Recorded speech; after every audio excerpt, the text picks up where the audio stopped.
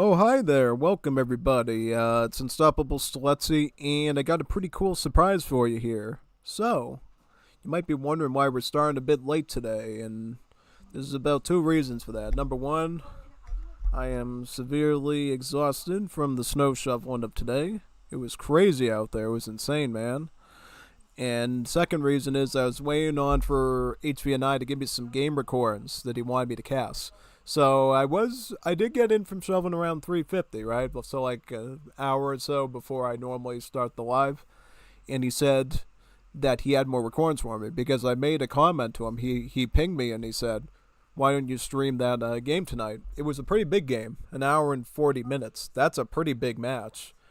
And I told him, normally I don't do just one recording as a stream unless it's for like a very specific purpose, like a tournament or something, right?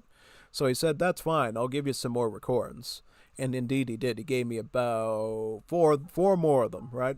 So basically, on top of that, what I had to do was I had to test them out, right? Because unfortunately, in Age of Empires 3 Definitive Edition, right, recordings can out sync within the first 5 to 10 minutes. It's a big risk. I did not want to like design this stream and then have it be a waste. So I went through the trouble of going through all the recordings, making sure that they didn't out sync. And from what I can tell, four of the five are substantial. Four of the five are substantial, and we'll be able to like watch them either to the very end or just to the very end. So that should be good because in the past I've like held these sort of streams and then like 80% of the recordings fumble and stuff. Looks like here we're good with about four of the five games. They're gonna like work, including the big one, the hour and 40 minute one. That one's working from what I could tell. So I was really happy about that. So yeah, I'm sorry for the delay with the stream, but no, there was a reason for that. I had to verify as the caster that the recordings were working, and they didn't outsync because for whatever reason the World's Edge team really fumbled the way recordings work, and they outsync all the time for like no reason. In Legacy, that never happens, right? Like we'll only have an outsync like once every, I would say like every 200 something recordings, even more than that, right? Because you see how many times I cast on Wars Liberty on the Legacy game, right? And we never have out of syncs. It's like really scary how we never have issues related to out of syncs on that. It's pretty cool actually. Oh yeah, no, most definitely. But yeah, on Definitive Edition, unfortunately, out of syncs are like a common risk that you always run into. And I think you've seen that before when I did production for the ESOC thing as well. When I did production for him, because basically they wanted me to do live stuff for him for like a tournament or something, and it lagged really bad. And they had this thing called slow mo, right? And they had me try to optimize my machine and stuff by changing the CPU around stuff, and it's still messed up, right? Because I clearly have a good processor, I have a good video card and everything, a graphics card, and it still had the slow-mo problem because of the way D3 works, right? And yeah, crazy. Totally crazy. Yeah, no, most definitely. They definitely gotta fix something with World's Edge with the game recordings. And I don't think they're going to, unfortunately. Because, as you know, they canceled out our DLC. Not to be a negative Nancy about that, but they canceled out our DLC, which is the Danish and the Polish and stuff. So I don't think they're going to come back and fix our recording functionality in the game, unfortunately. We'll be lucky if they come back at all to do anything. Because I remember back with the Sunbros channel, I think it was their Discord or something, they had this cool little form they had us fill out for fun on their server. They said, "Do you think World's Edge is going to be?" You know what it was? There was that thing on Steam where they saw something happening related to AoE3 in the logs, and people were wondering what that was about. Some people thought that maybe they are going to give us that DLC. People thought maybe a balance patch. People thought maybe all sorts of things. And then one of the options was literally just to remove their name from the game and disassociate from it. And honestly, that probably seems like the most likely reason they would patch anything related to the game code is literally so they can wash their hands of D3 and sort of leave us to the wolves, basically, which is really unfortunate. Yeah.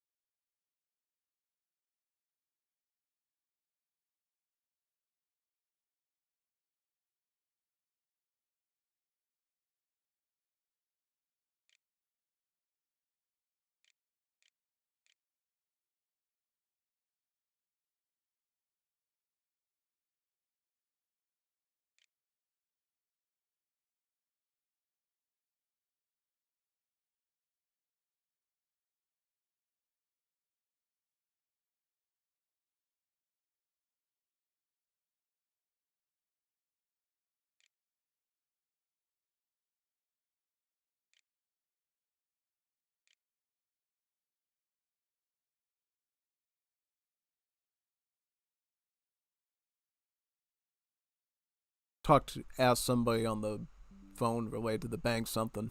That's another thing I was doing too, basically, because I guess some random check came in or something, and I had to make sure it was clean and everything. So yeah, that's another reason why I took a bit longer.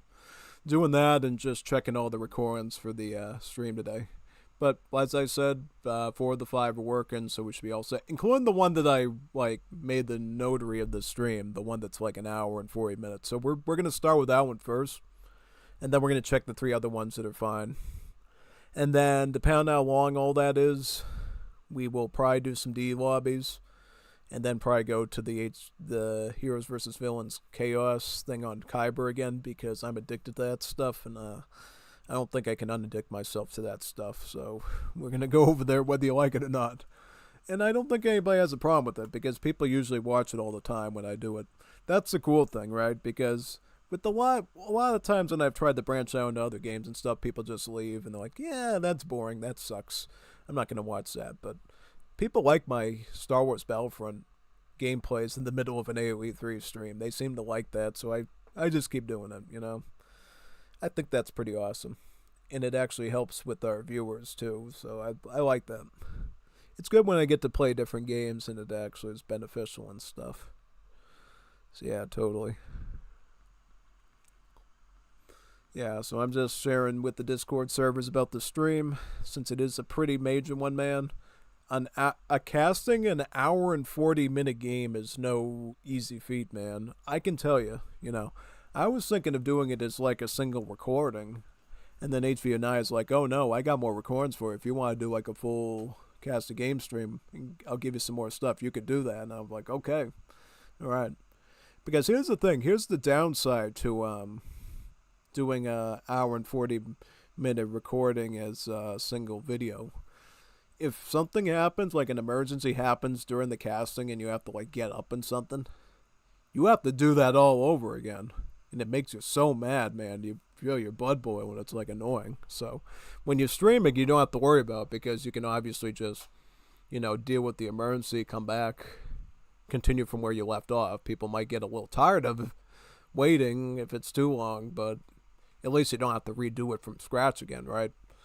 Unless, of course, well, even if you wanted to like make it a video separate, you could like use editing software to do it. But I don't have that editing software. That's the thing. So I don't have the luxury of like using like a video editor to clip it and, you know, merge certain segments together and stuff and make it look nice. So that's why for me, I like streaming my stuff, because I feel like with my crazy lifestyle and stuff that happens, I don't have to worry about, you know, having to redo recordings again if something fumbles it. Yeah, totally. That's why I stream just about everything I do nowadays. If I can't be there for a whole day of the stream, I'll try to do video content, but yeah. Yep, totally. And I would love to stream more hours too if I could. Unfortunately, I have to work a 9 to 5 right now, because we don't make enough money on the YouTube platform to, you know, replace that. I would probably have to like get crazy amounts of ad revenue probably to go to become like the full-time Streletsy that I would probably want to. Because here's the thing, if I could, like if I had the funds from the ad revenue from AdSense to be able to just do YouTube, we'd probably do like 16 hours of streaming a day, I would say. We'd do a 12-hour main AoE one, and then we would probably do 4 hours of something else, like the Star Wars or something. Yeah, probably something like that. Trying to look for other servers here to send the stream to, because this is a really cool game and I want people to see it live if possible. If you have to watch it later, whatever. I guess the one good thing is if you start the stream this late, people probably have had their dinner, right? You know, with their families or whatever, for people who do that sort of thing. So I guess that's good.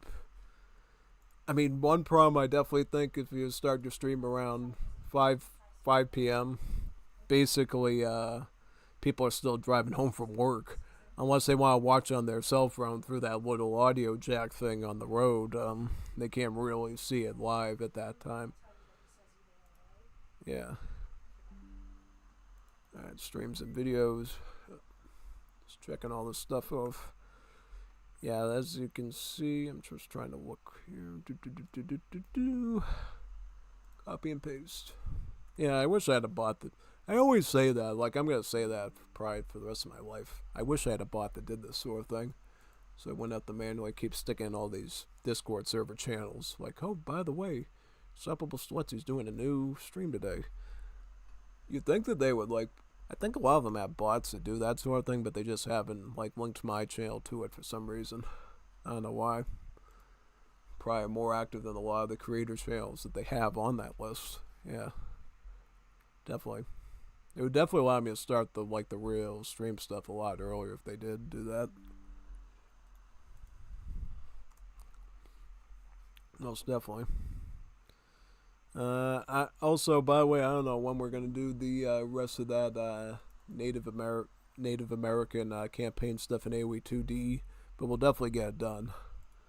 I don't know if we'll do it later this week or next week, but I definitely plan on getting that one done for sure because I liked that one quite a bit. It was pretty fun, frustrating, annoying, crazy.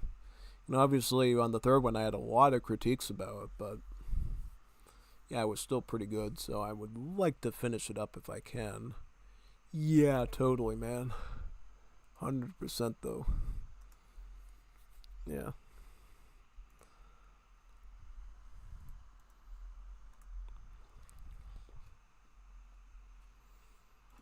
Looks like Bibi went live. She's doing a VR chat, and then she's doing Fortnite. Well, she just went live with her VR chat, and then she's going to do Fortnite afterwards. Oh yeah, Biba's doing a lot of Fortnite lately. She likes that. Yeah, I've never played Fortnite before. It's free to play, right? Like, you don't even have to pay to do it. Yeah.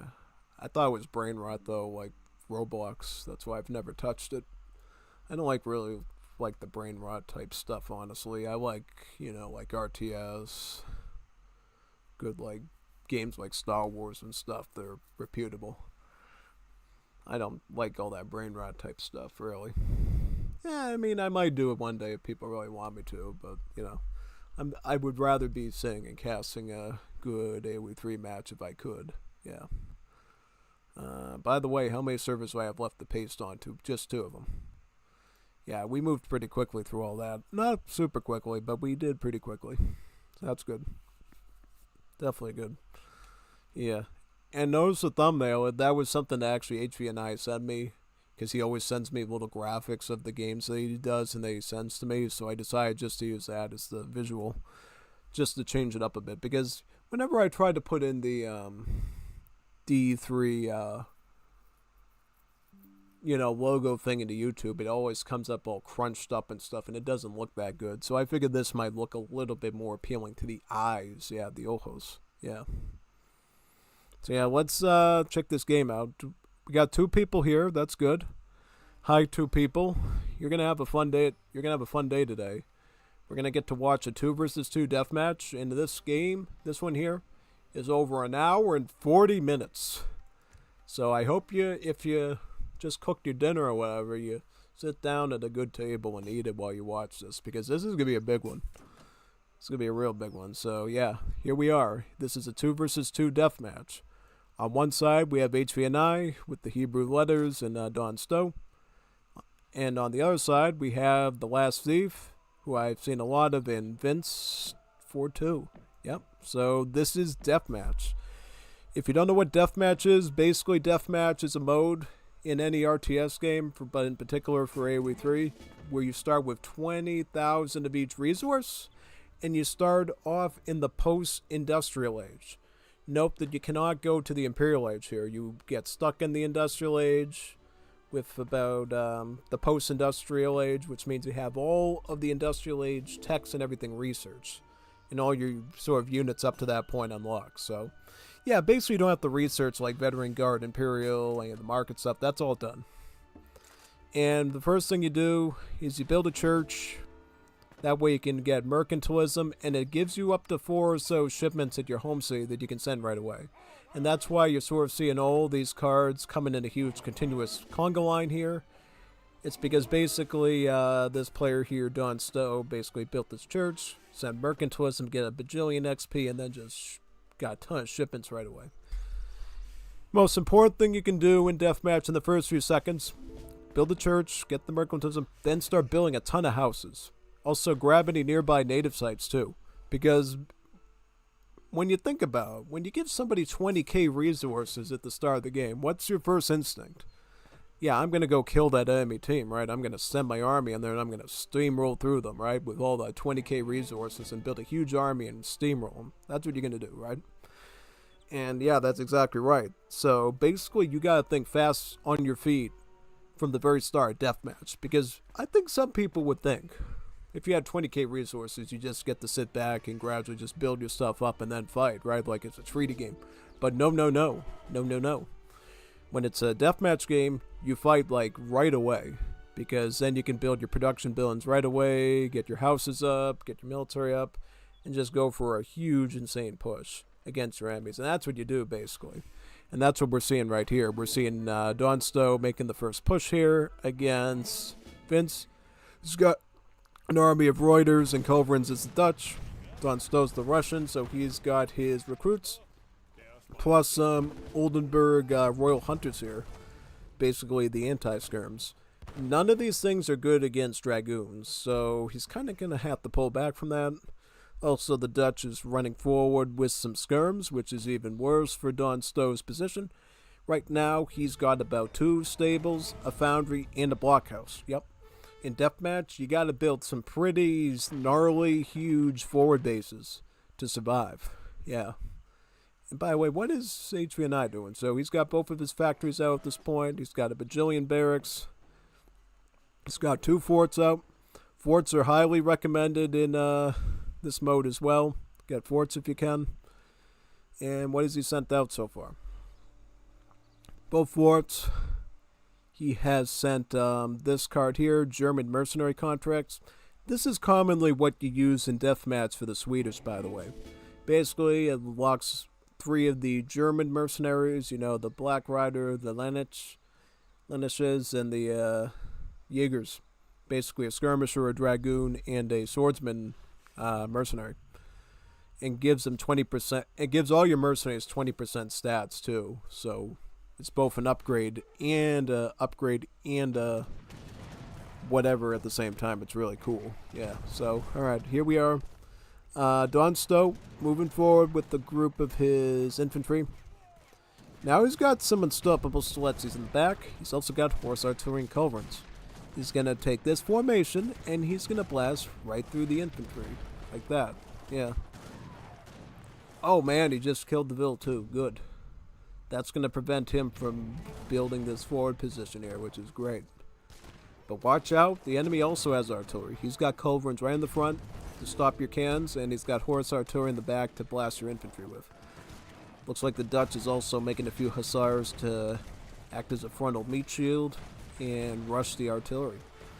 Yep, Don Stowe has his forward, actually both of them, and he's looking to figure out where he's going to put these things, right? He obviously doesn't want to put it too forward where the enemy can just snipe it with mortars, but he's got to put it in a responsible spot where it's going to make a difference, right? So yeah. What is Don's HVNY doing? So HVNY has his heavy cannons. He's got some infantry guns, those little tiny little Swedish cannons. Very cheap, very low pop, but very weak. And now he's picking up Engelberg Ironworks on his torps, so he's going to eat the mines in his area like crazy and get a ton of gold. Yep. That's the other thing I didn't talk about either. So, in Deathmatch, not only do you need to think on your feet and rush right away to survive and defend and stuff, you also got to build economy too. Notice how villagers are being queued up, right? Because 20k resources is a lot, but it does not last forever. You still need to build economy so that you can continue to produce things later on, right? And here is the ally of Dutch, the Lakota here, under the last V. He's got an army of rifle riders, he's got some Kina rifles in the back. He's going with a big variety of stuff there. Yep. Rifle riders, as you know, pretty strong unit. Has really scary multipliers against cannons, kills cav, and it also kills heavy infantry, so it's kind of like a skirmisher a bit too. That also means, though, that they also have the heavy cavalry tag, too, which means they can be countered by enemy dragoons, which is kind of a fascinating interaction, but it happens. Right now, though, it looks like Dutch is trying to establish a... Oh, no, this is Don Stowe's fort. Is that right? Oh yeah, no. Unfortunately, you can't build it. It's on the enemy side of the pond there. And he's got his whole army on top of that, so good luck getting that over there. Just make sure that your fort wagons are far enough back so that if these guys go right at you, you don't lose them. Yeah, no, that could be a big problem. Yeah, Reuters in the front. Skirms, artillery in the back, trying to hold the line there. You got a bit of protection from this cliff here. Look at that. That's very helpful. But interestingly enough, what HVNY is going to do is he's going to take advantage of this bottleneck, and he's going to put the fort right in the bottleneck of the river there. That is pretty sweet, because now, if you can build that, you would effectively prevent the enemy from flanking you across this pass here. Okay, an animal's obstructing the path there. Can he... Okay, so why is HVN... Why is there an empty foundation for HVNY and this is Don Stowe's fort wagon? I don't get it. Is there like some method to the madness there or what? I've never seen that strategy before. Yeah. But as you can see, basically by again the German mercenary contracts, HVNY can just keep spamming out Jaegers with the Swedish, right? And not only that, they at this point have like 40 range attack, 325 HP, pretty strong unit. And unlike normal skirms, they have like 40% pierce armor, right? So they can take a lot of bullets from these skirms and dragoons. They're like a little phalanx skirmisher line, which is really helpful for protecting Don Stowe's heavy infantry and keeping them alive a bit longer, as well as keeping the Reuters away from the artillery. Yeah. Oh, look at this. Wow, look at this flank here. They're developing this axis on this side of the land. Yeah, they crossed the river down here. They set up walls, and they put a fort right... They put two forts here, two Russian forts right here. That's going to be a strong offensive push there later on for those two. They're going to have a strong offense there. I can tell you already. Right now, they're fighting for the regular bottleneck here, but eventually... Yeah, and look at that. They're already striking at this position now with the Russian grenadiers there. Wow, crazy. And a bit of mixed-in infantry. The Lakoa player, though, is there to defend. He's got some captured mortars from his native embassy, trying to hold it off. He's also got rifle riders. Yep, rifle riders should do a good job here since grenadiers have the heavy infantry tech, and he's just going to try to spray through them all, basically. Yeah, pretty much, and that was an easy defense. Notice how he also put some TPs up against his wall there too, so that his troops gain additional stats around those TPs, which is really smart. It's actually a really smart idea. That being said though, Lakota is actually going to take all these rifle arrows, and instead of engaging on this front, he is just going to divert them to the main front over here, because he knows this is where the main fighting is taking place. Kept a few rifle arrows there, not rifle arrows, he kept a few volcano rifles there, I should say. Yeah. Where's artillery right now from Don Stowe is shooting at the rifle arrows, which is a total waste, man. Oh god, he used the explorer ability, the Lakota player, on those cans. It killed them instantly. Yeah, if you remember correctly, the Lakota explorer, with all the big buns, you know, actually has some insane multipliers against artillery, man. It's crazy. Crazy how much stats. I mean, I could show you right now what he did. He basically sent all sort. He sent this to get the stats up on his war chief, basically, and it gave him some pretty gnarly stats right there. So yeah, that's what he did pretty much. Made a huge difference, yeah. And yeah, here we see Jaegers moving forward with some of the Russian units. Culverins and artillery trying to squeegee their way through there and trying to do some stuff.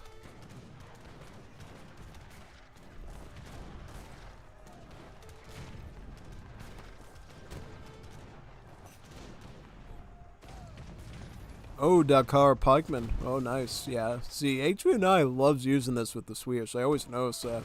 He makes huge masses of these Dakar Pikemen, and he'll just, like, sneak it behind the enemy lines and go after their factories.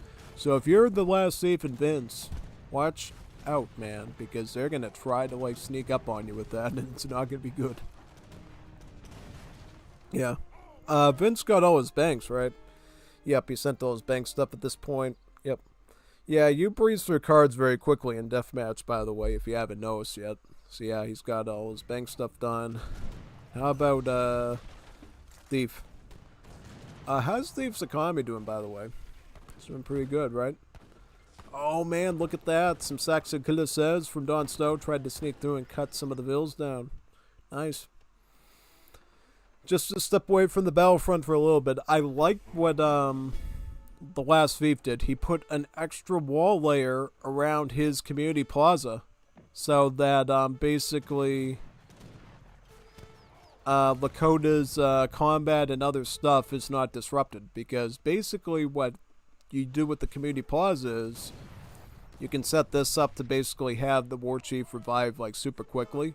You can set it up to give your units more attack. You can have it to train units faster. Really, the community plaza is what makes Native American civs their strongest in a deathmatch game.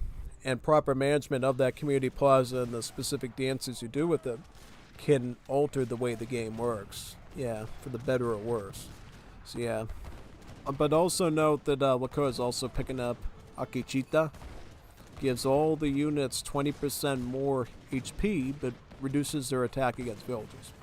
I think that's fine. You know, that's totally alright. Because, honestly, in this position, it's going to be a very long time before the last Thief and Vince even get near a villager. So, the 20% HP is more of a pressing matter, I think. Because with Lakota, obviously your economy is not going to be as case and shut as the Dutch, so you really need to make sure that your units last very long so you can keep up with these more economically sturdy European civs that you're fighting, such as the Russians and the Swedes. And this is Don Stow's Ford Foundation there, right? Yep, I'm just trying to see where everything is, pretty much, yeah. Alright. Also, it looks like Don Stow is developing a front over here, potentially, to go in again, but we'll see if he does or not. Okay, what's happening up here now? Because now we see rifle riders sort of moving through. Okay, so this was a Lakota wall, so they walled it across the pond there. And it looks like HVNY is making a move up into this sector. But Lakota's not letting him in, though. He's got rifle riders ready for him. So he's going to protect that pretty closely. Oh, and look at this. Tajunki Prowlers. That's, you know, we don't see a lot. We don't see a lot of Tajunki Prowlers. Basically, the way they work is the more of them you have close to each other, the more attack that they gain. So you actually want to stack these in a huge, like, bundle together. You get a huge mass of them, and it makes them so much better. They also have 2 splash attack, like the cuirassiers of the French. 2. But unlike the French cuirassiers, they only cost 2 pop space, making them a bit more spammable. That is, until you consider the fact that they have a build limit, right?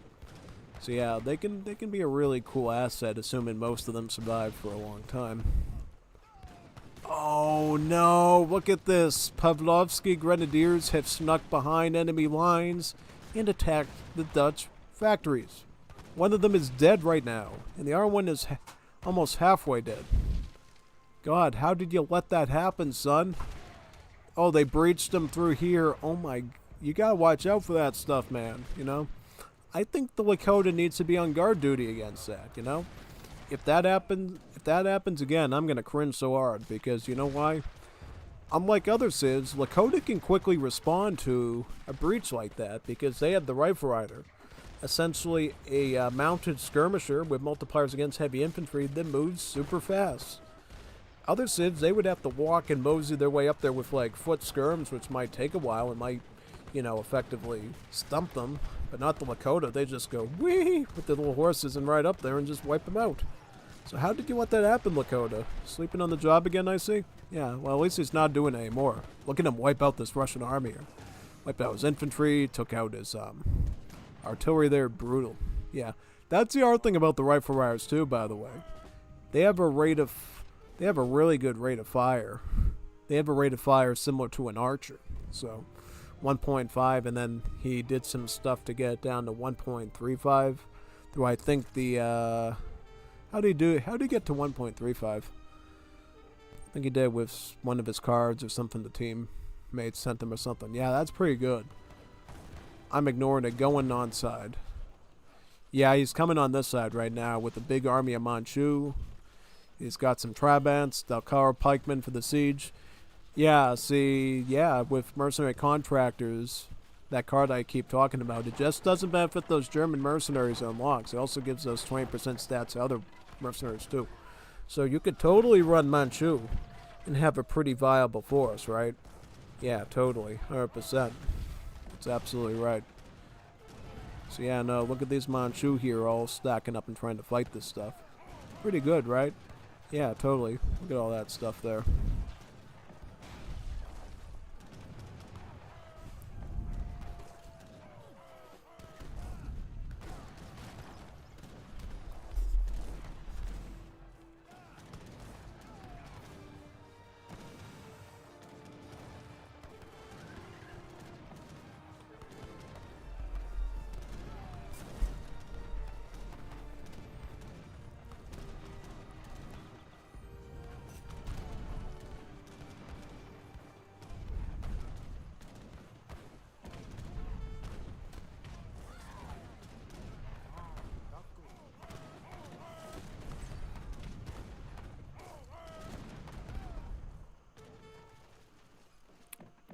Good defense there. They eventually took care of that breach over there, which is really good. Russians doing their own breach though over here. They got a nice army of Pavlovskis, unstoppable Sledetsis, some Cossacks, a few recruits trying to siege their way through the Lakota base. Getting stopped by the war huts though. War huts obviously being your infantry buildings with Lakota that also have a range attack, so they can fight a bit back against this push on their own, which is really nice. But that being said, both Dutch and Lakota moving to intercept them here. They don't want another incident of reaching up to these factories again. And I like how the Lakota player helps him out by basically, he has his TC right in front of this factory. This is pretty smart. Because then the Russian units have to, like, shoot down the TC before they can even get to the factory, which is really good. Very helpful, actually, so that's awesome.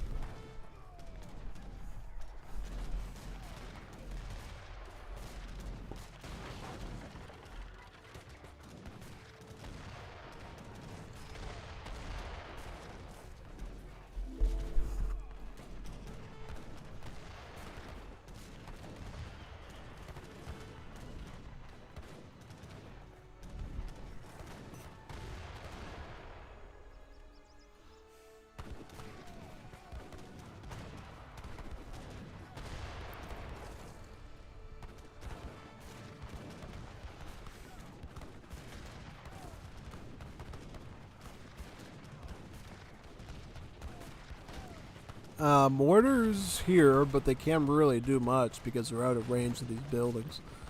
So unfortunately, these mortars are going to be sitting ducks once they inevitably break through their infantry line there. Then they're just going to get wiped out. Don't worry about middle.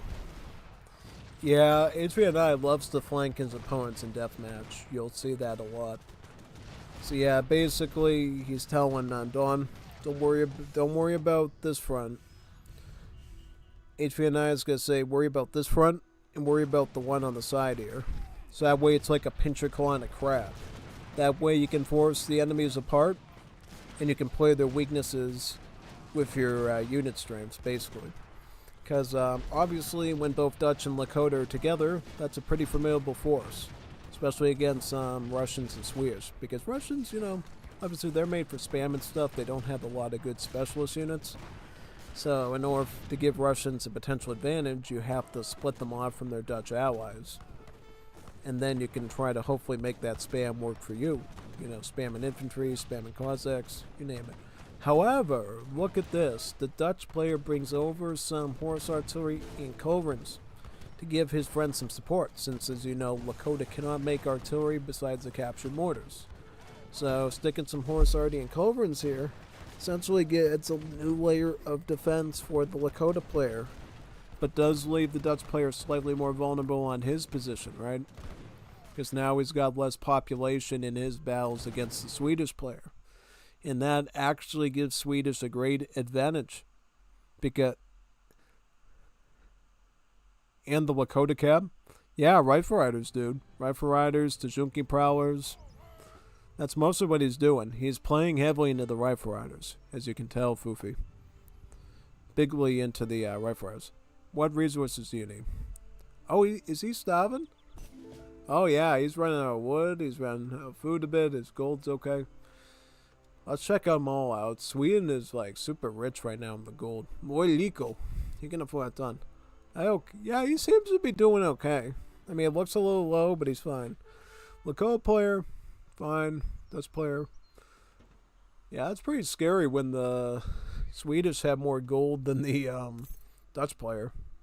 It's all that gold from the Engelberg Ironworks. Torps on the mines. Yeah, no, that farms you up real quickly. The Dutch player is literally forced to get all of his estate cards out now and start putting bills on estates. Because his gold reserves are running kind of low there. He can barely afford 2 batches of artillery from foundries at the same time, you know.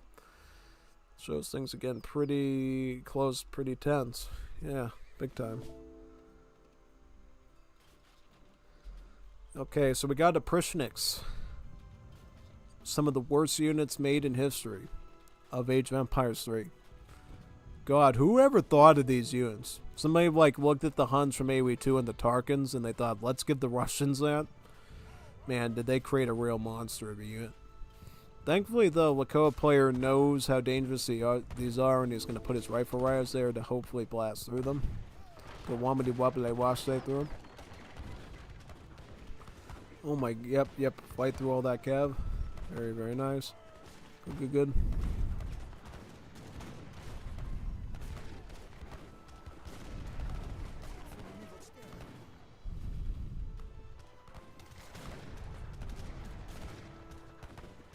Alright, can rifles and rifle riders to basically ripping through the Russian push there and making a move to siege his stable too.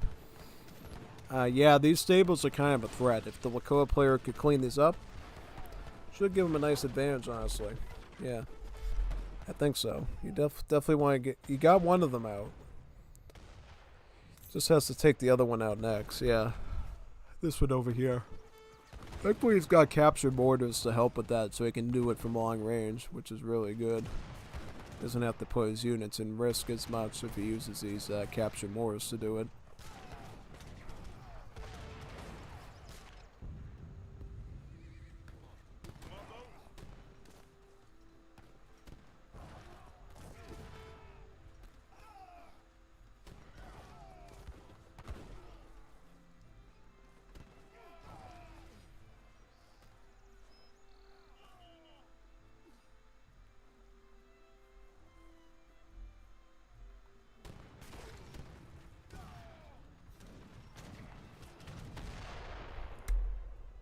Alright, so now it looks like Reuters have retreated to across the river again. And I think the Dutch player is trying to find a way to break through this army here at Manchu and stuff. Because obviously when you're facing 20% stat buff Manchu, it's going to be kind of tough. Considering the Manchu are a horse archer and they shoot twice as fast as the Reuters with their carbines. That being said, though, Dutch is masked up in a big ball of skirms and Reuters here and some cannons, and he's just trying to hold the line, trying to fend off these Trabants, and then push forward. Yeah, looks like he beat that, and they can target these cannons one by one there, and get the horse artillery as well. Yeah, I get that one too. Very nice. Got that. Great.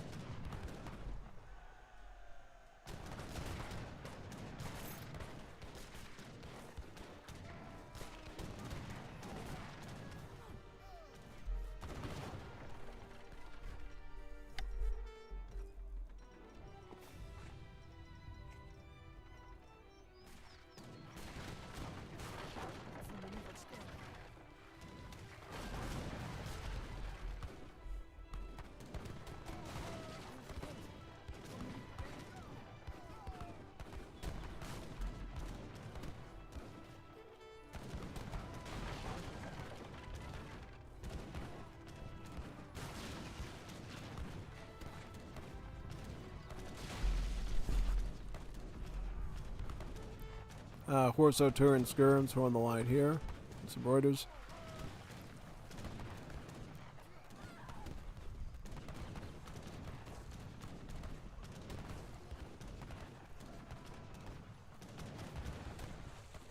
Oh man, took out the horse there. Very good. And then move on to the Manchu. Yeah, should be able to clean that up since he's got him cornered here effectively at this axis. Russia is still pushing deep towards the Lakota here. But Lakota, for them, it's a bit of like a tower defense game, you know? Rifle fires for all the damage they do against heavy infantry, really, which is a lot considering he's got these TPs nearby. He's able to basically down these recruits in like 2 or 3 hits. More or less. It's quite a substantial thing. With a really good rate of fire, too. He's even blasting through the unstoppable Stiletsis a bit, too, because they're obviously a very low-statted, you know, unit. So it doesn't take a lot of hits to get them either, honestly. Considering the rifle fires also shoot twice as fast as the unstoppable Stiletsis, too. And the fact that the unstoppable Stiletsi, of course, not the most gifted units with range, right? Yeah, no, I mean, they only have a range of like 16 right now, right? Yeah, totally. Yeah, he sent unstoppable Stiletsi Horde, yeah. 16 range after that. Eek. Eek, eek, eek. Oh, looks like HVNY has upgraded his Jaegers to Savalax Jaegers through the Royal Decree. This really doesn't do a whole lot. It changes the Jaegers from a exclusively gold unit to a wood and gold unit, yeah. So it diversifies the cost a bit.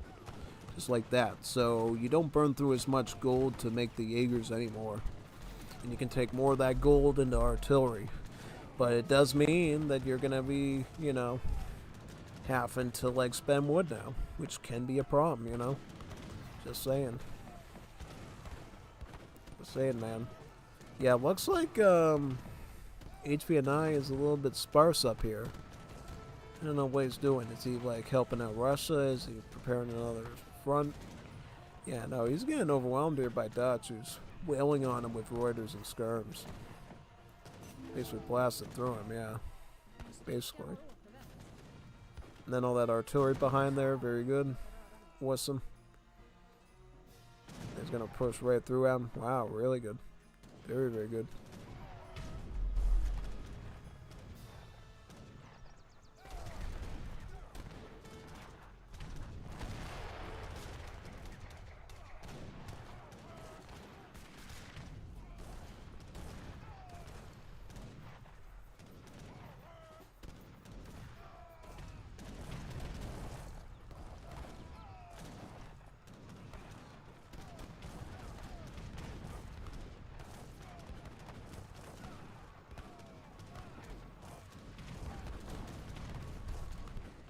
Yep, wait through all that Hussars, fight the infantry there.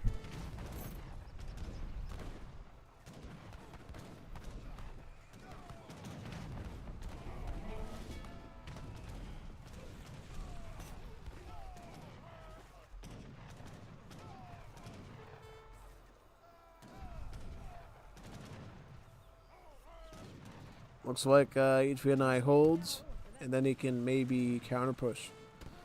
Looks like Dutch is trying to set up a wall of outposts here to basically make it impossible to come back in. But HVNI says no, he's going to make a move right here, kill all the vills, stop this outpost from going down, so he just has to worry about the ones on the corners here. Hussars driving in against the Dutch skirms. Savalax Jaegers making a strong push under the Reuters. A couple of culverins behind him as well. These are going to be good against protecting against artillery. HVNI is flagging the spot for his ally, looks like. Also picking up the Kronstedt reforms. This essentially allows the lever cannons, heavy cannons, and the falconets to take one less pop spot. Which is pretty good because it allows this artillery to be spammed a bit easier in more numerous numbers, yeah.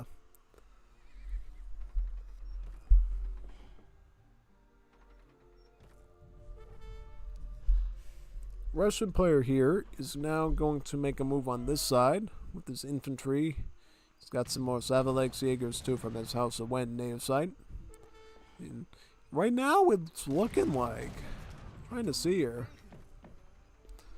I think the Lakota's kind of gaining ground.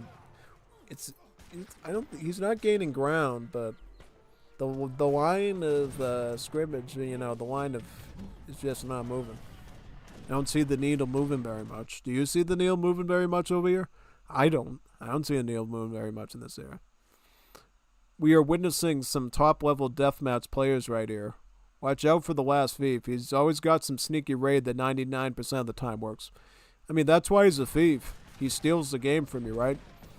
He steals the game from you because he's the last thief. He's the last who knows thievery better than anyone else when it comes to stealing a game away. Plus, he's playing Lakota, too. And remember that Lakota can actually boost up their cavalries and their unit siege attack through the community plaza up here.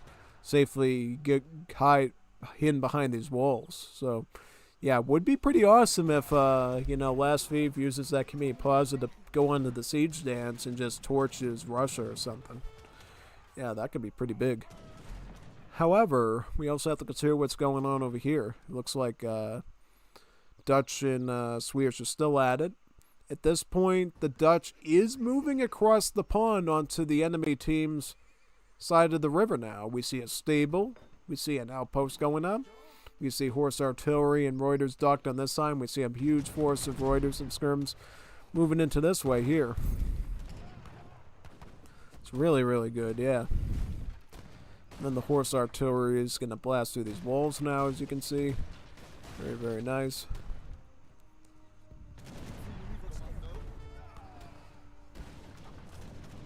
Yeah, look at all those skirms there. That's crazy, man. Wow. Insane. Brutal. Brutal, actually. Yeah, totally.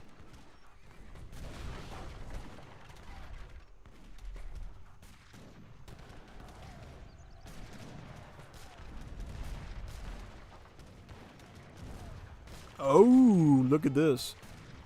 Don't focus on mid. You focus side. Ignore mid. I got it. Oh, because Russia tried to send a bit of a force to help out HVNY. He's like, no man, no man. You focus on your side here, because this Lakota player is going to keep pushing from this flank here, and if you give ground, he's going to use the siege dance at the community plaza, and he's going to burn these forts, take these blockhouses out, and he's going to move right up the side here and kill you guys. So you got to like protect this as much as you can, Russia. You cannot let that Lakota gain any ground here. You gotta keep a constant wall of unstoppable Sletzian recruits there to intercept any rifle riders that move forward there with their other units. Because, you know, he'll come in there too with a big stack of like axe riders and Tajunkis and have those sieging in as well if he has the chance. Oh, cool. He's shipping in, Russia's shipping in the Tsar cannon. Yeah, this is a neat option. It's essentially a great bombard with the Russian skin on it that you can ship in, obviously, and these can be very helpful to obviously deal with huge batches of units, right? Yeah, because normally Russia doesn't get bombards, but the Tsar cannons here that you ship in gives you a couple of bombards you can use. But how? Oh no, rifle riders. Yeah, rifle riders have some really brutal multipliers against artillery, folks. How much? 7. 38 times 7. That's a lot. That's a lot of damage. That's like almost like 400 something damage per shot to a cannon. Something like that. Oh man, and then more, okay, so C-10 Bowman and rifle riders, King of Rifles coming in. Wow. Look at that, man. Wow.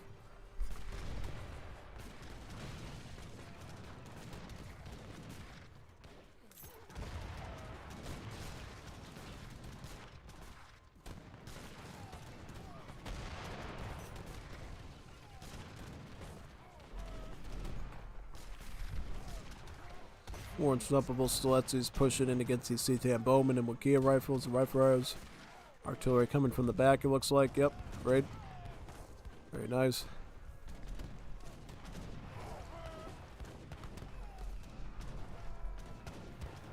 What's going on over here? We see Swedish trying to hold off the Dutch now. The Dutch are gaining some ground here. They got this foothold that they're still having here. They added another outpost on as well. However, it looks like HVNY does fit into mortar, and he's going to be pushing back, starting with the outpost and then the stable probably. The outpost right now is giving a strategic tactical advantage to the Dutch player, effectively shooting and killing many of these skirms with ease here. So taking out those outposts gives you a stronger fighting advantage for your Savalax Jaegers, so they die a lot less quickly to those cannonballs, right? But there is still settlers. Hey man, where's the settler for this one? Okay, so there's 3 merchants coming down here. He's trying to fit in a foundry. The mortar moves up onto the stable. Will these merchants get the... Oh, no. I don't know if he can make it. I don't know if he'll be able to get a foothold here with this foundry. If he can get a foundry in, that's a big offensive piece there. Obviously, he'll be able to make horse artillery to kill the infantry, mortars to do his own sort of pushing, and then culverins obviously to intercept any cans that come along too. Yeah, we see the Lakota player trying to find an angle, getting his Tajunki prowlers in there up and personal to try to kill that Tsar cannon. He almost has it down, but I think what's going to happen now is you're going to see the Lakota player try to drive his rifle arrows up again to just take out that Tsar cannon because of how deadly it is. 750 crush damage with a 5 splash on there. Very dangerous. Doesn't have a malice against cannons and cavalry though.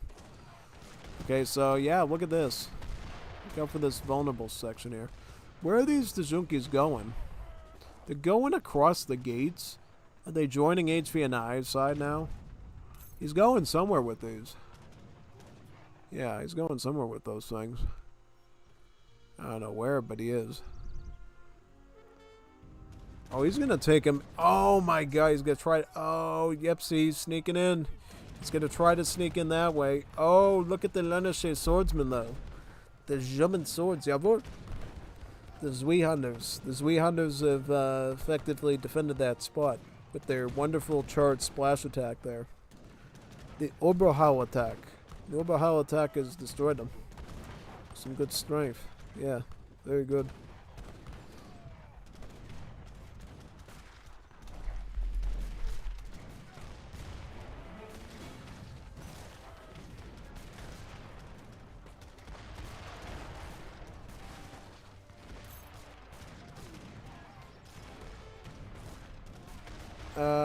Lakota mortars too, the capture mortars.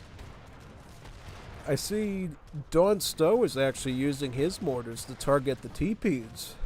That's a pretty good idea because every teepee that you wipe out in that area makes it harder and harder for Lakota to push because those teepees have an aura that improves various stats on the Lakota units. So yeah, it should help. Oh! Removing wall? Oh no! Oh no! Ah. Sound like Mr. Bill from SNL. Oh no! Look at those Tajunki powers trying to get in there. Oh god, he's going in deep. He's going in deep, son. Wow. Crazy. Oh boy. It's insane, dude. Yeah.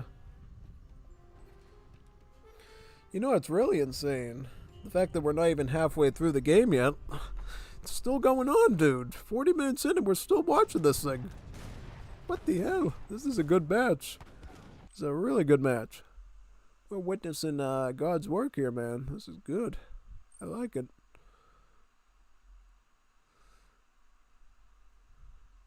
Yeah, that was a good one.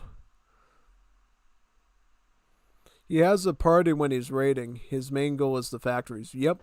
That's always what you want to go for, is the factories, because the factories trickle resources, and it's one contribution to the score of the player. So if you can take out the factories, the resource survivability of that player goes down by a lot. Yeah, while not fatal, you know, taking out factories can certainly be fatal, you know, especially that because it basically crunches their resources down pretty hardly. So now they have to like micro even harder and maybe not go for as many bold pushes anymore because they don't have the factories trickles backing them up. So yeah, no, factory sniping is always like one of the key things you do in this mode. And that's why Don Stowe was really good for being able to basically snipe the Dutch factory up there earlier, which was really helpful. Because that's going to make it a bit hard for the Dutch player to keep up with the Swede by far. But always remember, though, that the Dutch player does have banks working for him, so that's another thing to consider, too. Because technically, if HVNY loses a ton of vills, he'll have to rebuild them again over an extended period of time. If Dutch loses a bank, they can just rebuild it rather quickly, right? With a couple of vills and go boop, boop, boop, boop, boop, it's back up again. That's one good thing about banks, is while they are, sometimes not as flexible as villagers, you can rebuild them rather quickly if you lose one. So that gives a bit of survivability to the Dutch player. Dutch just paid ransom to get his explorer back, is that right? Yeah. No, that's not it. I think Vince actually got gold for, yeah. Axe Riders. Oh, I see Axe Riders coming in too. Yeah, the good thing about the Axe Riders is, compared to the Dajunkies, they don't have a build limit like the Dajunkies, so they can... Lakota could go in with a huge, like, 100 pop army of Axe Riders, like 50 Axe Riders, and, reach it in there somehow. That's what I'd be looking for, honestly. Yeah. Pretty much. Yep.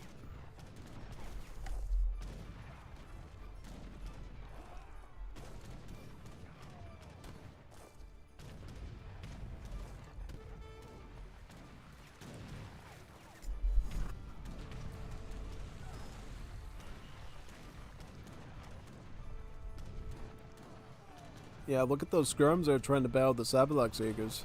Very, very good. Wiping them out, though. Crazy. It's getting them good.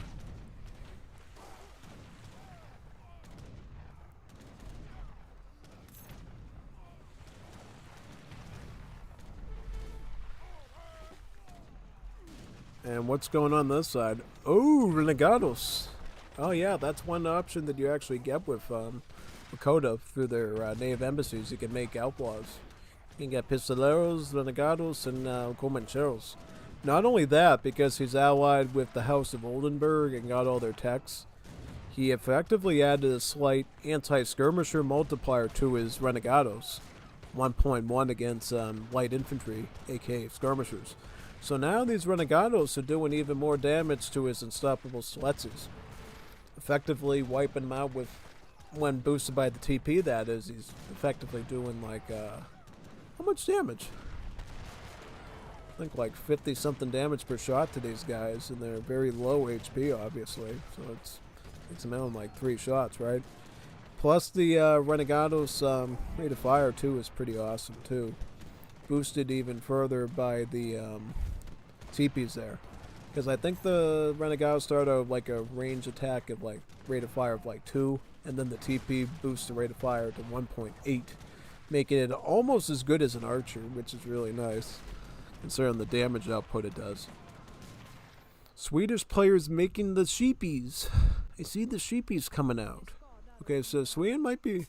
Yeah, see, this is why HVNY can always survive deathmatch is pretty good. Is he actually supplements his economy with sheep. So even if the mill economy isn't enough, right, and he has to put more emphasis on the coin and the wood, then he can just eat the sheep for food. Since herdable economy, like sheep and cows and pigs and winkers and stuff, that's a really quick gather rate compared to even huntables and stuff. So yeah, that's basically what you want to get, basically, yeah. Culverins, cavalry, infantry, making a move on the Dutch buildings there. Wow, look at that. That's insane, man. It's a big push right there. Okay, whoa, what's going on up here? Lakota and Dutch making a combined front push up here, intercepting a Russian fort. Oh god, he's got the axe rider, the war clubs. The war clubs gonna do 95 siege. He's got the siege dance on that I told you about. 59% more siege damage. These war clubs are doing 95 siege. Almost 100 siege. like 20 of those torches, man, or a little bit more, and you take down a barracks in one go. Yeah. Oh, God. And then they're moving on to the second fort, too. Oh, this is a big crunch right here. This is a big offense. Let's see if they can hold on these fronts, too. Because Lakota's still holding the line around his teepees here with his Wakina rifles. Boosts them up with the teepee, obviously. It looks like the war clubs are gone. No, there's war clubs mixed in here. There's war clubs mixed in here. He also just jumped off his siege stance right now to get the war chief back and buff him up and stuff. And that could go back on at any time. And you got like really nuclear siege going on again. Probably cancel. Well, how many is he? He's got 7 of them still. Siete. Yeah, you can almost do like 700 something siege per whack with that. Okay, this stable's gone. Yeah, HVNY has economy right here. He's got a plantation or a estate right there. Don Stowe is also trying to mine up the silver too. So there is some potential raiding already in the crosshairs there. This is why HVNI is not messing around, and this is going to send a big batch of the Savalax Jaegers there to intercept it. That's why he's doing that. He's like, you know, no, not today. Exactly. Exactamente. Watch out for that horse artillery, though. That could break through the Savalax Jaegers. But, oh no, look, HVNI also got Bosniaks this game. 20% stab boosted Bosniaks. They get an awesome charge. Look at that charge attack. He like ripped through multiple cans with that. That was a really good thing. Wow, the artillery's killing the Manchu. That's how many cannons Dutch is doing, by the way. Enough to actually send the Manchus flying off their horses, man. That's crazy.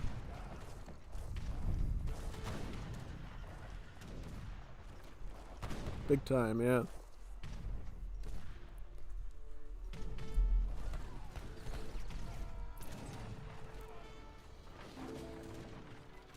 Wakina rifles holding the line there against the Russian infantry. Yeah. And, veteran musketeers. Northern musketeers, pretty tanky. Trying his best to hold the line here against the Russian player while still doing an offensive with his Dutch friend there. This is a big operation here by Dutch and Lakota to get across the pond here. This is forcing HVNI to try to defend against both of them, you know. Referees are going to stay back until the artillery clears away, and then they're just going to drive forward. Yeah. Dunstow sending some of his natives up here from his Oldenburg site, the Northern Muskets and the Royal Hunters, just to add a bit more fluff for the peanut butter and fluff sandwich there of troops. Lenische swordsmen coming from the side to do the Oberhau attack with the splash and stuff. Let's see if he gets in there and goes zing right into his Riflears. Riflears are cleaning him up though. They're cleaning him up so fast that most of the Oberhau attacks do not execute. Okay, a couple of them come on the side though and land their hits. Yep. Yeah, that was substantial though. It did do a lot. Yeah. This is the thing, by the way, for Lakota. Since their farming rate is kind of abysmal and kind of useless, man, what the Lakota player does often is they'll have all their villages on the estates, right? And then for food with Lakota, you just put your vills on bison. That you can send infinite times with the Lakota home, so you can just keep shipping bison the whole game and get more and more and more. You boost it up with Furrier, the Team Spice Trade, and also Great Hunter. All of these improve the hunting rate combined by a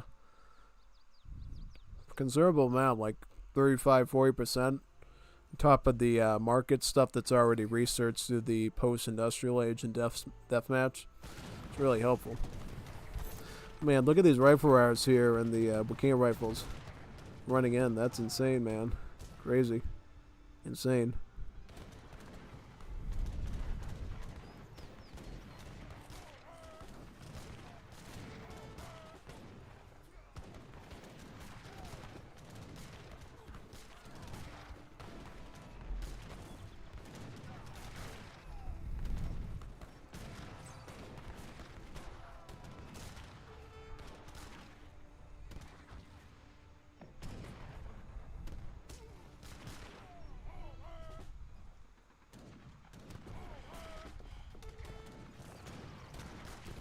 Yeah, I think it went a little too forward there, honestly. Yeah.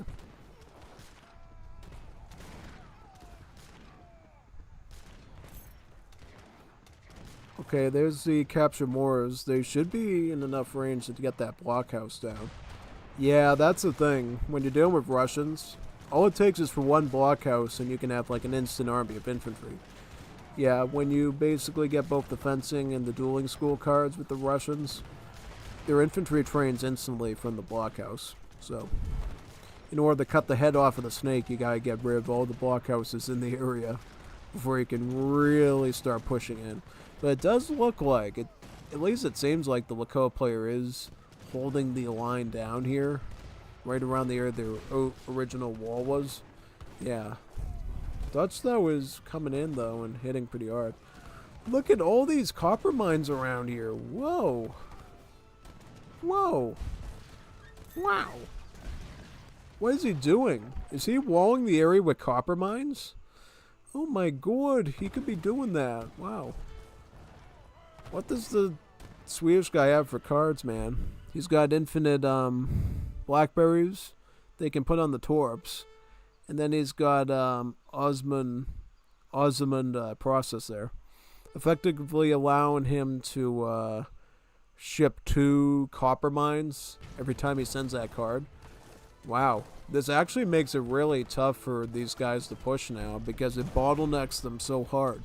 Because unlike a plantation or an estate, which is a building, sticking copper mines down is a natural resource. So the enemy can't actually kill these because they're natural resources. You'd have to get your own villagers in there to like mine up this copper and clear the way for you. Effectively making this into a bottleneck nightmare for the Dutch on this front. And if HVNY keeps getting these copper mines down, it's going to make it really, really hard, basically, for, Dutch to break through this position entirely. Yeah.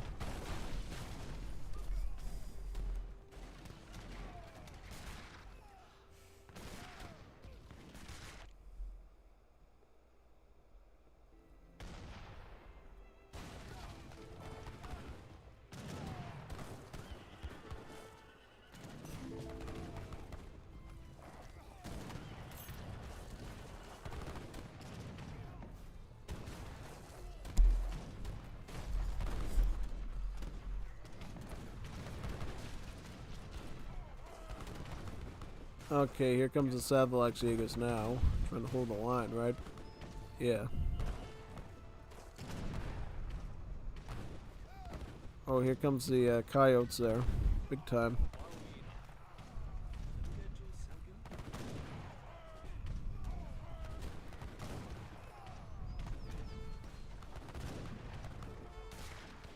Oh, here comes the Lakota.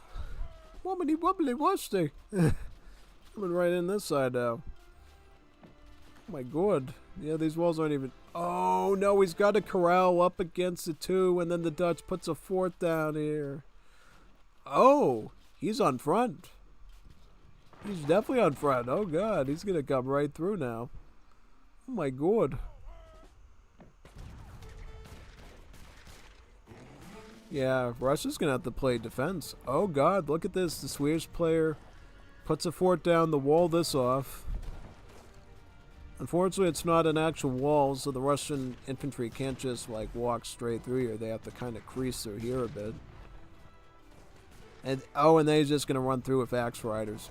Let's look at that Lakota fire pit there, or community plaza. Siege dance is on. The siege dance goes on. Yeah. Does he have his healers on here, by the way? Yes, he does. He does have his healers on there. Good. Alright. I was wondering about that.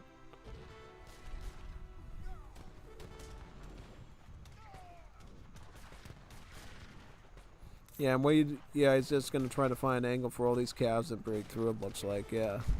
Crazy.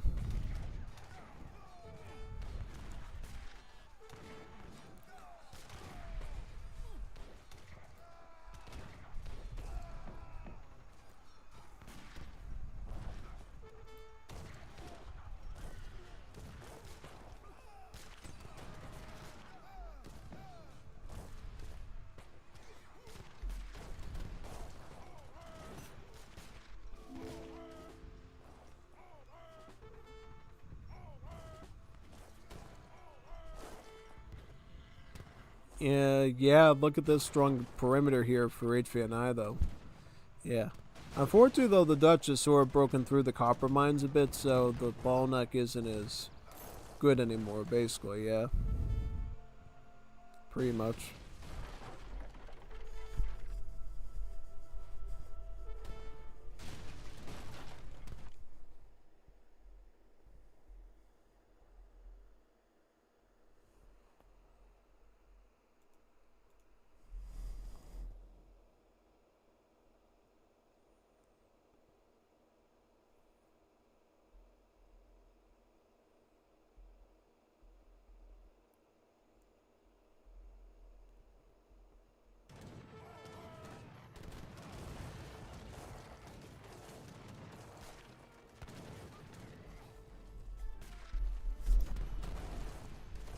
Yeah, Port's artillery doing a great job there holding the line, and then the Reuters just moving forward there too. Yeah. Lakota's still holding the spot though. He's got a corral there, and he can still press in deep. This is really, really good. Look at all those Wakina rifles too, man. Wow. Crazy stuff there, yeah. Totally. Big time. 100%. That's insane, dude. Yeah. Totally.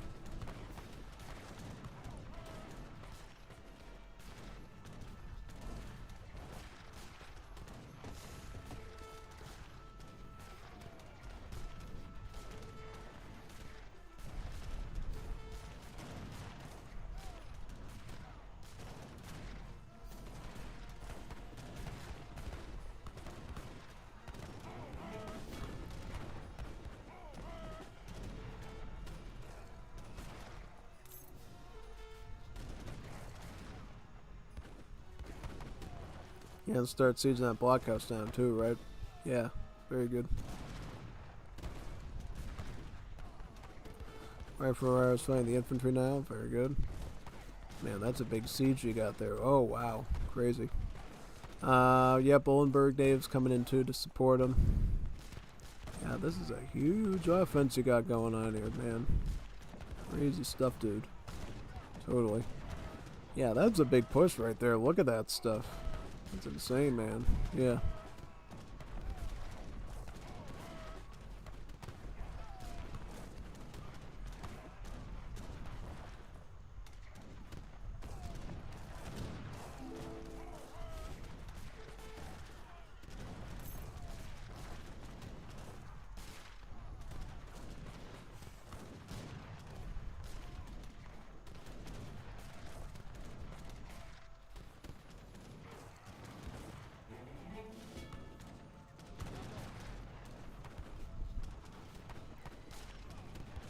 Now he's just spamming Porchicks and recruits up, plus the Oldenburg natives.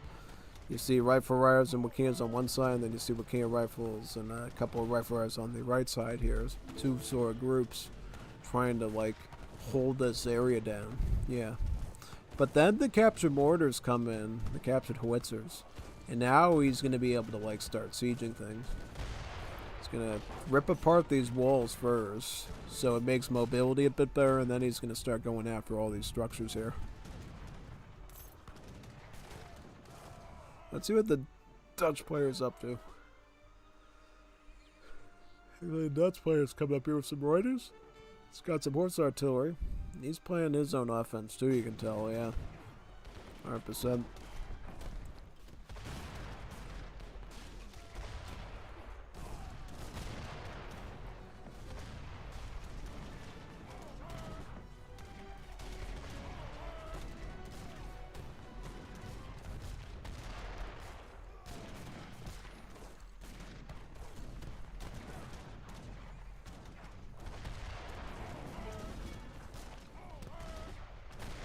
Oh, now he's getting the Renegados too. Yeah. Very nice, yeah. Yeah, that's something I wasn't thinking about as well. Also, the Wakina rifles have their own multiplier against light infantry as well. Yeah. How much do they get? Trying to see. He doesn't have any more Wakina rifles, so I can't tell. What's happening? Oh, Lakota's running out of food, man. Look at that. He can't keep up with the bison anymore. He's like getting hungry. Tengo y tienes mucho. Tien mucho hambre. Yeah, tien mucho hambre there.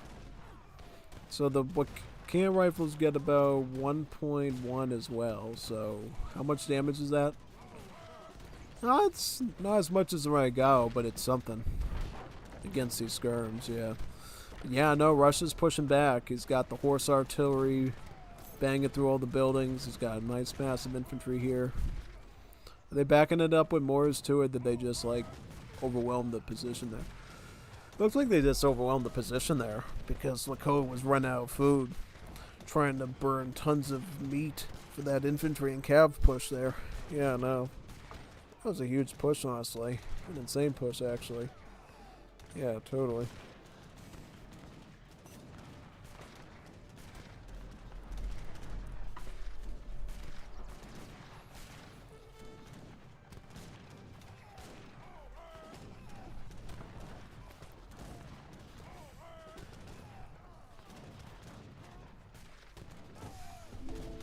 That's a huge offense you got there, man.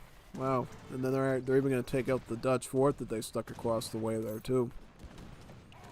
They've effectively survived that push. Lakoa's not going to quit, though. He's still building corrals and stuff right behind that fort, as you can see here. Warhod, yeah, so he can get a range attack in there. I don't think that's even going to go up, though. Guarantee you, man. It's insane, dude.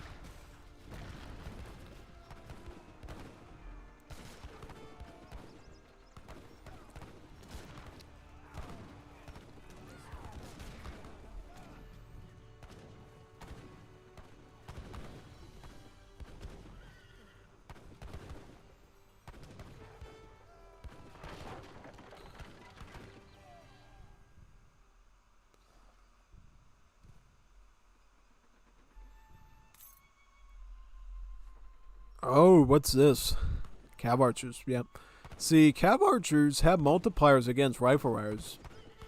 As I mentioned before, because of the special heavy infantry property that rifle riders have for multipliers, they actually get stuck with the heavy cavalry tag, which means cav archers and other dragoons actually can do bonus damage against rifle riders. So these faster shooting, well, not faster shooting, they shoot about the same rate as the rifle riders. could actually be a good unit there to fight those rifle riders now, since they're the only units that can stay toe-to-toe with them in terms of rate of fire. It's quite helpful. Yeah, no, it absolutely is. Behind, sneaking attack. Look at minimap. Oh yeah, totally. Yeah, no, this has been some pretty crazy pushes here, honestly. Totally. Trying to watch this stuff constantly, it's insane. There's so much going on, man. It's like a huge war going on. Huge war, man. Insane, dude. Truly insane how much, like, warfare is going on right now. It's, like, brutal.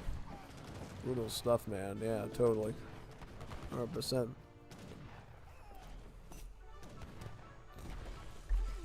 What's happened over here, too? Oh, yeah, look at that push as well. That's pretty big.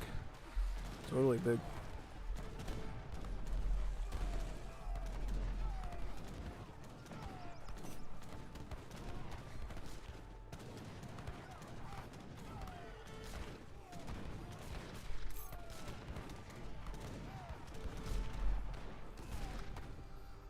Oh, lordy. Oh, man.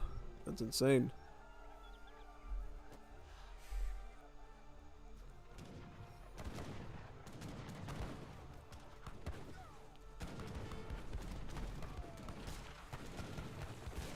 Oh man, those rifle riders are going down pretty quick. Yeah, totally. Just trying to hold that line there in the beachhead. That's crazy, man.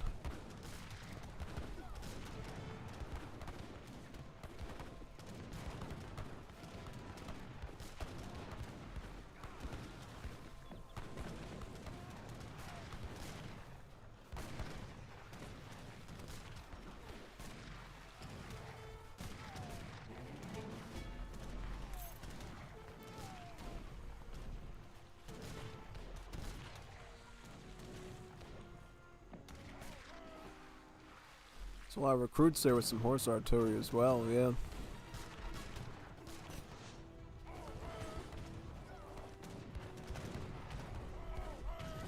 That's a lot of culverins, dude. Watch out for making that many culverins, because then you can just kill it right away with the Reuters, you know? Yeah. You always gotta make sure when you make culverins, it's a justifiable number that's, you know, relative to the amount of artillery you're dealing with potentially. With a little bit of, you know, padding in case you lose some to enemy culverins and dragoons. Delicious. So look at the Oberhau attack. The Oberhau attack is doing the God's work there on the Reuters. Also, more copper mines were also being added as well. But one of the wagons got killed, though. This one went up, though. Yeah. Sticking up more copper mines to make it harder for these guys to push in. It's like a really smart way to bottleneck this up. Big time. Wakia Rifles going to clean up those recruits no problem, since there's nothing there really reinforcing them. But Russia's coming on the flank too with 2 horse artillery and more infantry. That's exactly what the doctor ordered. But look at what the Russian did. Russian put a fort here. So now we can pop infantry out of this fort. Be it a bit slower since this trains infantry individually instead of the blocks of the blockhouse. But still, he can quickly reinforce there as needed. It's really, really nice, yeah. Basically. And there's a blockhouse here as well. Very good.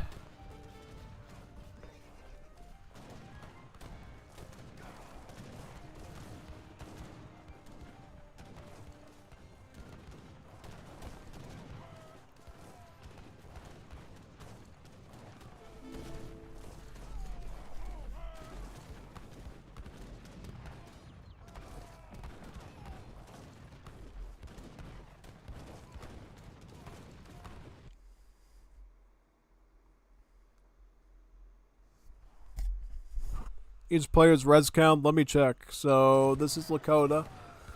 He's out of wood, just so you know. Dutch is looking okay. Russia's looking great, and HVNY is looking great. So everybody's looking great except for Lakota wood count, I think. Yeah. The copper battlefield. Yeah, no. It's like something out of the Transformers series. Ultron or whatever, with all the metal and stuff. Yeah, something like that, basically. Yeah. Yeah, that's a pretty big push there. Look at that. Plus, he's got a teepee here too, so he's enjoying the benefit of the rate of fire increase as well, which is great. Artillery right here trying to siege down the fort, it looks like. Yep.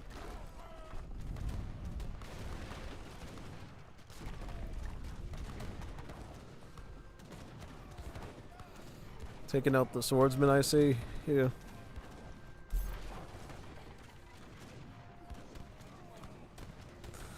Yeah, get those horse artillery in there to blast the Jaegers. That'd be really nice, yeah.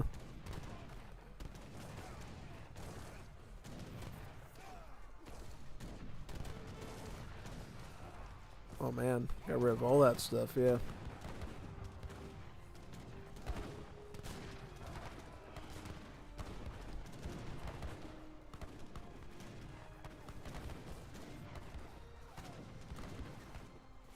Now he's got the attack dance on, by the way, to get the max damage out, which I think is a great move here, honestly.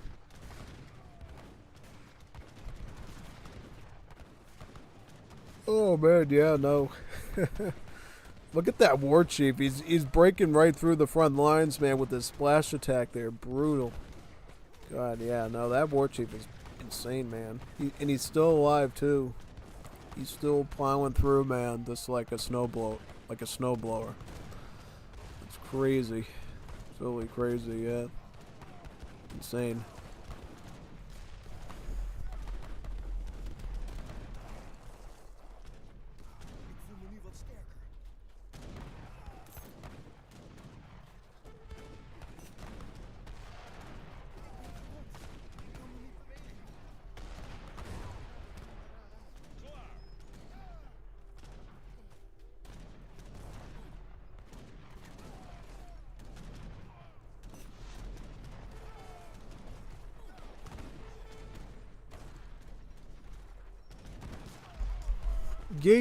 Gate, build some gates. Yeah, get some gates, man. If you don't get any gates, then it'll make transferring your troops like a real headache, and then you'll probably lose the battles. So you have to be really careful of that. I even mess that up sometimes when I wall for my allies. I don't build enough gates and people like scream at me. But more often than not, a lot of the people I'm allied with in AoE3 games don't build gates themselves, and I end up screaming at them to build gates. Yeah, no, literally.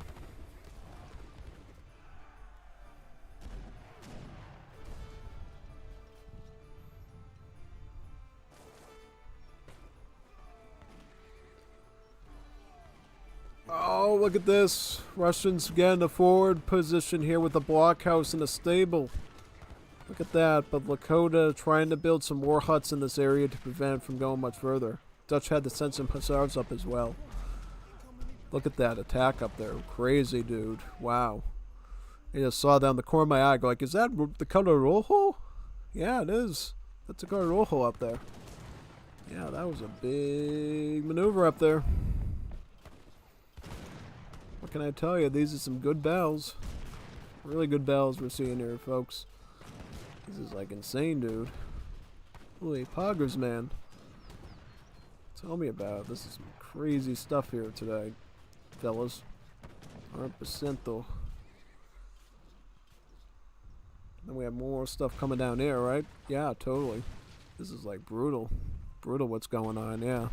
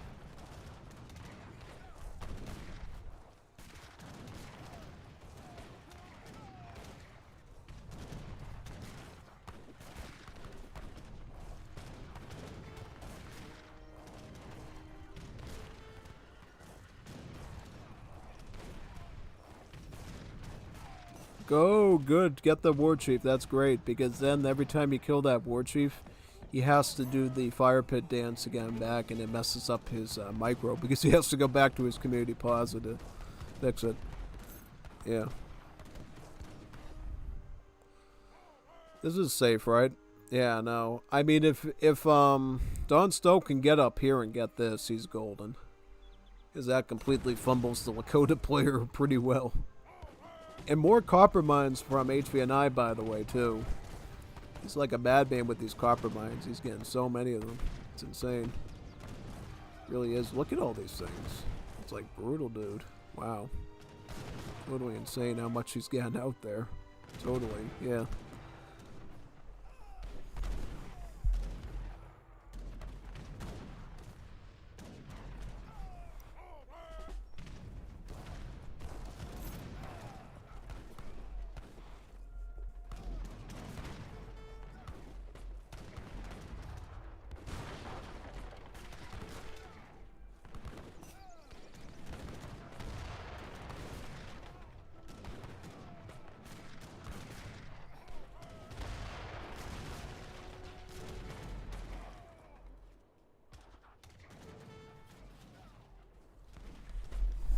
You focus pushing Yellow Eco if you can.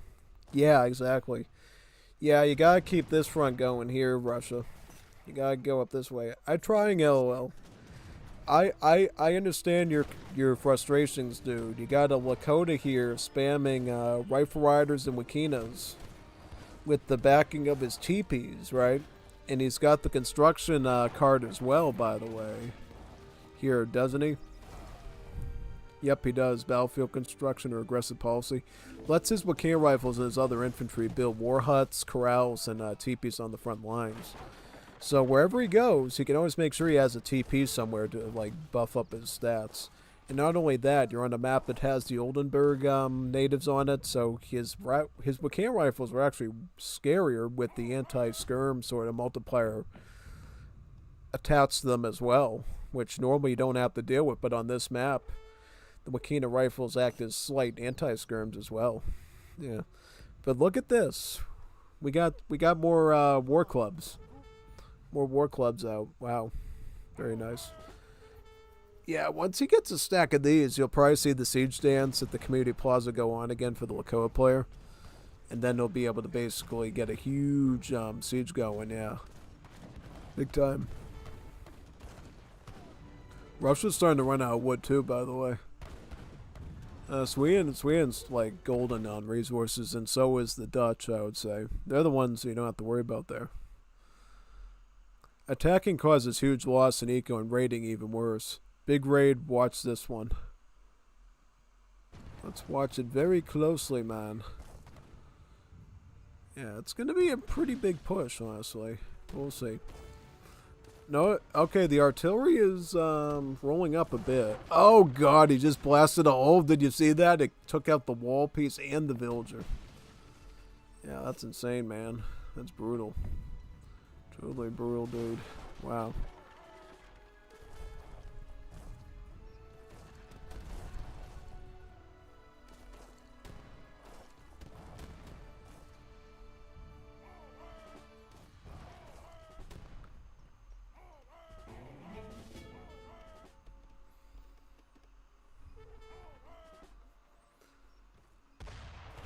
Oh, I can see all sorts of action happen. Oh, and the Reuters break through. They're through the wall. They're through the wall, and the artillery's blasting. See the artillery blasting, and then the Stadblock coming through. Watch out for the Stadblock. Basically the Dutch Royal Guard Halbies. These, if they get anywhere deep into here, you're kind of dead, because they're gonna just like take out your factories and stuff. Yeah, no, I mean. Oh, he just lost a factory there. Oh my god, dude. Did you see that? Factory's dead. One more, dude, and it's all over, man. Oh god, that is unfortunate news, man. Oh, he just lost a factory. I just saw that too. And still, Russia has to deal with this front as well, man. God, Russia's taking all the heat. I mean, HVNY beat him back with the Order Hell charge attack. But still, man, that's a huge offense there. Big time, yeah. No kidding. No kidding, that's a huge push you got right there. 100%.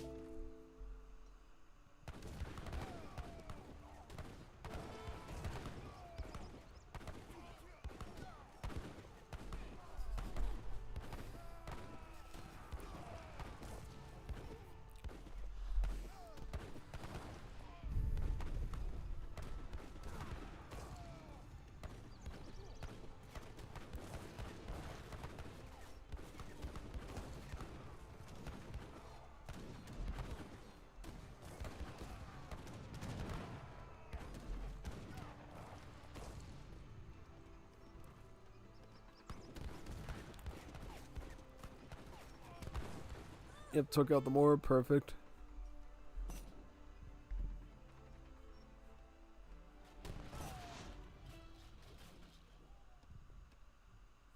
Good one. What do you mean a good one? What happened?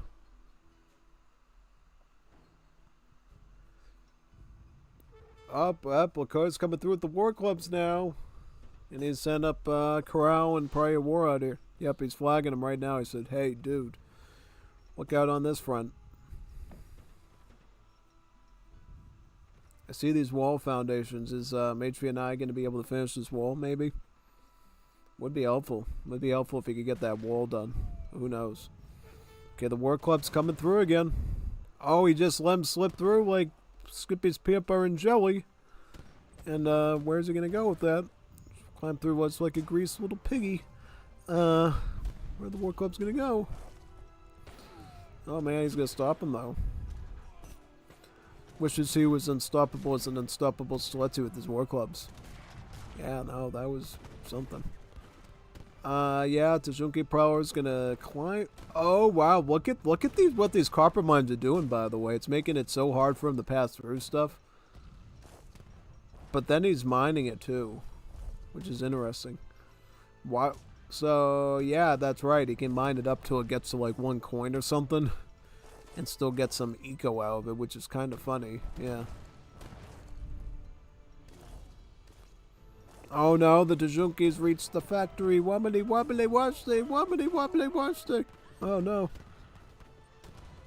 Will he get enough time to get this done? He's got the Oberhaus splash attacks in there. Oh, that would he just cut right through him. He just went a overhead chop and got him out. How many forts you have? Oh my god. Man, that's a lot of forts. Tell me about it. That's a lot of forts he's got there. A whole lot of forts. You're not kidding. He's got a lot of fortresses right here. This is pretty insane, dude. It's like Snake, Cat and Mouse, Nokia Snake, and one-way ticket, LOL. Oh no, that's what it feels like. It's like whack-a-mole. This is where copper mines cost their value. Look how they block Cav. Yeah, no, that's why I mentioned earlier, man. The good thing about these mines is the enemy can't actually they can't kill them. You can siege walls, you can siege forts, you can siege towers, but you can't siege copper mines because they're natural resources. It's like sticking a mountain between you and your enemy, which is like crazy to think about. It's like literally playing Minecraft, but that's it, basically it. I got side, you take center. You take center, like this center. Maybe. Well, he's getting pushed back on this front right now. You can tell. He's trying to get through with some cavi archers and other stuff, but it's just not working. Yeah, unfortunately.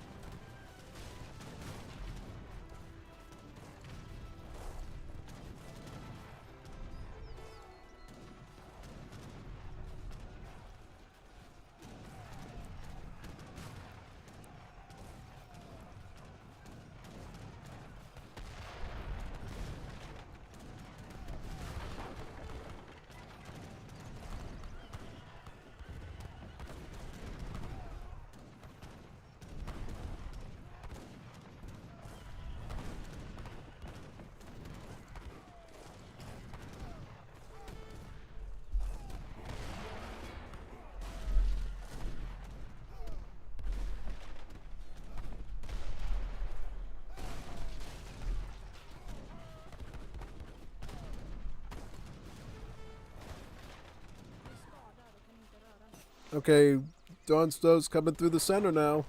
Taking out the stable, blasting through here. He's going to have to break through this to get to this side, I think, yeah. Mortar's coming. Let's check out Dutch stocks. Dutch has stockpiled stuff. Lakota. Okay, he's lacking a bit. Oh, he's got 900 wood left. He's got food, he's got gold, but it's getting a little low. Okay, yeah, the Lakota player abandons this front. And now he's just focused on this, right? Yeah. That's the one thing about Russians, though. Like, if Lakota decided to be sneaky and, like, try to come over here, then basically all he has to do is, Russia has to do is go tap, tap, tap, tap, and the units come out instantly, the infantry. So yeah, it's kind of impossible to sneak up on a Russian, because the Russians can always respond instantly to any sort of front that's being pushed on, basically, yeah.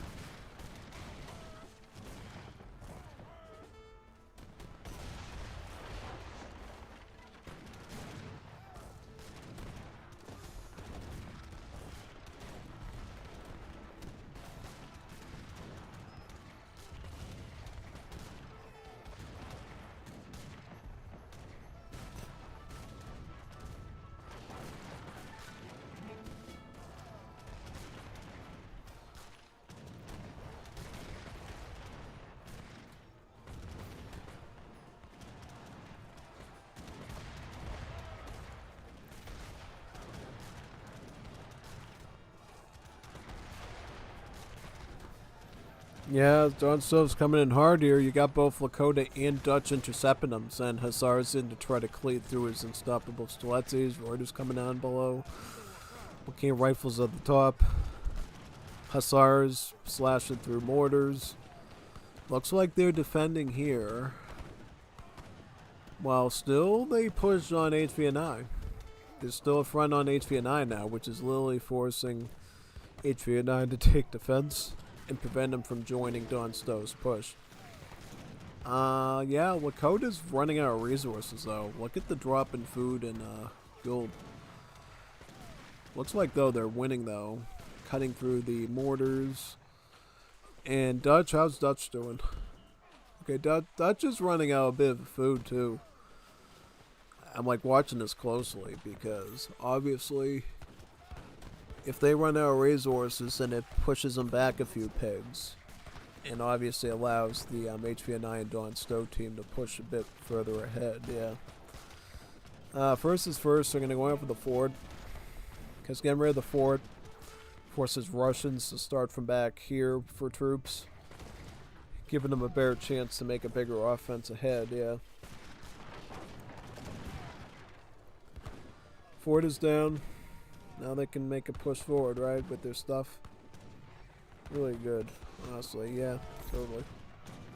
100%.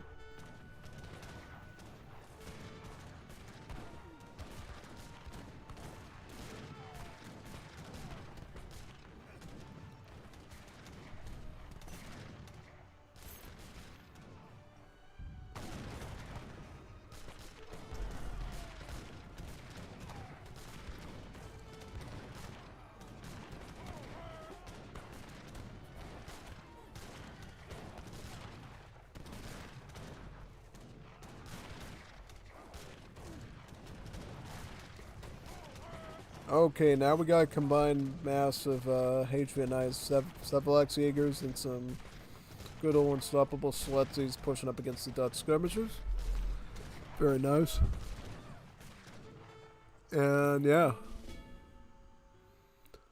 Oh, Dutch is losing food. Look at the comida going down. No more french fries. Good save. Yep, good save. But watch out. Lakota's going to try to sneak up with the Tajunke Prowlers. It's going to go right through you. Whoa, whoa, whoa, whoa. What did he just do there, man? He went in and went out. He went in and went out. Still more copper mines trying to impede mobility here. Still popping out the copper mines. Trying to come in with the polo chicks now. He wastes too much. Look at what score. Yeah, look at the score drop, man. It's like a night and day. You got HVNI at almost 200k. Don Stowe at like 156k. This guy's at 111k. And this guy's at 128k. Yeah. Watch out for the Tajunke Prowlers. Junke. He's gonna get the fort or the factory. Factory's being attacked right now. This is crazy stuff here, dude. Yeah, no, 100%. This is a big battle here. No kidding. No kidding, man. It's the damn cans that works for them. So again, really rough, LOL. IMO, big mistake here. Oh yeah, tell me about it.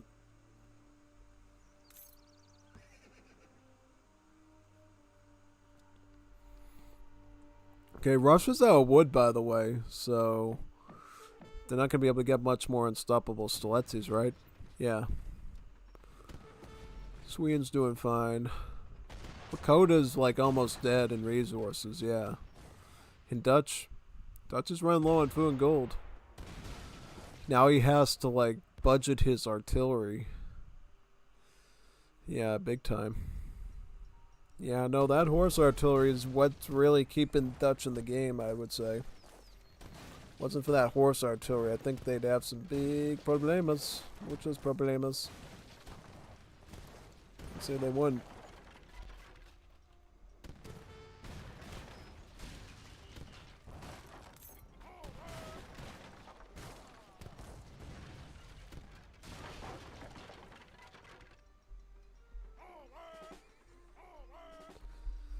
Oh man, that's a big push there, yeah.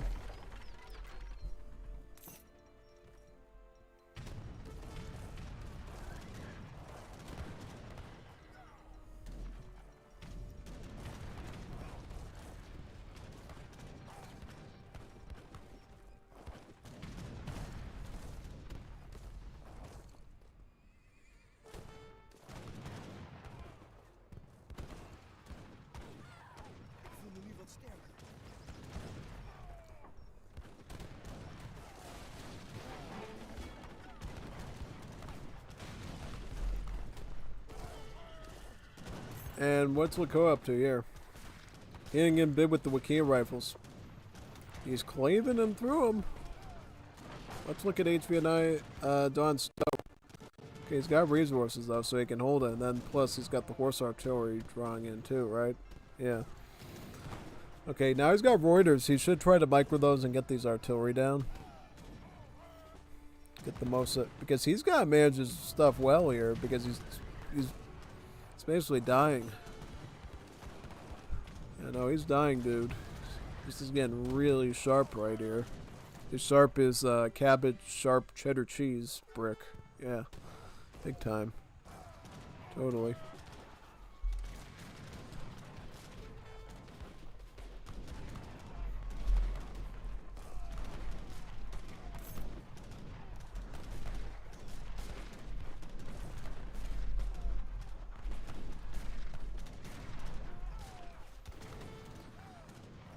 How about pure spam? Win with numbers? Yeah, that's what he's doing. The spamming Reuters at you. Oh, but he's letting him get hit with the swords, which is so dumb. He's just going with big armies of Reuters and thinking that that's kosher, man. But you got the swords coming in you, so it's like really tough. Can try. Yeah, definitely try, man. 100%.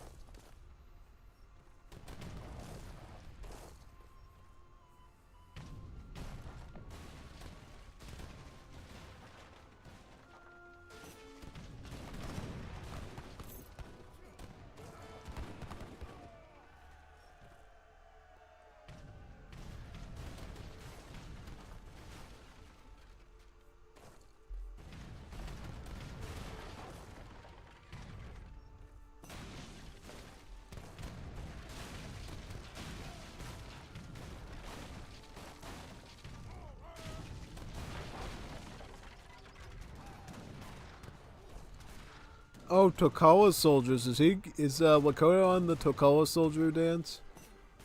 Yeah, he was, I think. Because I think what's happened now is he's running low on stuff again, on food and stuff, and it's like the only way he might be able to supplant his loss of stuff is if he adds in like stacks of Tokawa soldiers to make up for it. Yeah, pretty much. It's like one of the only ways he's gonna be able to compensate with this stuff. Big time, yeah. Totally. 100%, man.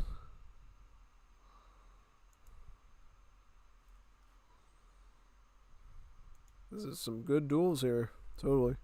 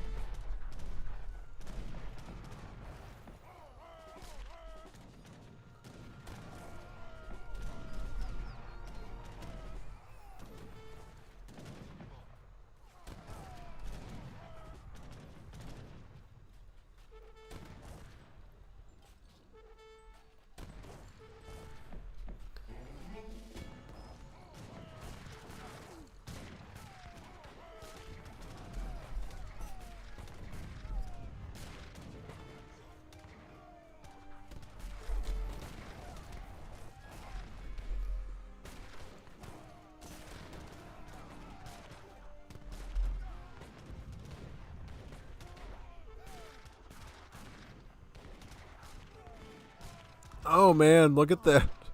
Intercepting the war clubs, but some of them break through though. But the blockhouse finishes off the rifts.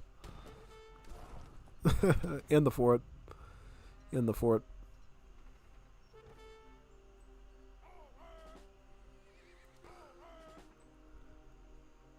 Oh yeah, Dutch is definitely struggling for resources right now.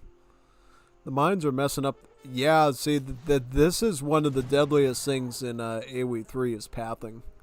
If you can screw up pathing, it ruins the whole combat for the enemy. Yeah, messing with their pathing is like one of the best. Boring? You're boring. What are you saying, man? HVNY games are the best. You're the boring one, sir. Screenshots say, yep, that's the one he probably sent me in the DMs. There's the little photograph. Just there's the JPEG. Photo chicks and recruits pushing in from this side, right? Yeah.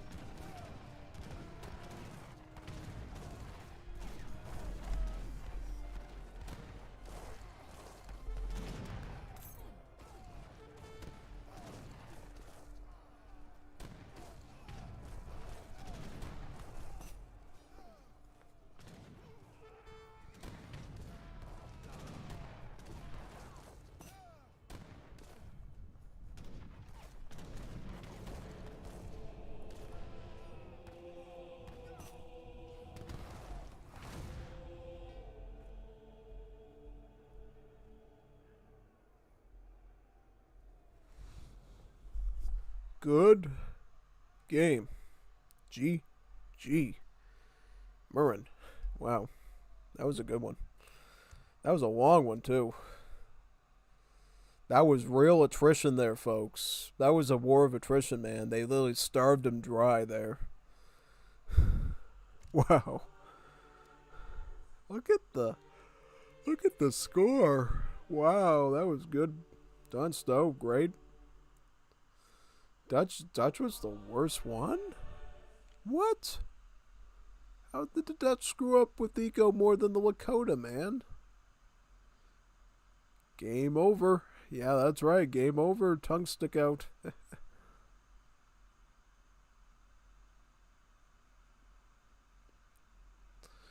I will go off after this match ends. Fun to watch with you. Oh yeah, that was 2 hours. I didn't. I told you it was going to be close to 2 hours. It was an hour and 41 minutes. Like literally, in 15 minute cartoon on Cartoon Network or so left to 2 hours. Yes, I wasn't even kidding, man. And we're not done yet either. There's more of them too. We got some more. We got like 3 more to do because one of them out syncs. We got this one and then these ones. Yeah. Okay, we got a 2v2 deathmatch on this one. And then we got 2 more after this, yeah. And after that we can do like D lobbies. And then HVV Chaos when I decide to switch over. Alright. So, yeah, we got, this time it's a deathmatch between HVNY and Amsterdam against Papa AI and, Don Stowe. We got, or Papa Al, or Papa AI, I don't know which one. China and France versus, Swedish and British. Very cool. Just like in any deathmatch game, build an iglesia or a church, get mercantilism, get a ton of free shipments, and then just spam them out. The ones you want to focus on first, I didn't mention that. Typically in deathmatch, you want to focus first on your training cards and any big shipments you might need, like either a big cannon one or maybe 10 vils, like the 10 CBDs here. That's typically what you want to focus on there for the most part, yeah. Okay, so it looks like China's signed up as well. And just so you know, when you're Chinese in deathmatch, you also get a ton of export as well, too. So you can spam a ton of stuff out of your consulate, which is something you'll often do as the Asian civs as well, yeah. Now, looks like Amsterdam is getting a pretty nice wall here with the British, yeah. Now, is the British player playing this correctly? Does he have terraced houses? Yeah, good idea. Yep, terraced houses allows your manor houses to train villagers too. And that's often a way you sort of break ahead as the British in deathmatch is you build all your manor houses first, get like 20 free villagers, and then train up the rest of your villagers at all the manor houses. On top of the, TCs and stuff. And it allows you to effectively get that full pop villager stack that you're looking for a lot quicker than other civs, which is really nice. Yeah, but China's already pushing out now. He went with the Russian consulate allies first to get their fort, get their factory, get their blockhouse. And he's just going to run at him right away with huge banner armies of stuff. What is he sending? So he's sending the big armies, the forbidden armies. Plus flamethrowers too. He's getting all the deadly stuff here. Yeah, I know. Yeah, these are like the best units in the Chinese roster, by the way. The iron flails with splash attack and anti-skirmisher multipliers, and the meteor hammers, basically like range sort of artillery killer things, but they can kill other things too. They're essentially hussars with mega range, basically. They have like a range of 4, so. Yeah, not quite as much as like a musket, but it's still range, It's still range, man. If we see the meteor hammers and the iron flails pushing in on the Brits now. Looks like on all their red coats. Yep.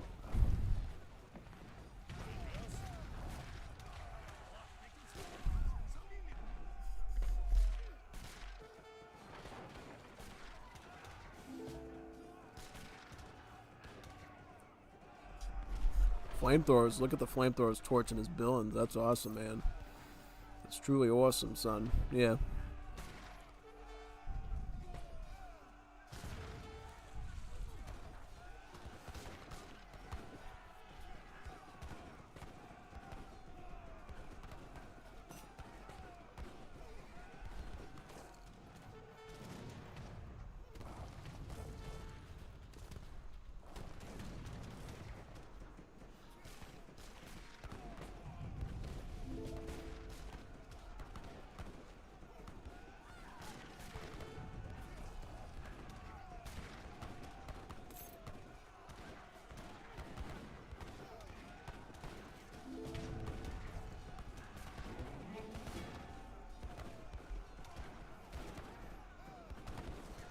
Yeah, look at all those flamethrowers striking all those troops there. Yeah.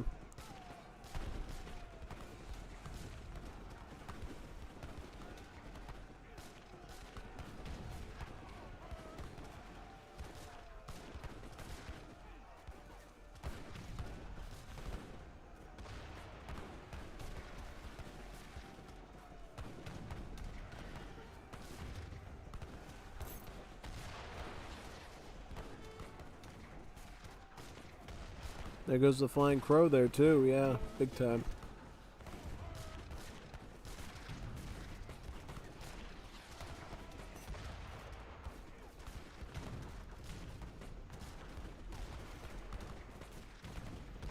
Wow, that's insane.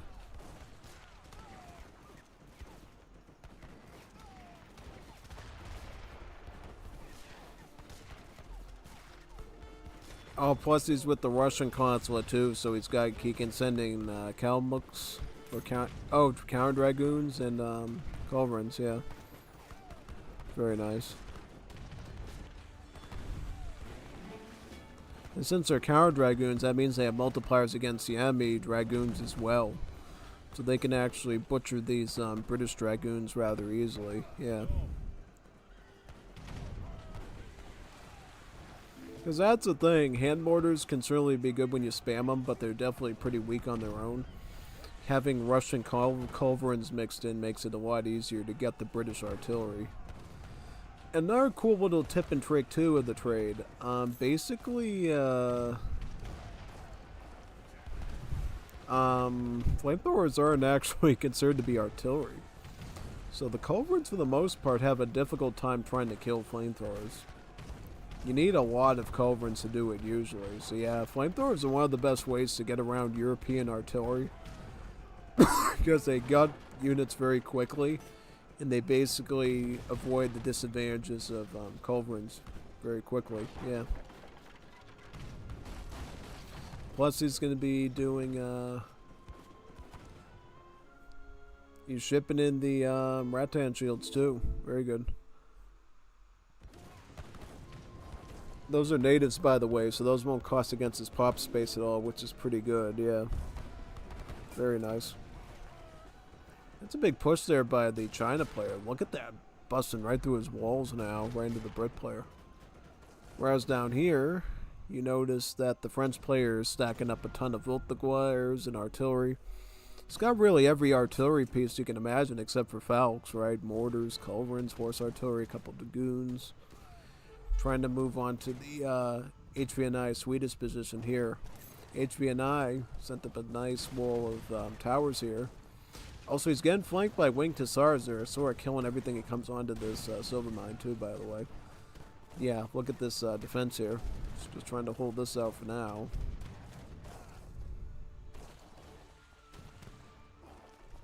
Yeah, this is kind of tough. Most definitely.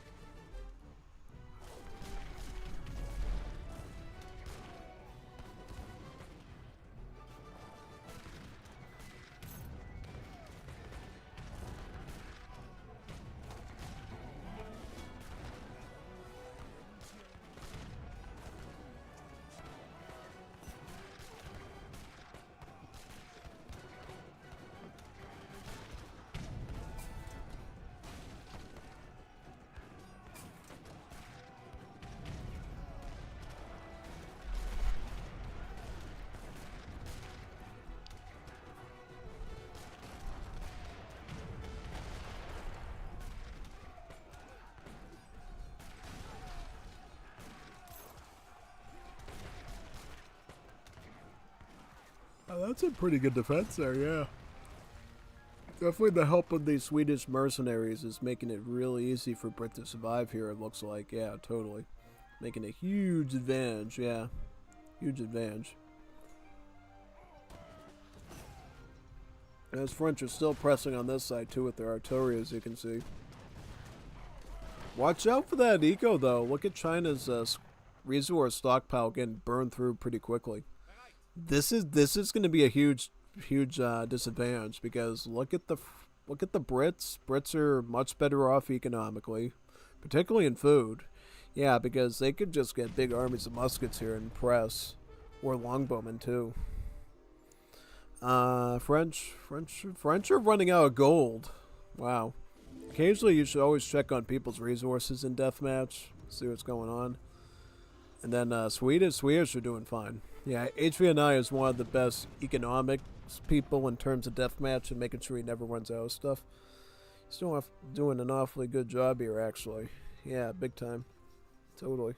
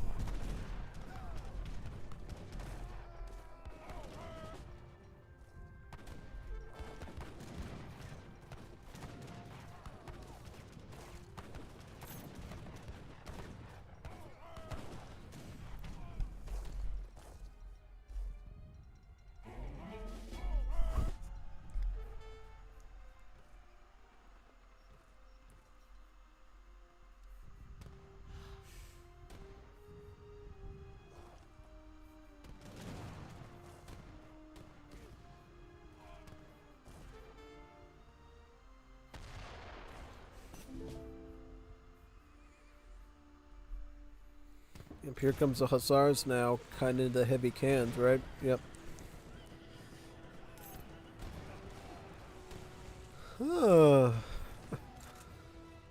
Yeah.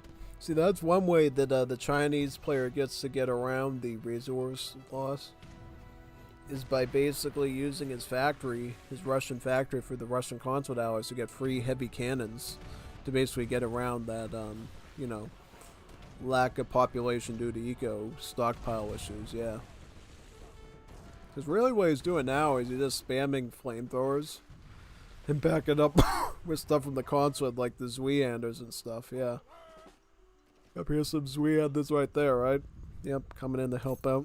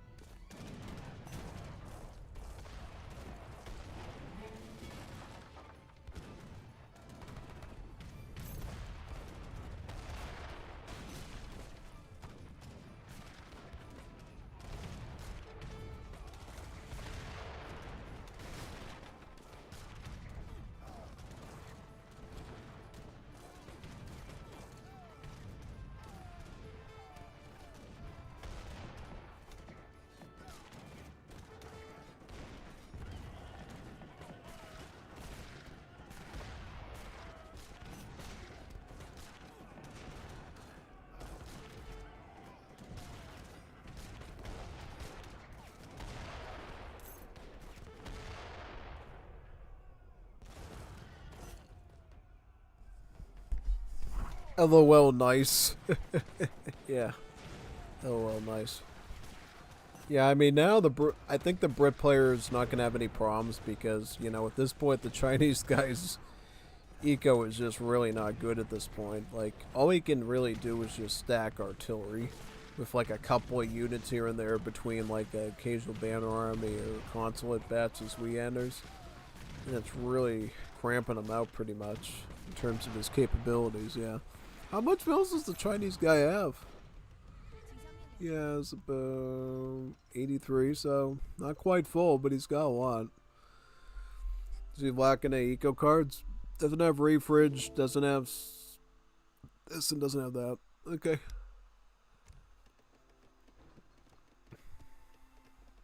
Yeah, compare that to the Brit player. He's got all the food and wood he needs. The only thing he needs to work on is gold. He could like improve that a bit, obviously, with cigar roller, I would say. Yeah. Also, we don't know what he's gonna do about light infantry. Like, is he gonna get Yaoman to beef up his longbowmen, or is he gonna get like the Royal Decree here and get the Rangers? 'Cause right now, I think longbowmen wouldn't be the worst idea. Yeah, no, he could totally go longbowman. That'd be pretty decent, honestly. Yeah, no, totally. That'd be pretty fun.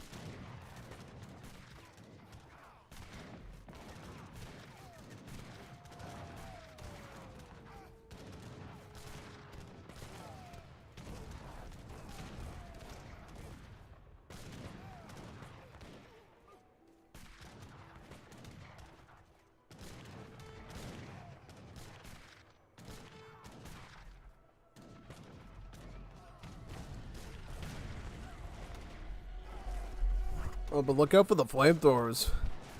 Yeah, once the trial player gets enough like banner armies and cav to protect them, the flamethrowers just do God's work here. Burn, baby, burn. Burn, baby, burn. Look at all those fires, man. Looks like some crazy stuff there, dude. Wow. Some big flamethrower stuff. Totally. It's a lot of fires, man.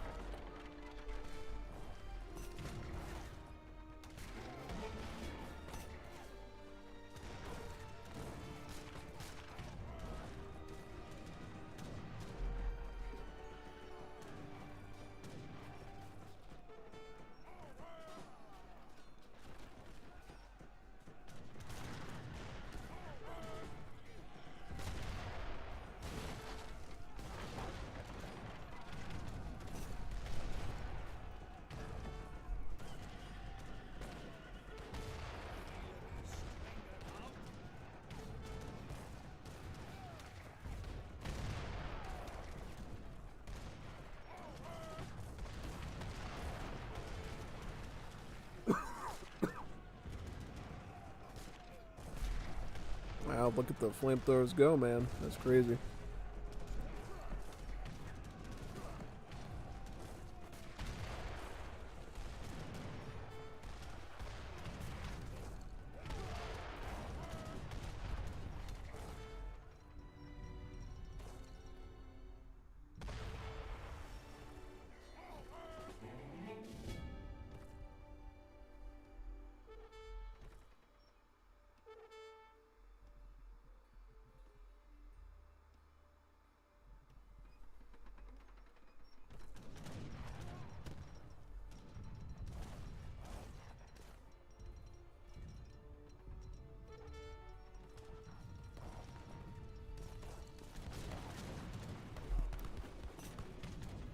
How's France doing, by the way? I haven't checked on him in a while. Looks like the French player's actually holding on pretty good. Sweden's doing good too. Both match. Yeah, this is a much more clean fight, I would say, because both sides aren't burned through their resources. But HVNY is getting an advantage. He's hitting on the side with his House of Vasa units, his winged hussars there. And his Royal Arquebusiers, he's slamming hard. Plus he's got his Sevelex Jaegers at this point. He's also taking the chance to use his mortars to cut through this forest of outposts. Yeah, it's like a little forest of towers here. Culverins and mortars are going to be used to like start shelling through all that, looks like. Yeah, totally. Big thing there, yeah, 100%.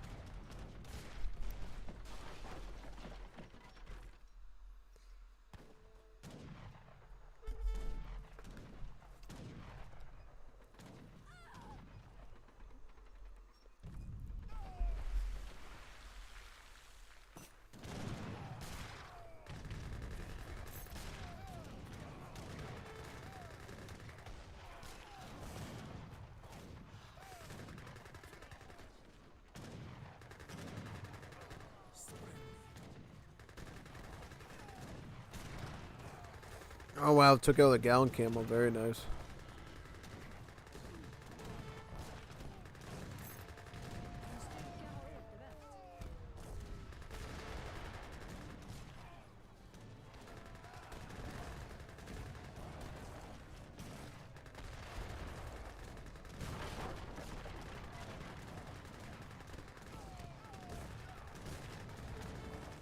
Wow, big push there.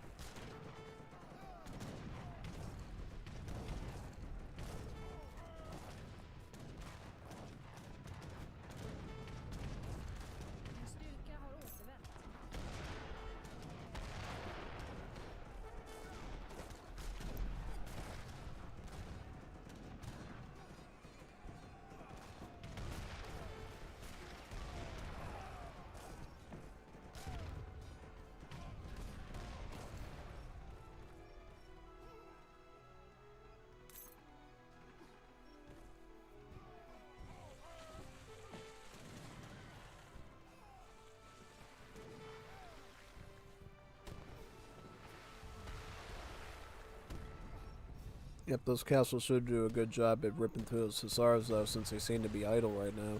Yeah.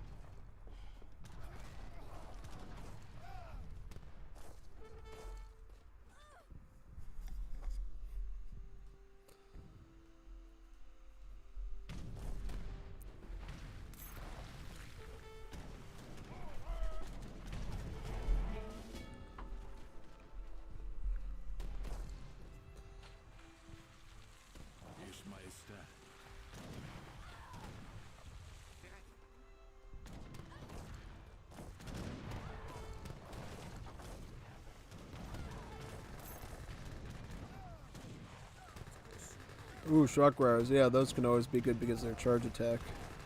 It's kind of funny on this map. You got both the shock rares and the winged hussars to do like insane charge attacks, which if placed properly can like nuke their entire line of like skirmishers and artillery.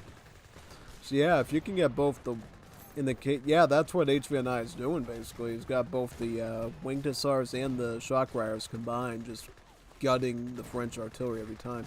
Plus since he's got a mercenary buff card that gives it 20% stats to his mercenaries. He can also spam Gatling camels too. Go and just wipe out entire things like it's a submachine gun. Yeah, no, pretty cool. Yeah, it's the only place you see these guys outside War's Liberty. Yeah, they're kind of statistically similar in War's Liberty, I think. But I don't think there's a malice on the Gatling camels if I remember correctly. Yeah, they just have the multiplier against infantry mostly.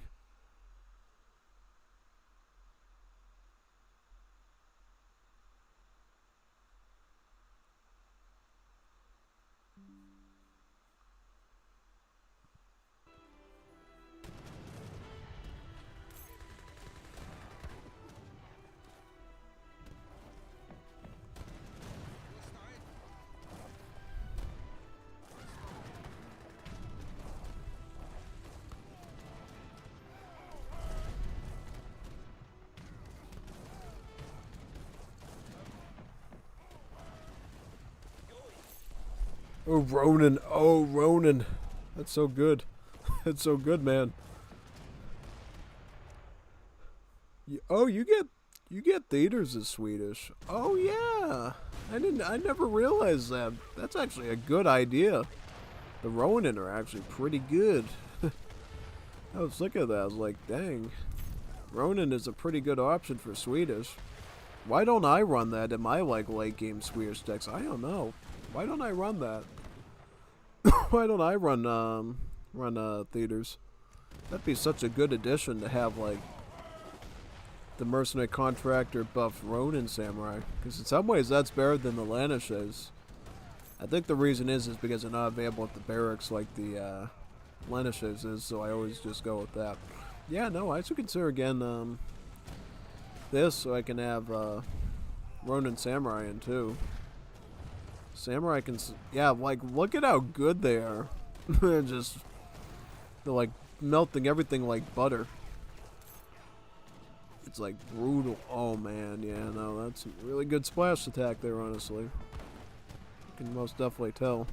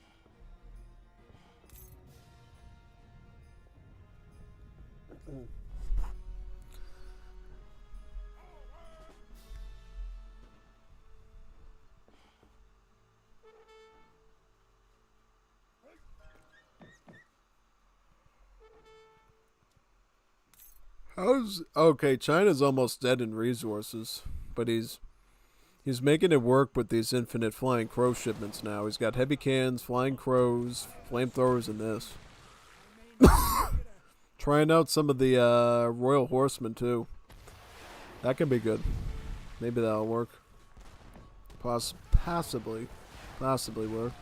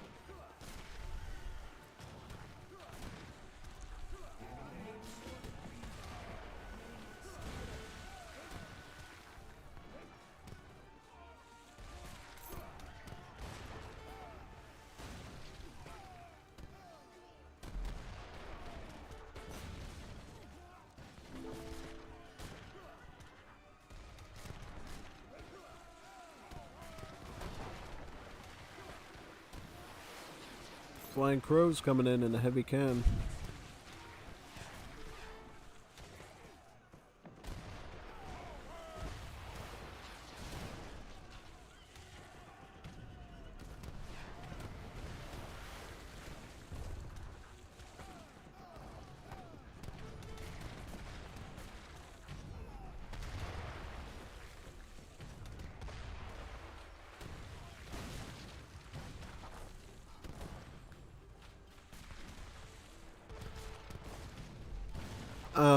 Yep, it looks like the French player is also running low, particularly on gold.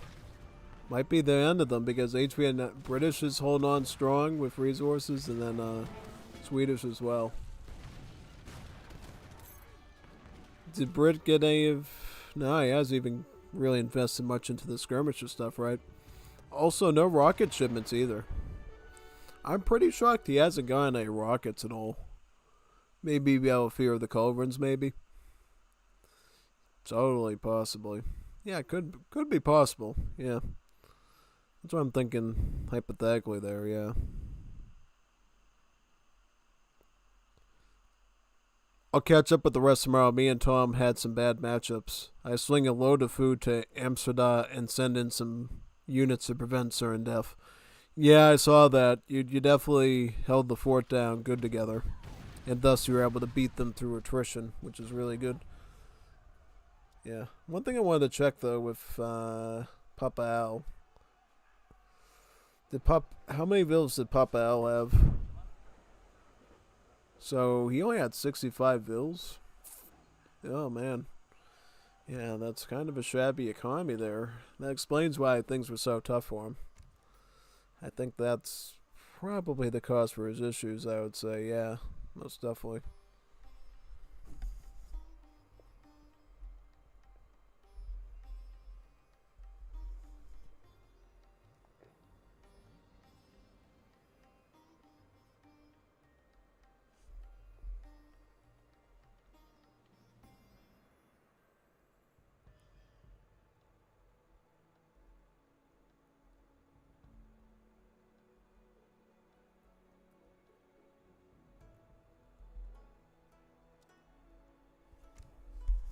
Let's try this one now.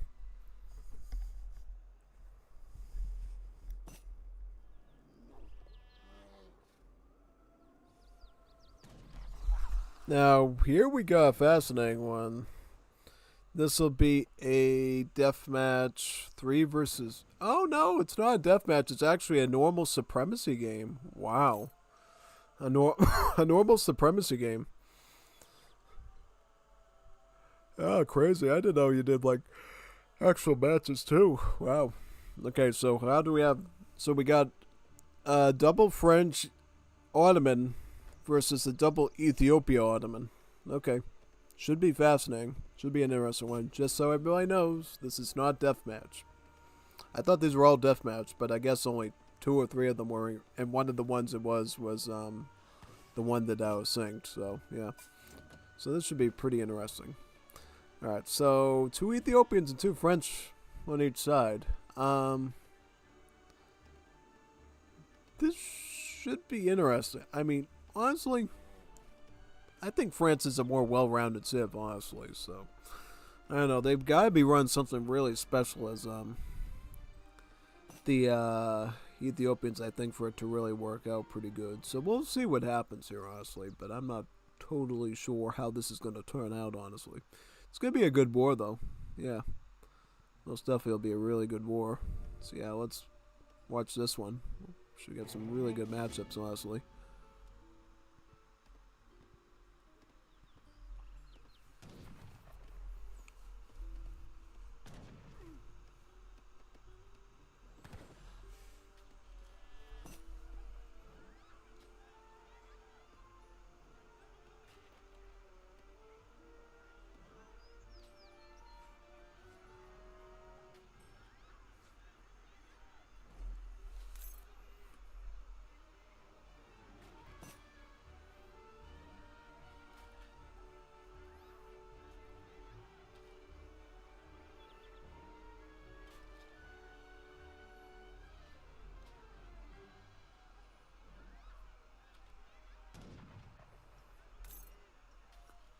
Alright, so one thing I will note, though, is that whenever you're playing an African civ like Ethiopia, always make sure that you build granaries, especially at the start of the game.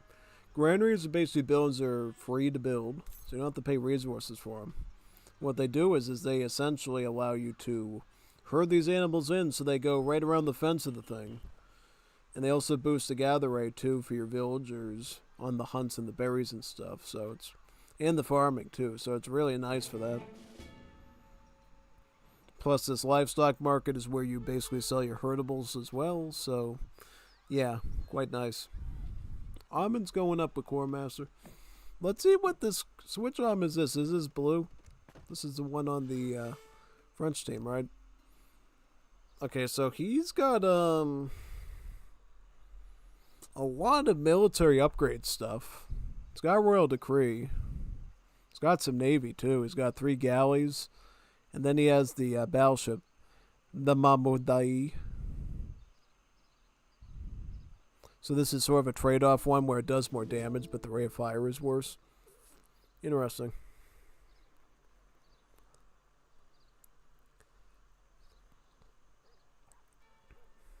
But he doesn't have the infinite one, right? Yeah, he has infinite Safai, though, which is good. How about these Ethiopias? Kang has this Ethiopia here.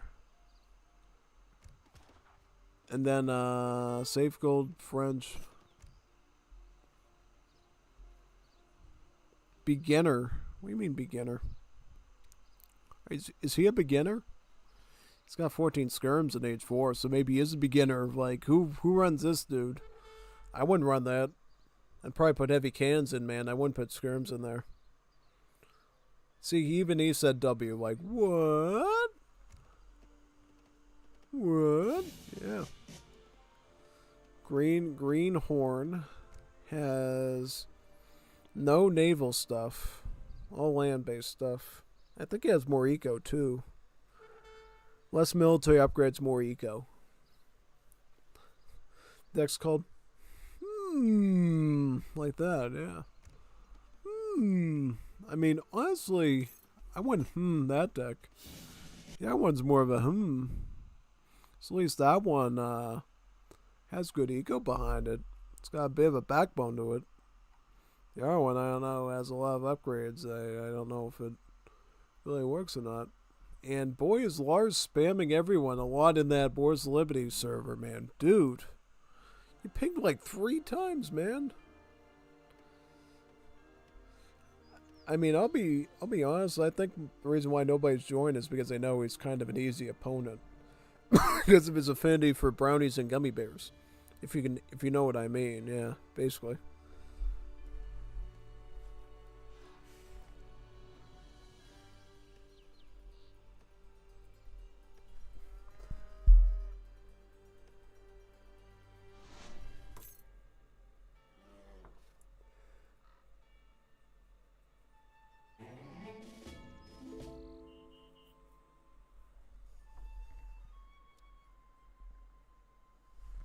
And this is the other French too.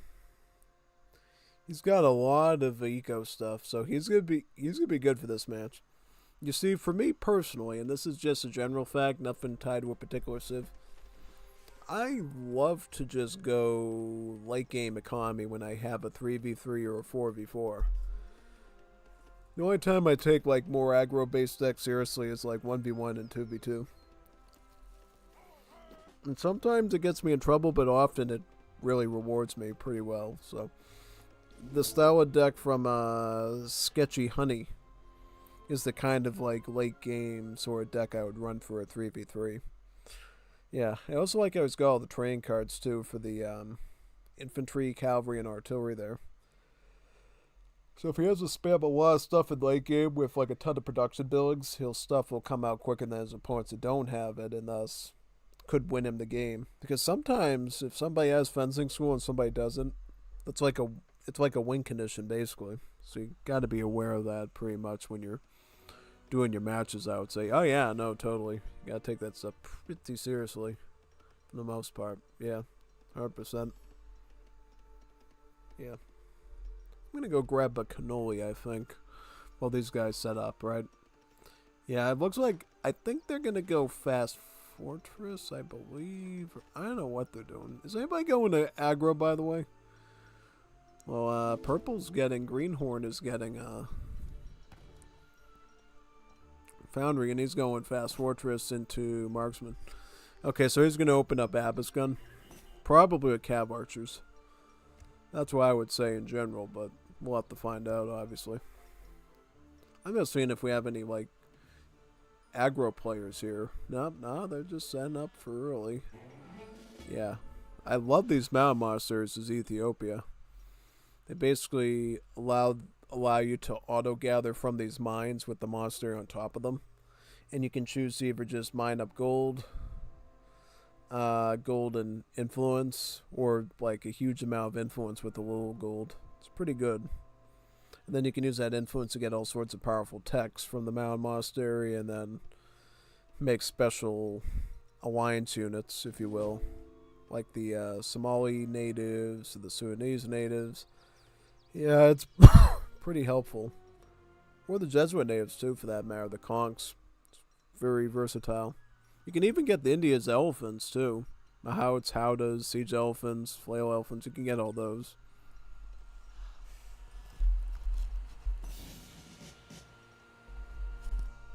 Comes the Hobbit's got Zivit. Plus he sent the shipment of Azaps too, right? So Azaps and Abbot's guns. So that's his way of getting around having to build a stable for cav archers or a barracks for Jans. Fine for now, I guess. It's okay as a defensive force, but if you're gonna push, you better like invest into a barracks or a stable for proper counter cav, I would say, yeah. Otherwise, you're gonna have a bit of issues, I'd say, for the most part, yeah. Oh man. Yep, definitely that snow guppy today. You can definitely tell. Well, I was doing fine before. I was like, yep, yep, yep, yep, yep. I still am, but yeah. Kind of hungry for a cannoli, though. I kind of want to get up and grab one, so I think I am. Before we get into, like, a real bloody match.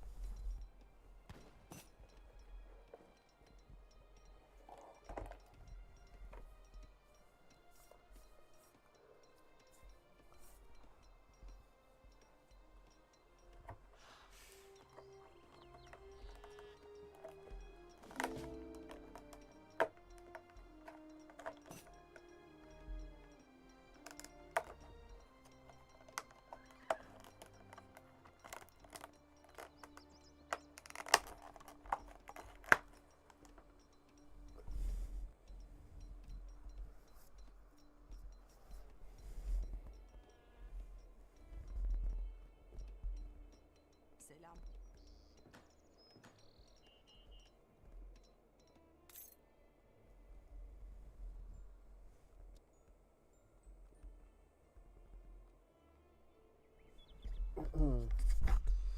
I see,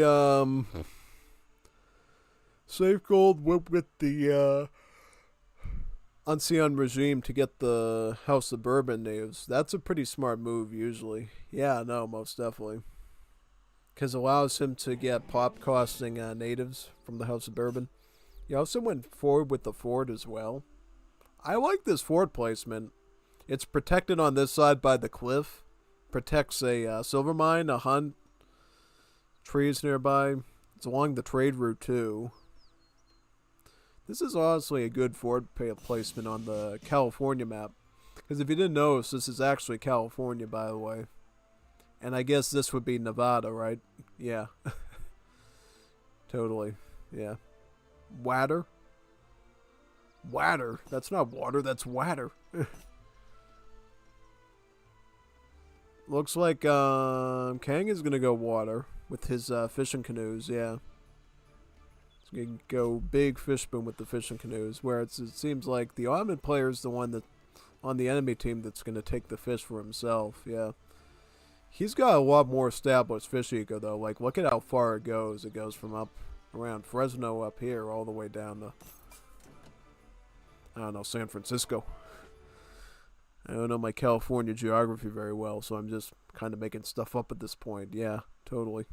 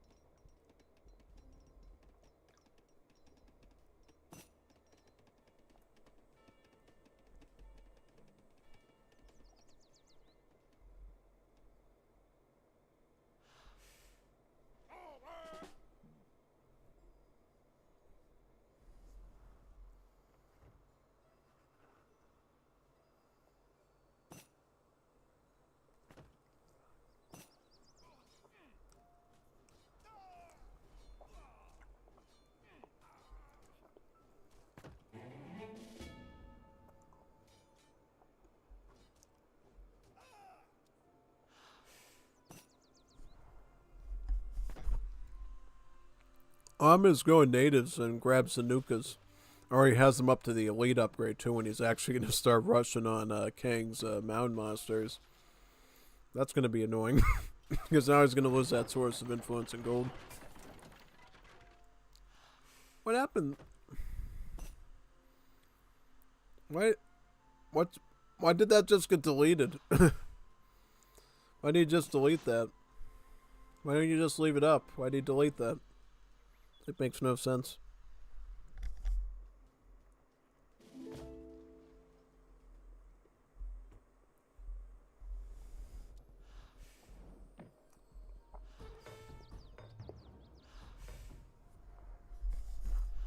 Oh, he's going massive king builders, you can see. Getting a ton of palaces out to like turtle this area up like crazy.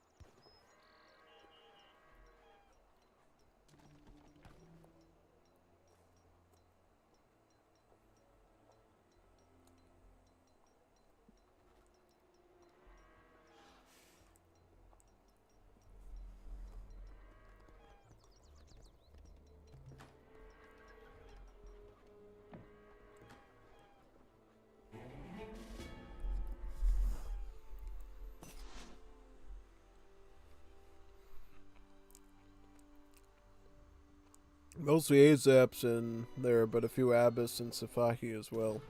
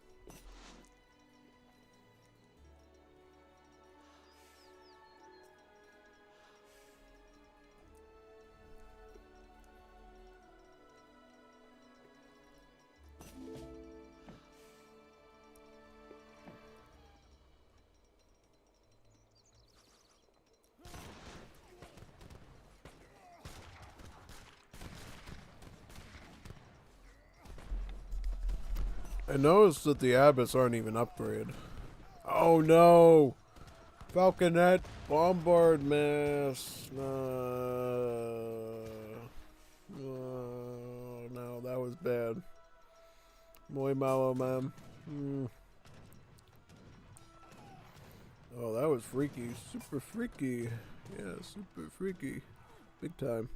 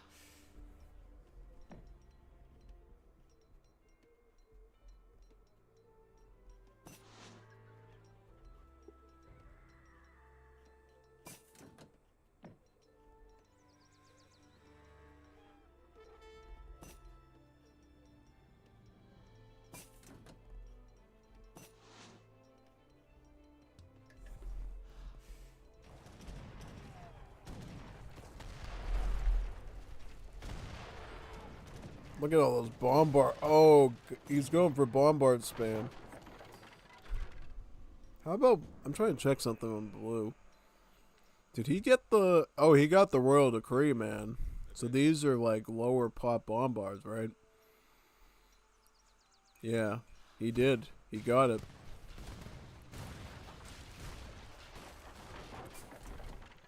And then he's going to spam Humbaraces too. I just saw him upgrade veteran Humbaraces. So he's going to get a massive boost to his siege front by spamming Humbaraces out and nuking the bases. Yeah, this is a strong move, actually. Yeah. Yeah, Kang's just going to turtle up with his palaces. Their allied Ottoman has a ton of Abyss and Azaps here. HVNY has his own wall of palace as well.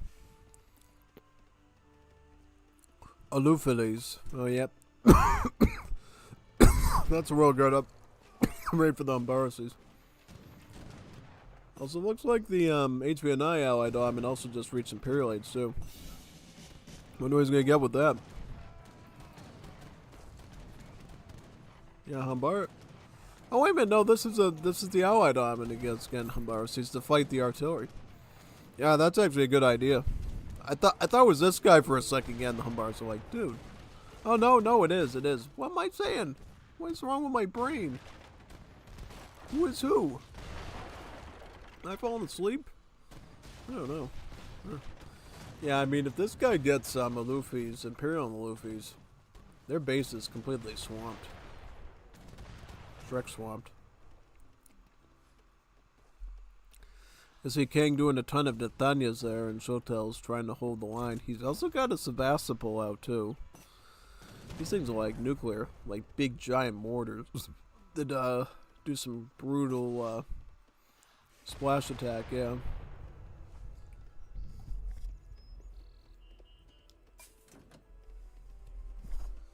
Oh, HVNY has 7 culverins. That's a pretty deep stack there. Look at them all. Yeah, they're gonna have to go massive culverin here to fight all this stuff. That's the only way they're gonna make it. Make it, you know, is just spamming culverins.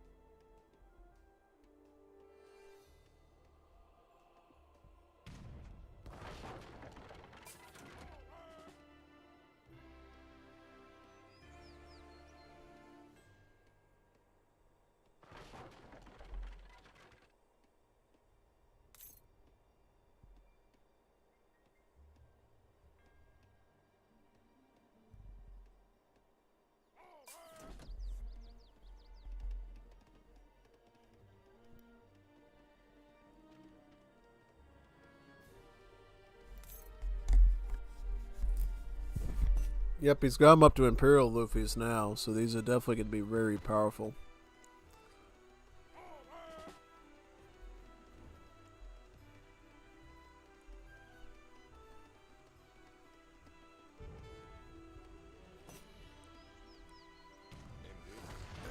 Oh, that's a bad. Whoa. What happened there? Just watch out for all the Shotel warriors from Kang, though. He's really getting a lot of them there. Yeah, this is always a good card to send once you get a ton of monasteries. Because basically every time you construct a monastery, it's going to come with the default amount of coin in it. Then you can mine up for either just straight up coin or a mixture of coin and influence, which is really good. Yeah, it's really helpful.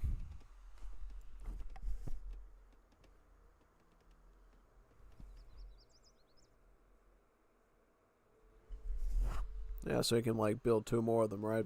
Yeah, and get even more influence and gold from it. That's where I begin.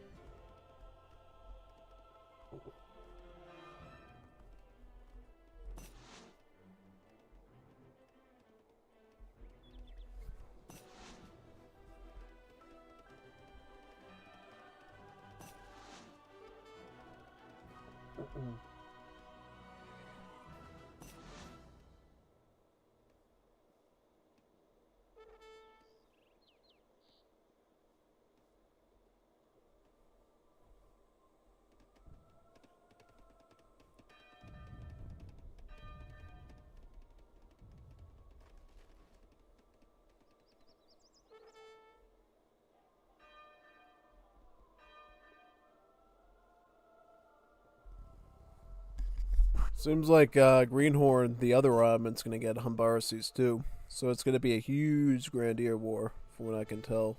Yeah. Big time.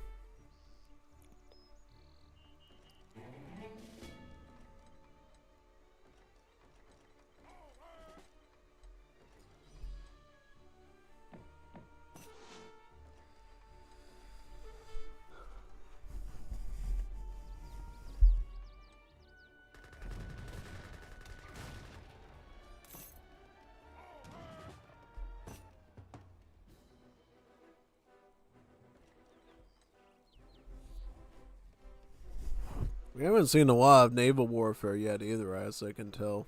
Yeah. Safahi saved the day. Yeah, no, Safahi are pretty good. That splash attack makes a huge difference in battles, man. Yeah, they get like 3 splash, which is even more than a Kudaser. Can you max towers and upgrade them? Me? Yeah, all of us. Yeah, no, get as many towers as you can and upgrade them. It'll build a nice wall of damage that can help win the battles defensively when you're battling them out in your base and stuff.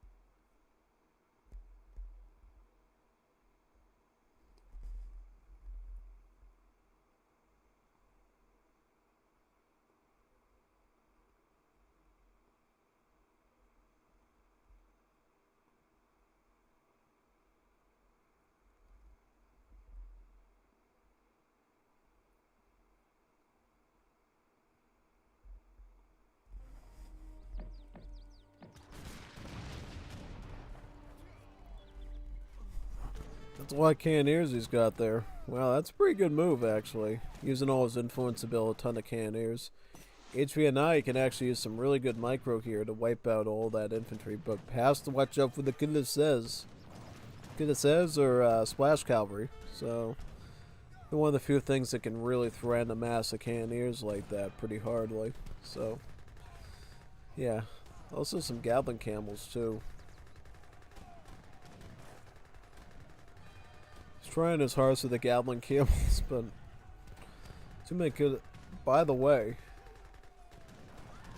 I just got countered by Heavy Cav. By the way, I got countered by my counter. So, make some anti-cavalry.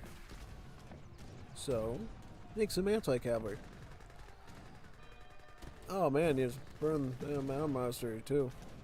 Wow.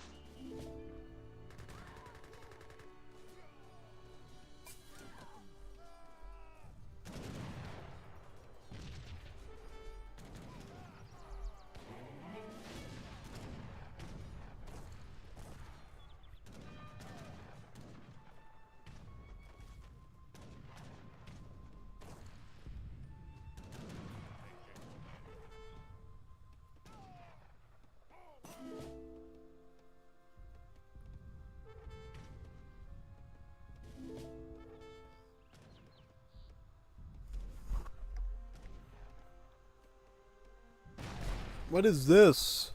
Oh man, yeah. Oh my god. Oh my god, look at that flank there. You gotta watch out for this with Ottomans. See, if they get Humbarasi behind your front lines, you're so cooked because they have a really brutal siege. 120 times 1.15. That's a lot of damage to your buildings. Plus 16 range too with the hand mortar attack. So yeah, no. The little hand mortar that they use to shoot. Oh man. Oh, he was like one shot away from taking out a bombard there. Wow. Very lucky for that arm in there. I mean, he's probably going to lose that bombard anyways real quickly unless he can heal it. But what a close encounter that was, to say the least. What's going on over here? Okay, so the French are coming forward with Volt the Guires. Oh, wait a second now. Wait a second. One of them with Napoleonic Revolt. Wow, crazy. Oh my god, we got Napoleonic Revolt. That's so insane, dude. Yeah, Napoleonic Revolts are pretty crazy, man. Because they can send out all these cards and stuff. You can get all these mercenaries. You can get Bosniaks. You can get Mamluks, mounted riflemen. 3 heavy cannons and 3 horse artillery.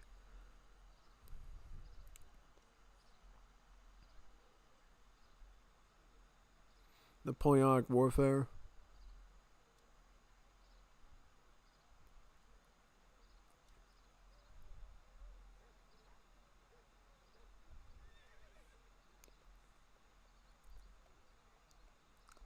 "100 days."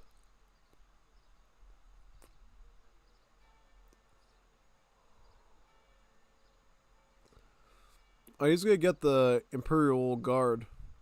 And significantly improves Grenadier resistance in melee combats. Effectively turned into like IRL Grenadiers, which, you know, were actually good with their bayonets. That's one of the weird things about Age of Empires 3. I mean, not like, well, yeah, Age of Empires 3 in general. Is they make it so that Grenadiers are like weak against cavalry, but in reality, Grenadiers were like the more elite musketeers. You know, because in IRL history, Grenadiers didn't just sit there and throw bombs all day on the battlefield. They did have grenades, and they were the strongest men in the army that could throw them because they had the arm strength and stuff to be able to handle the toss.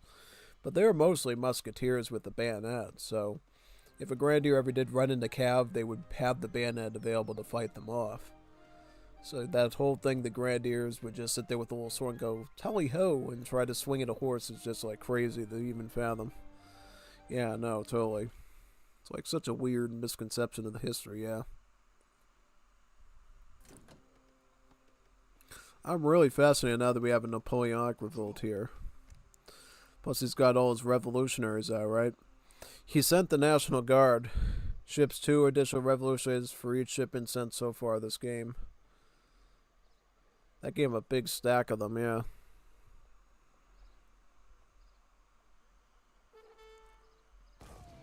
Look at all the revolutionaries there. I think they're going to get clobbered by those Nukas, though. I think he went a little bit too far there with his revolutionaries. You push front versus yellow greenhorn. How's his eco doing, by the way? Well, he's definitely stacking Sanskarates, right? Yeah, he just needs 2 more to get his pop-up to a max with them. That's about it.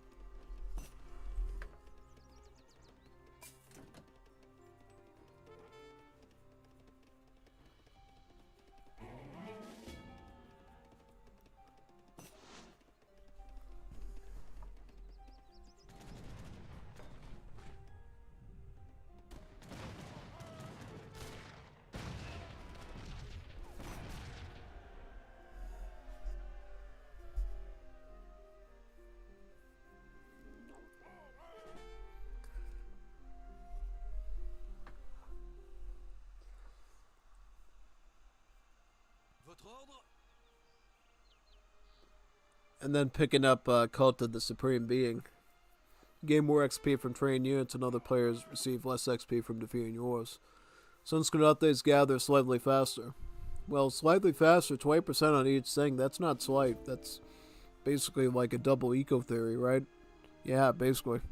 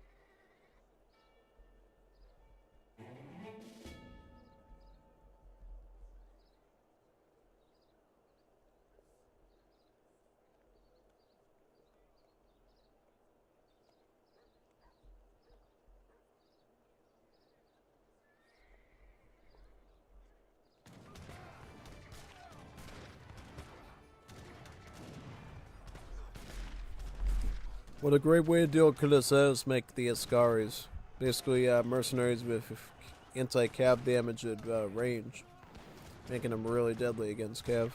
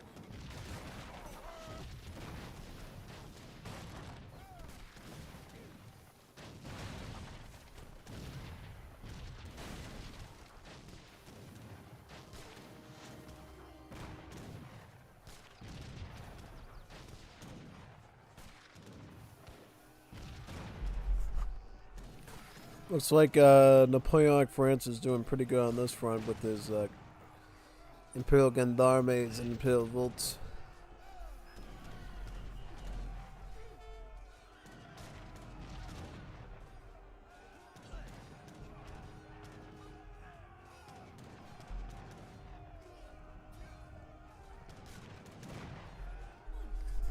Also has his Royal Muskets upgraded to the foot carbonizers. This should make him a lot better.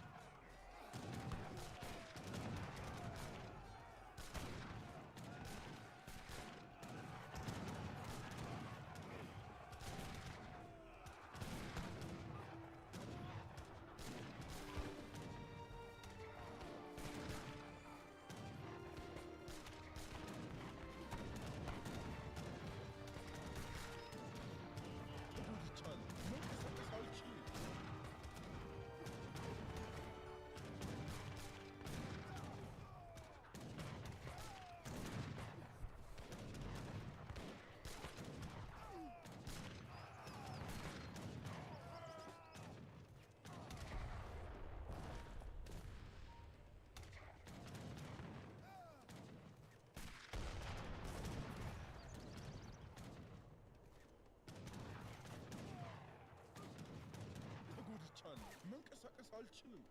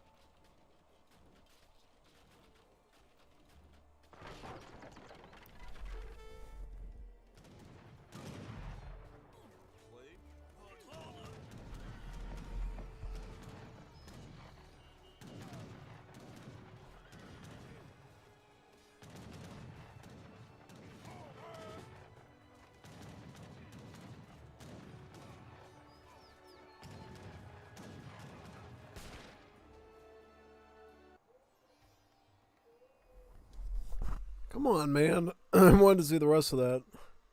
Really? Ugh. I don't know. Well, the good news is this last game here I looked at the whole way, and I don't think it synced at all. This one is a deathmatch again, so yeah. For those that missed deathmatch mode already, yeah, here we are again.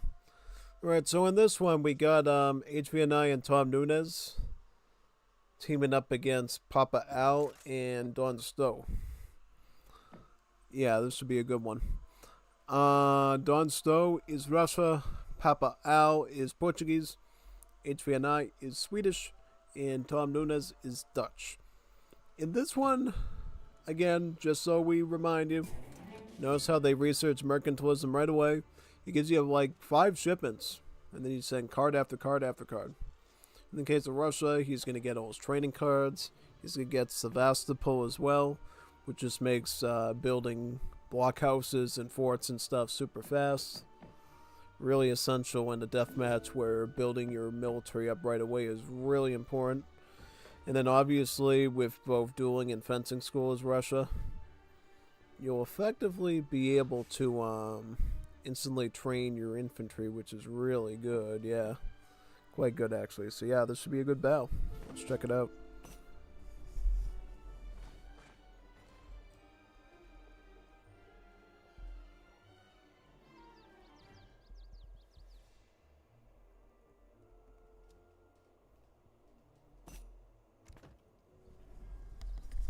Okay, so this is Tom Nunes here with his setup. Yep. So he's got all his late game stuff. He has wow, he's got the team Frugal Constructions, the wood trickle team card, and an infinite culverin shipment too. So he'll probably never run out of culverins, which is really nice. Yeah, basically. All right, here we go. Reuters battling the Dragoons, it looks like. Yep. In a close combat there. Quite a bit of action, actually. Yep, totally. Yep, so the Reuters appear to be microing pretty good against those Dragoons, from what it looks like.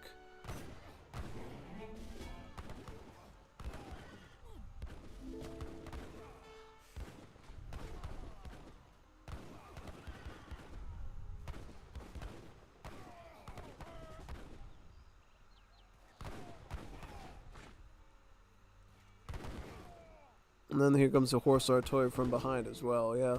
Watch out for those Hussars though. Portuguese Hussars coming up the corner there. Gonna make a move on his horse artillery right away. Also slashing a merchant. He was gonna kill the Ville, and that would have like hindered Nunes' production. But nope, the villager lives. And goes to another building over there.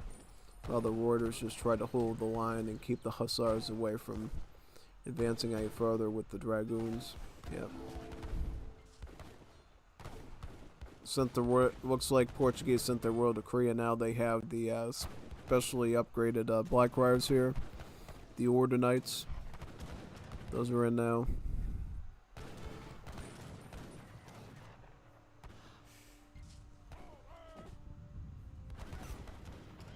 Also, Dawn Stove's coming up the side here with Russians. An army of recruits, unstoppable Stiletzis, and horse artillery trying to help out his ally.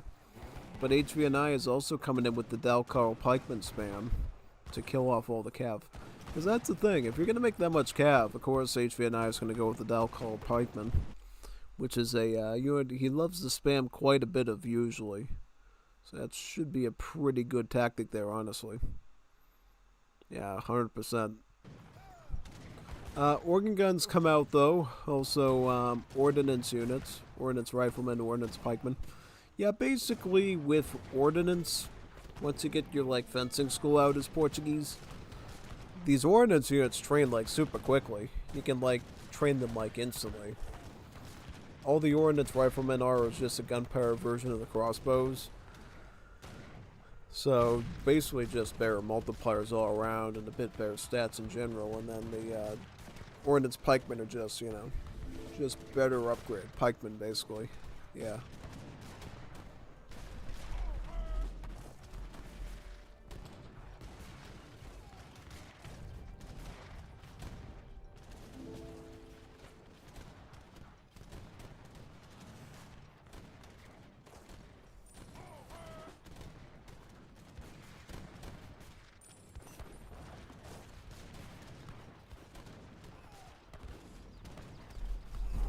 Look at those Portuguese coming in there and sieging apart all the buildings, yeah.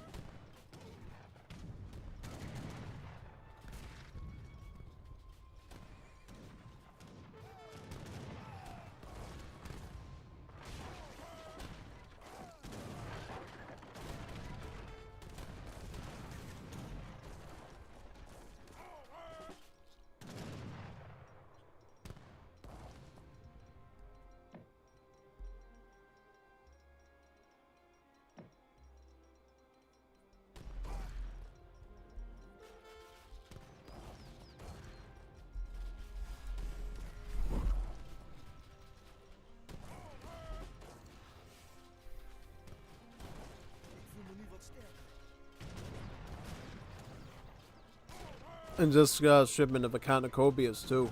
Wow. I didn't even know Portuguese got that shipment. That's pretty good. 24 of them? Awesome. Yeah, basically the Econs have like one splash attack and their range attack, making them very strong.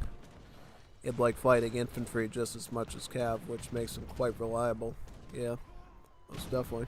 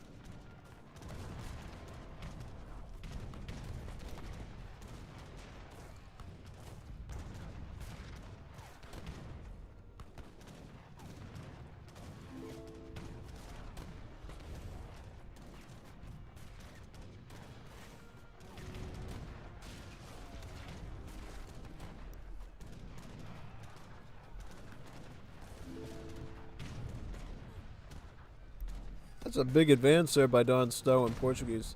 Portuguese providing expert artillery fire there with heavy cannons, culverins, and organ guns, whereas Don Stowe is providing like most of the infantry. At this point, Tom Nunes is forced to take a defensive stance, whereas HVNY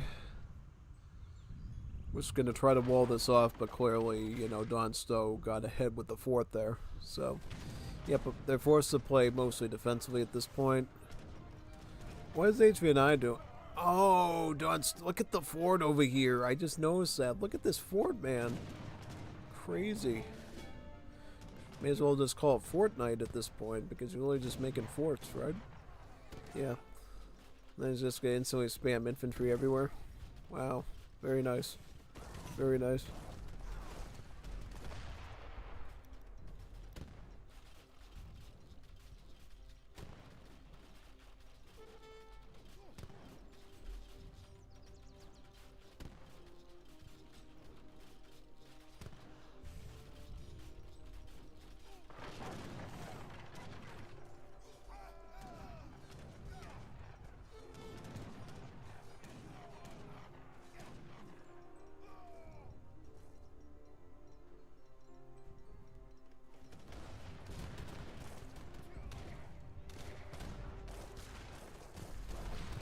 Don Stowe's trying to get the conga line of copper mines going.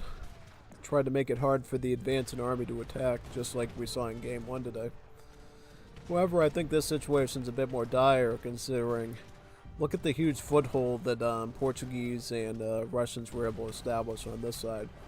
Yeah, it's going to be a lot harder to close this up once it happens. 100% it's going to be a lot harder to do that, basically. Yeah, totally. This is like a brutal... Look at this advance. This is like an unwhelmed... And plus he's adding into Ordnance Pikemen now. On top of the cans are already doing enough siege. You got Ordnance Pikemen in there too, which are going to do even more siege. And the worst thing about these Ordnance Pikemen is that they, just like the Ordnance Riflemen, train like instantly once you get like fencing school. So yeah, they just go boop, boop, boop, boop, boop, like a big army. There's nothing much you can do. I mean, HVNI is trying to like reverse and go with Pikeman himself. Yeah, he's out of gold at this point. I mean, he got Cephalax Jaeger to like get rid of the gold cost and replace it with some wood. But even that's still burning through his gold like crazy. And now he's like basically forced to fight these Ordnance pikemen with his Dalcar pikemen. Are they the same stats? Yeah, they are the same stats. No, his Dalcar was a bit tankier. Good push, GG, well played. Yeah, no, that was a good push by those guys. Totally. Yeah. Alright, so let's look for like some matches. What time is it now? 10:23. It's a little bit early for HVV Chaos, right? Yeah. Is there anything good on here? I don't know. I don't know. What do you think? Anything good? Let's go! Like that title. 2v2 noobs. 40 treaty med player. I don't know.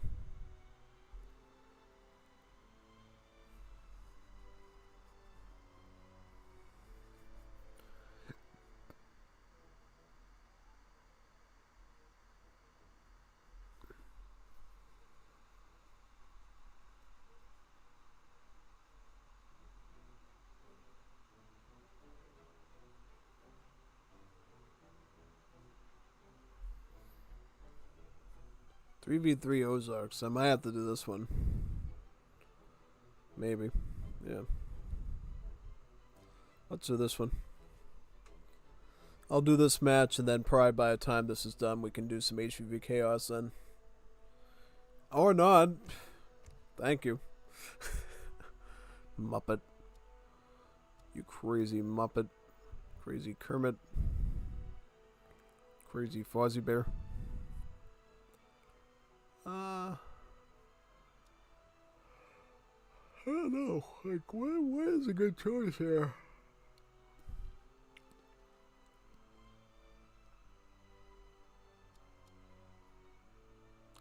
Oh, I thought that was Forest Nothing. I'm gonna pull out of that. Yeah, I don't want to do that map.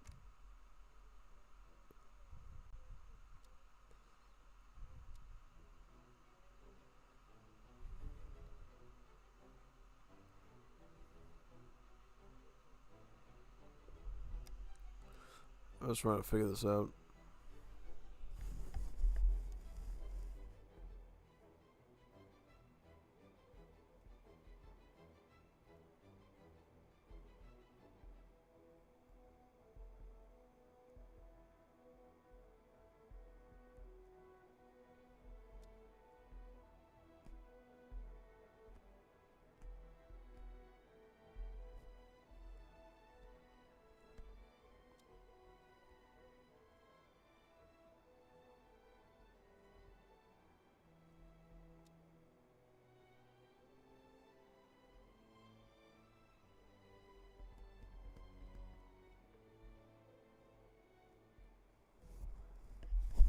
It's kind of tough finding a good game here, man, honestly.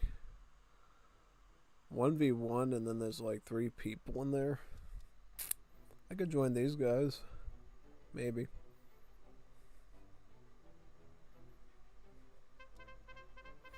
I'll go India because it's Deccan. Pull up my India Civ on them. Yeah, let's do it, man. Almonds in India versus Hadashani Dutch. Let's do it. COVID. His name's literally COVID. Unbelievable.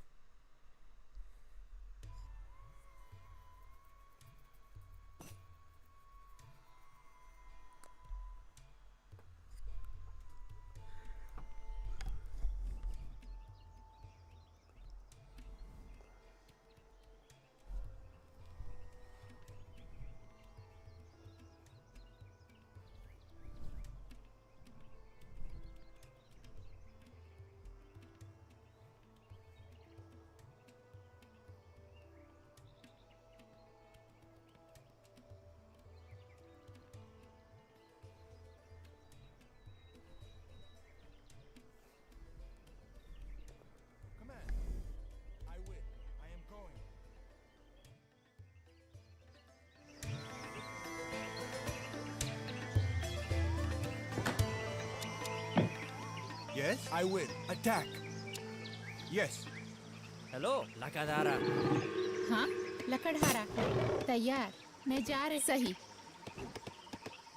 Yes. Ready. Yes. I will. To battle. आदेश। हाँ, सही। मैं जा रही हूँ। शिकारी। Command. I am going. हाँ, मैं करूँगी। मकान बनाने वाला। Yes, I will. Yes, I am going. Yes, I am going. I will. I am going. Yes, I am going. Yes, I am going. Hello.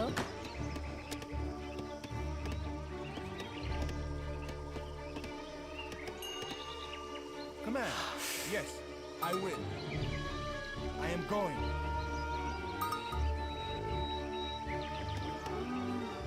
Yes? Yes. यार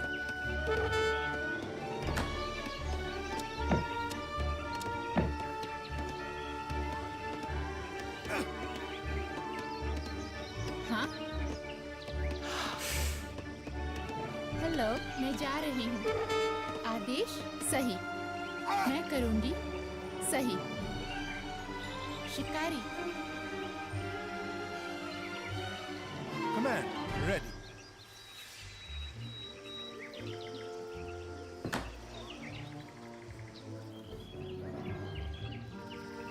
हाँ, हाँ। Command. आदेश। हाँ, लकड़हारा।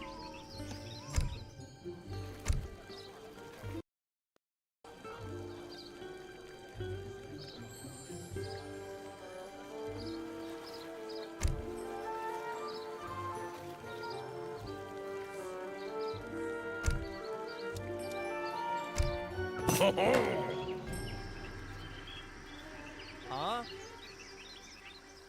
मैं जा रहा हूँ मकान बनाने वाला। हेलो। सही। शिकारी। हाँ। हेलो लकादारा। हेलो। मैं करूँगी। मैं जा रही हूँ।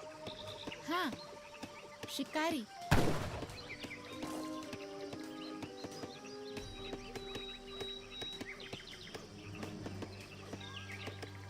यार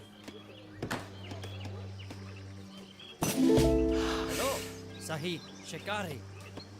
तैयार।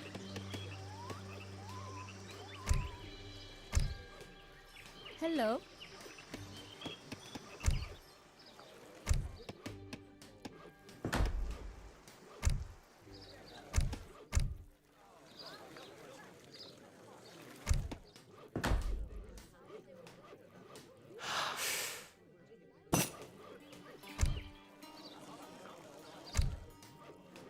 तैयार। मैं करूँ। शिकारी।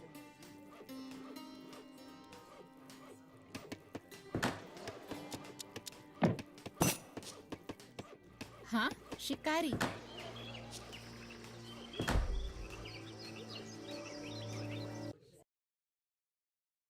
यार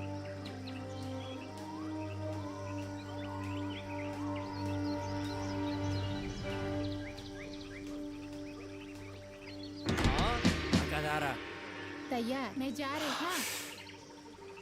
शिकारी। हेलो मैं करूँगा लकादारा। हाँ, मैं करूंगा। तैयार, मैं जा रहा हूँ। हाँ।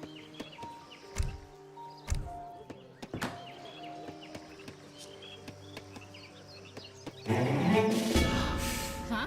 लकड़हारा। लकड़हारा।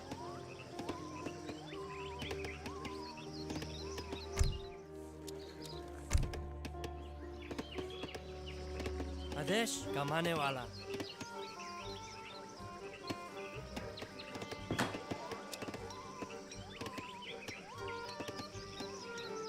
आदेश। मकान बनाने वाला। आदेश, मैं करूंगा। हाँ, मैं जा रहा हूँ। हेलो मैं जा रहा हूँ। सही। हाँ शिकारी। हाँ। लकड़हारा।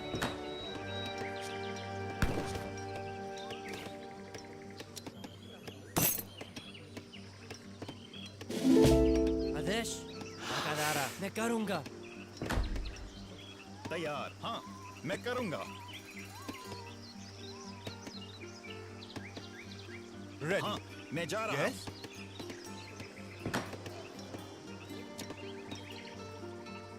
Ready. Attack. आदेश। मैं करूंगा। हमला।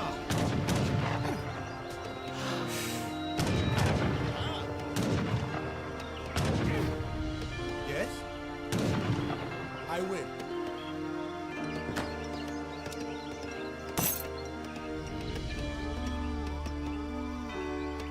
Command. Yes, I am going. Hello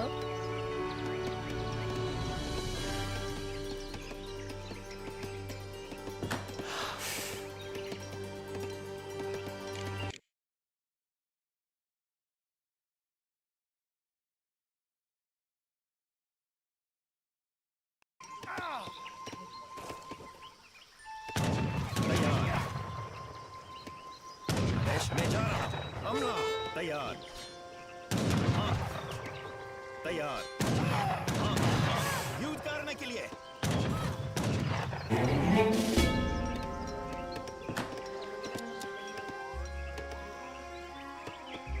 Ready. I will.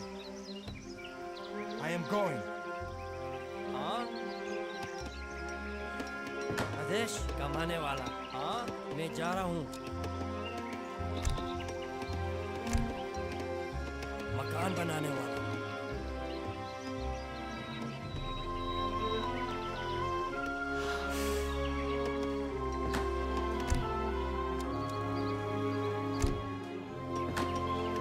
यार हाँ मकान बनाने वाला। हाँ मैं जा रहा हूँ शिकार है। Command. Yes. हेलो लकादारा लकादारा। हाँ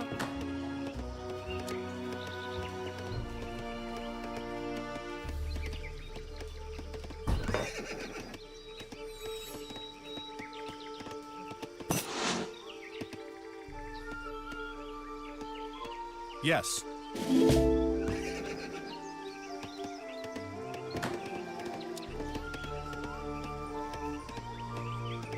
तैयार Yes. मकान बनाने वाला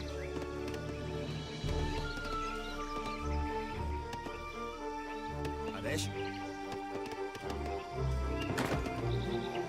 आदेश लकड़हारा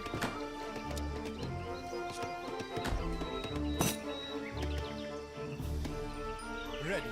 I will.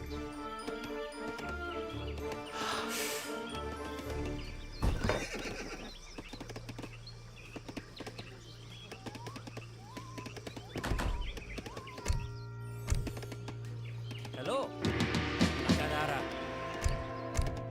Adesh. हाँ हेलो मकान बनाने वाला यार मैं करूँगा शिकार है।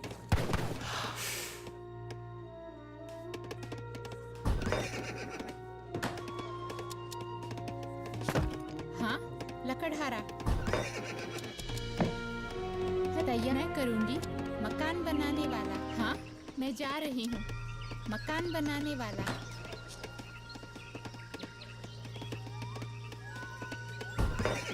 हेलो लकड़हारा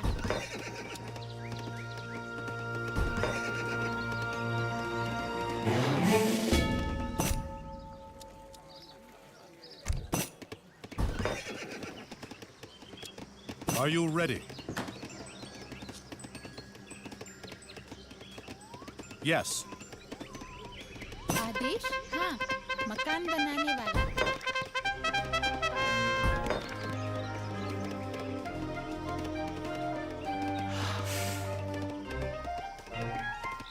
हाँ हेलो लकड़हारा आदेश लकादारा।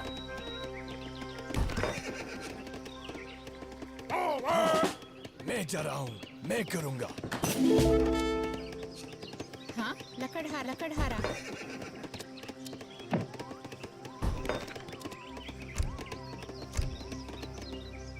Adesh.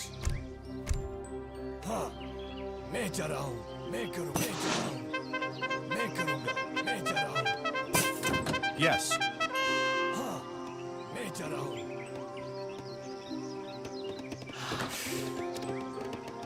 हेलो सही मकान बनाने वाला तैयार हाँ मैं करूँगा मैं जा रहा हूँ हाँ मैं करूँ मैं जा रहा हाँ मैं करूँ हाँ मैं जा रहा मैं करूँ मैं जा रहा हाँ मैं करूँ मैं जा रहा हाँ हमला मैं करूँ हाँ मैं करूँ मैं जा रहा मैं करूँ मैं जा रहा हूँ हाँ युद्ध करने के लिए यस हाँ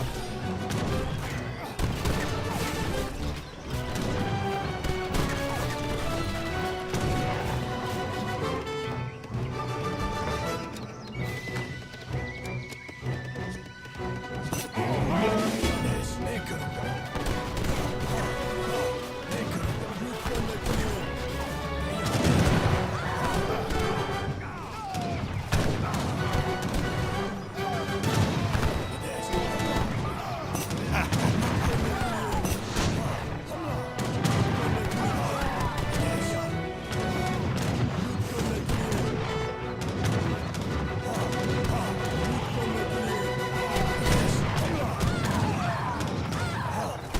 मैं जा रहा हूँ मैं करूँ मैं जा रहा हूँ युद्ध करने के लिए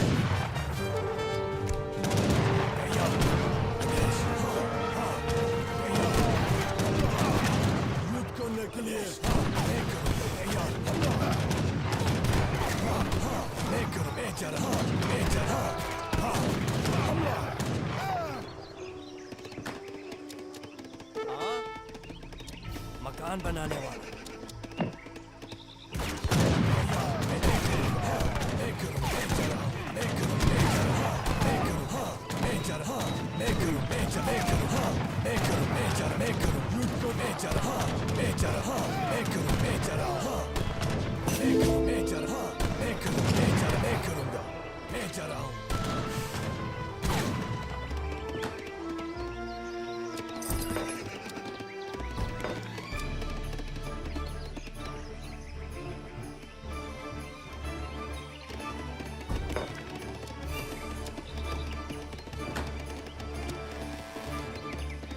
आदेश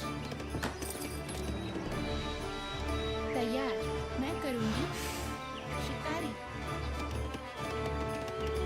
हेलो मैं जा रहा हूँ शिकार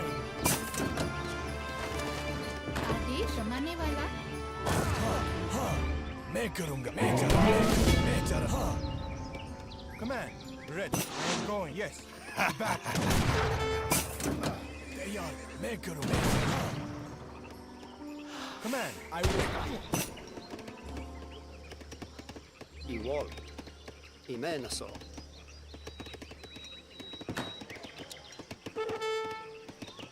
Yes, yes. Igual. Imenaso. Yes. yes I am going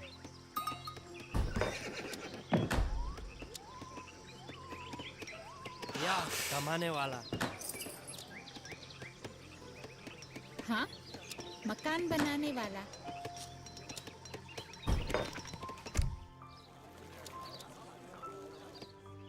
हाँ मैं जा रहा हूँ Ready. Imenaso.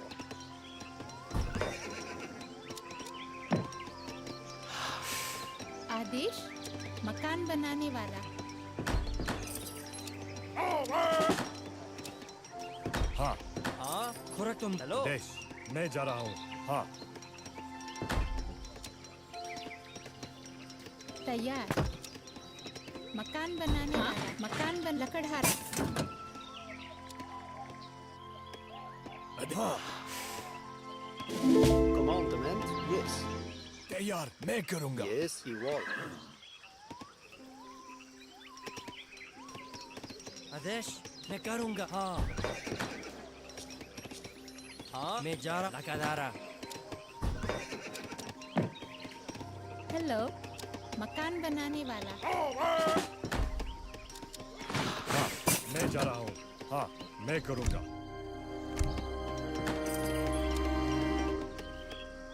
आदेश हाँ Are you ready? मैं करूँगा Yes. Ready, men, sir. Ready, yes. Command, I will. Yes, yes. Yes, I am going.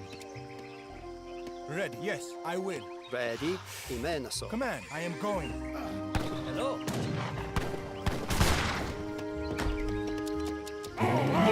Yes, मैं जा रहा हूँ. हाँ.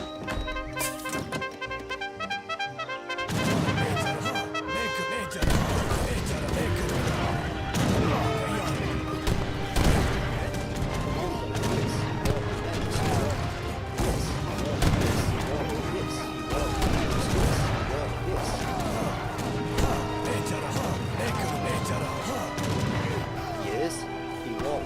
Men, lion. तैयार मैं करूँगा. मैं जा रहा. मैं करूँगा. हाँ. Ready, yes, he walk. मैं करूँगा. मैं करूँगा. मैं जा रहा हूँ. Yes, ready, yes. Come on, yes. Ready, yes. Lion. मैं करूँ. मैं जा रहा हूँ. मैं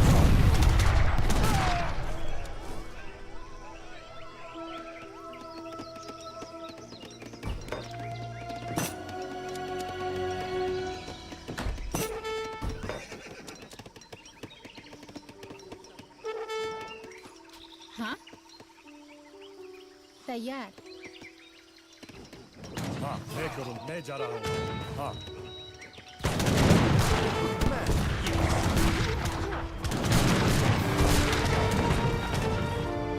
सही. हाँ, मैं करूँगा.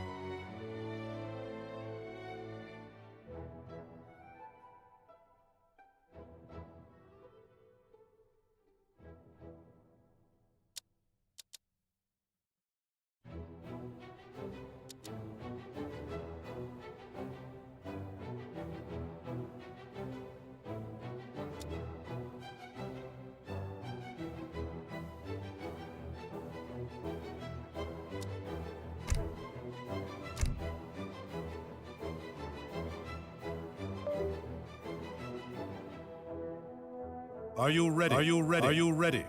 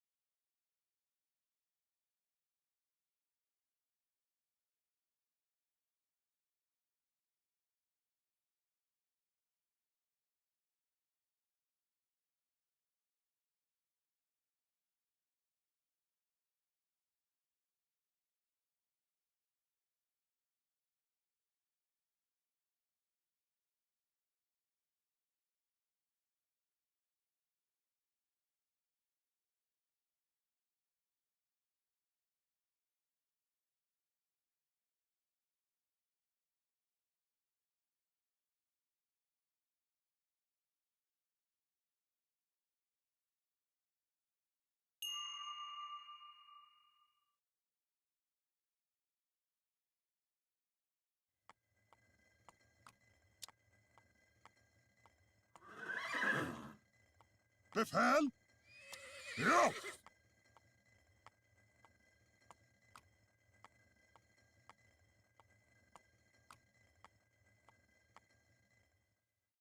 Ers Majestät!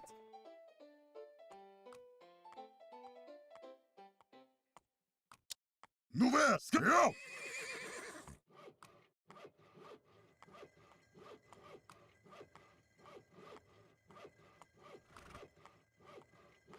Redo! Nåväl!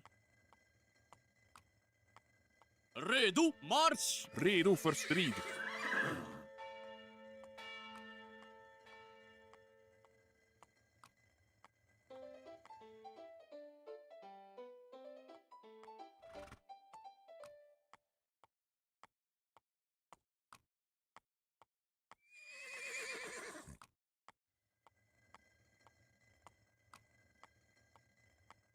Befäl! Ja!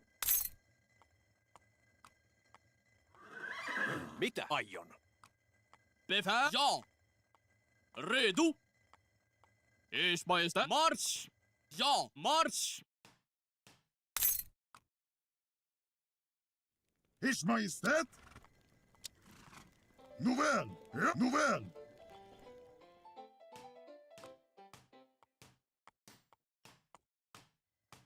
Kyllä aion. Befäl! Ja! Ja! Redo! Ja!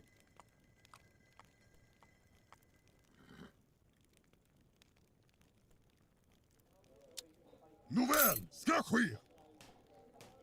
Befäl! Marsch! Ja, ske! Prêt, très bien. Oui, Redo! Ja!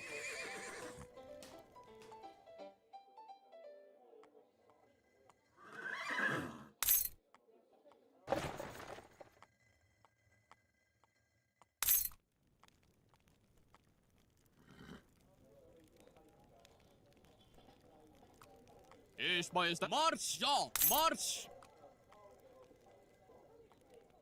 Ja! Befäl! Marsch! Ja, ske! Redo? Marsch!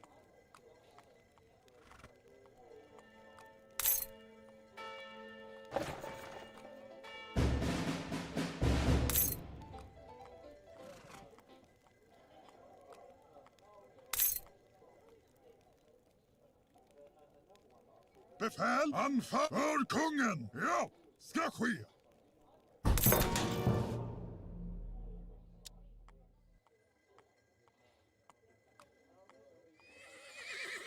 Ers Majestät, ja! Nåväl, ska ske, ja! Nåväl, ja! Nåväl, ska ske, ja! Ska ske, nåväl! Befäl, ja! Nåväl! Ska ske! Anfall! Befäl! Ja! Anfall! Ers Majestät! Ja! Ja! Anfall!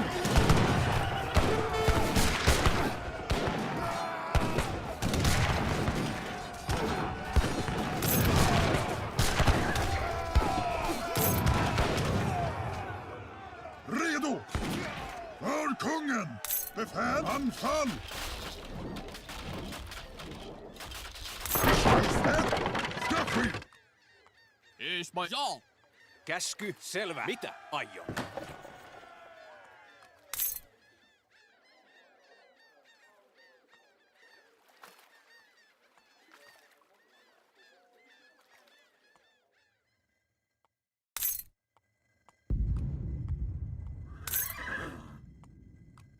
Redo! Ja! Ska ske! Nåväl! Ska ske! Ja! Jawohl, wird erledigt, jawohl. Jawohl. Jawohl. Bereit, verstanden, wird erledigt, verstanden.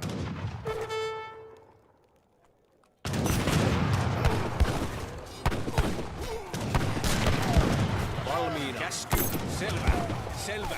Mitä? Valmiina. Hyökkäykseen. Befäl! Nåväl! Ska ske! Ja! Befäl! Ers Majestät! Nåväl! Ja! Ja! Ja, wird erledigt. Jawohl.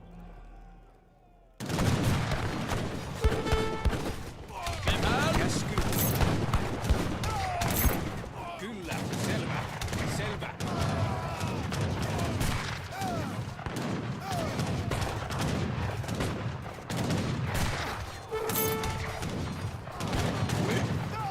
Oui!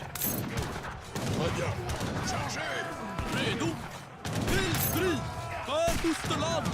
Anfall, majestät!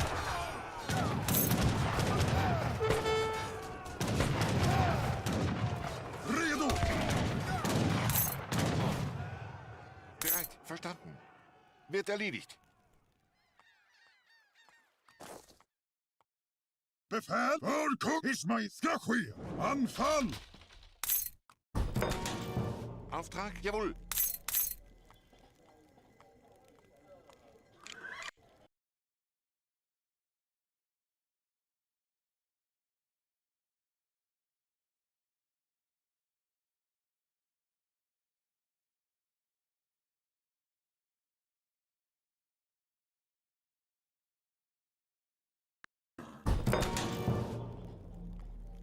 Bereit. Wird erledigt.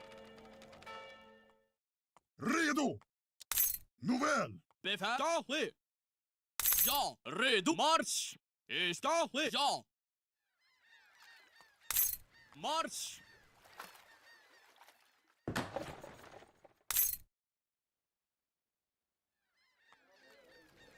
Ja, jawohl. Valmiina. Kyllä.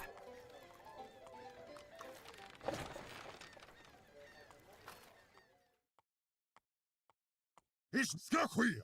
Ja! Nåväl! Ska ske. Ja! Nåväl! Ska ske. Ja! Ska ske. Commandement. Befäl! För kungen! Bereit.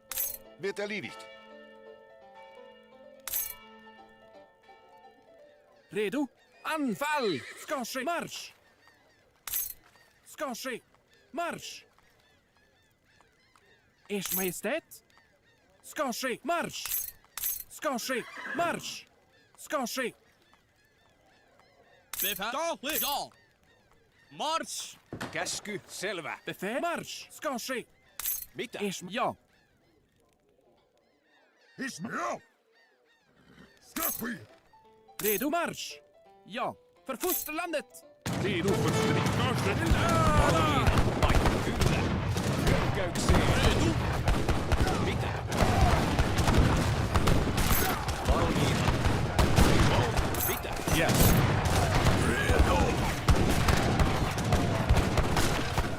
För fosterland! Anfall! Redo till strid!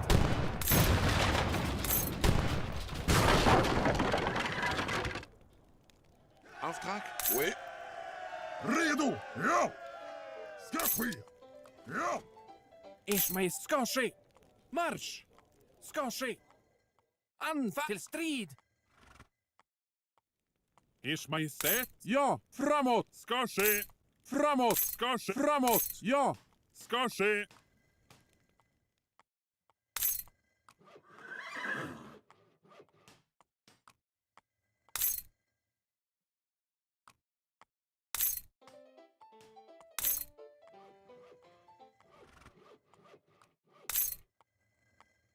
Befäl! Marsch! Ja! För fosterlandet! Redo! Ers Majestät! Befäl! Till strid! Valmiina.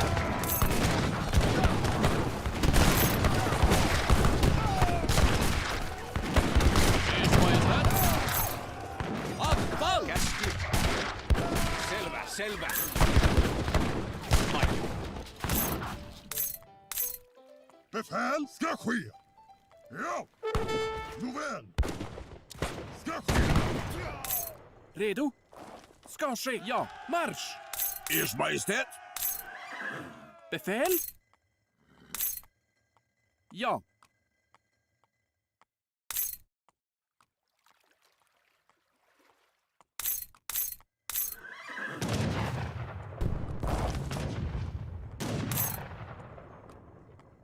Ers Majestät? Nåväl, ska ske!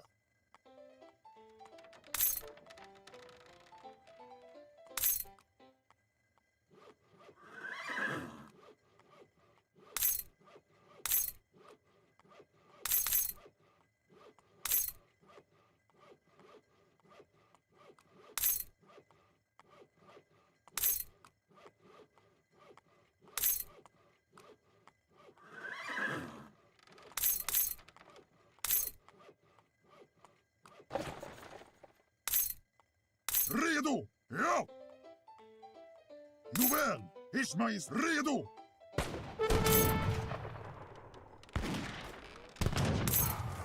Befäl! Ja!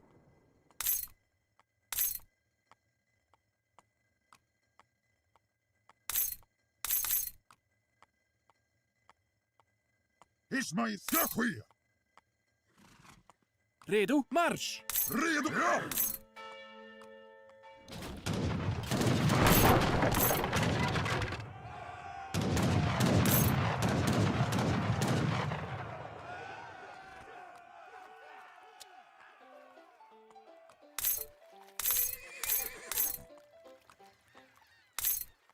Ready.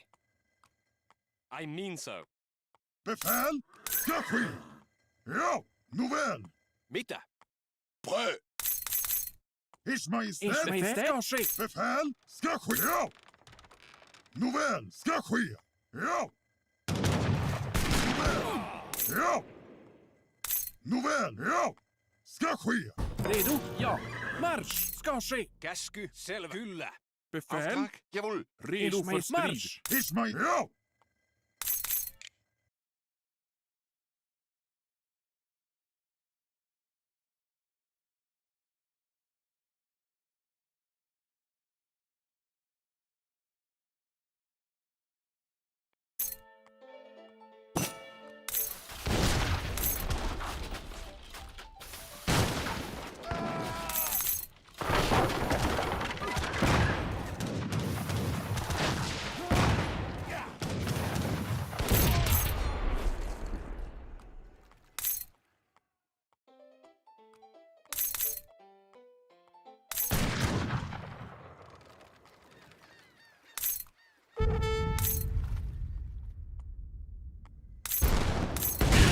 Ska ske! Redo! Ska ske! Ja! Var redo för eld! Redo!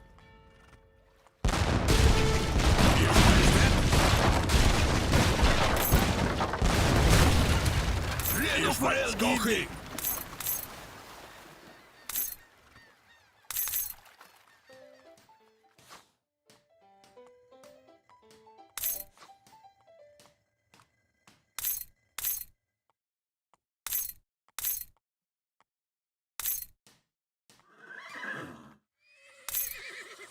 Mitä aion? Redo, ja! Marsch! Redo! Ja! Ers Majestät, ja! Ska ske!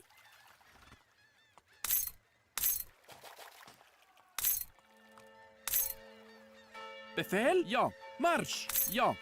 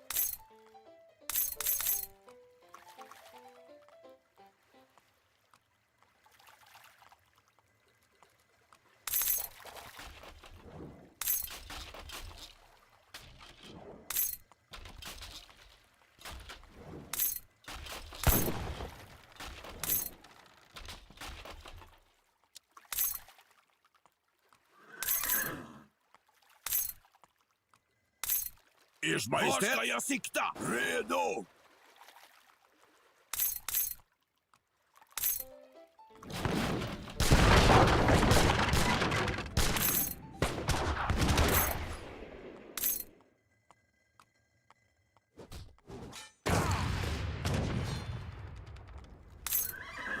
Ers Majestät. Selvä. Kyllä, aion. Selvä. Befäl. Marsch. Ska ske. Redo för eldgivning! Redo. Marsch. Befäl. Ja. Ers Majestät. Ja. Redo. Ska ske. Ja, verstanden. Redo. Marsch.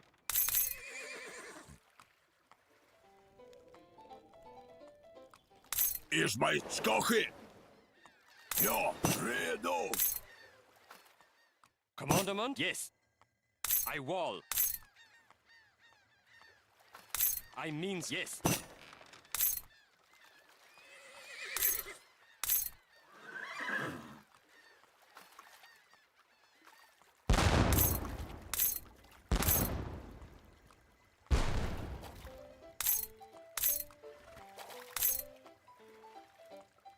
Var ska jag sikta? Ska ske! Ja, redo!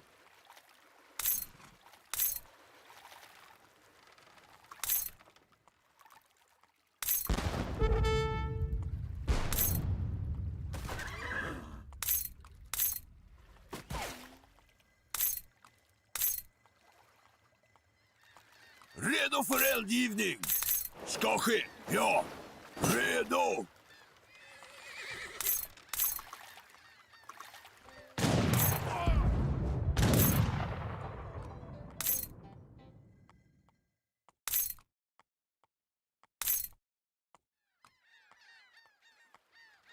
Var ska jag sikta? Ska ske! Ja, ska ske! Ja!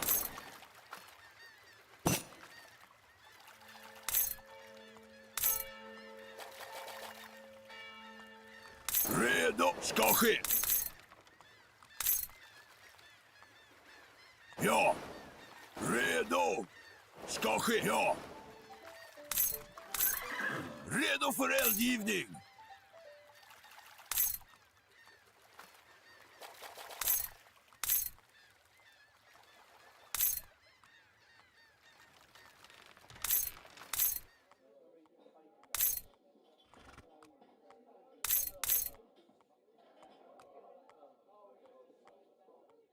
Ready. I mean so. Yes. I mean so. I wall. I mean so.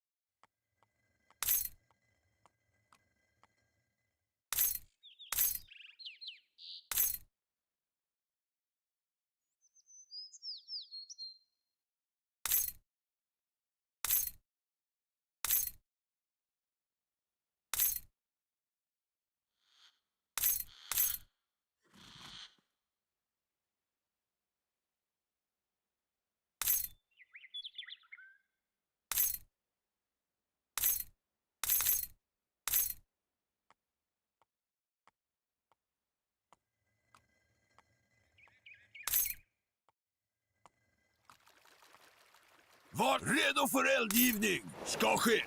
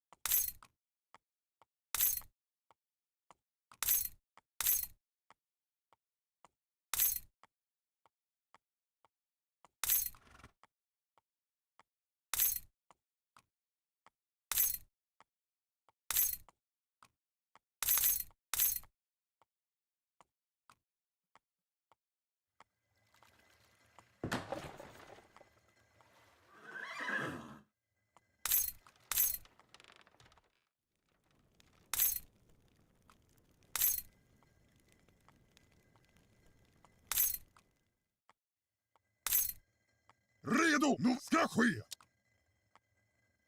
Ja! Votre ordre?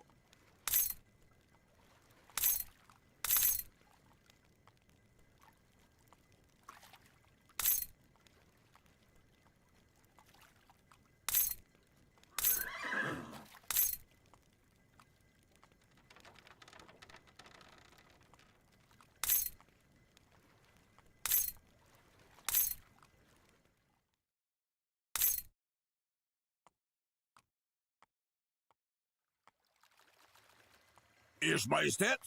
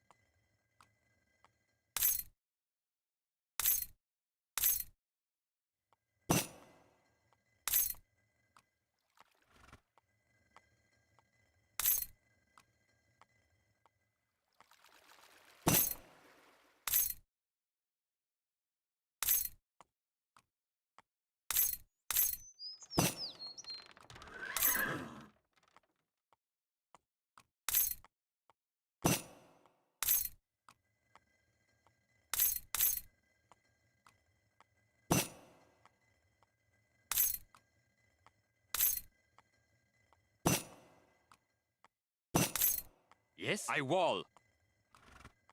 I mean so.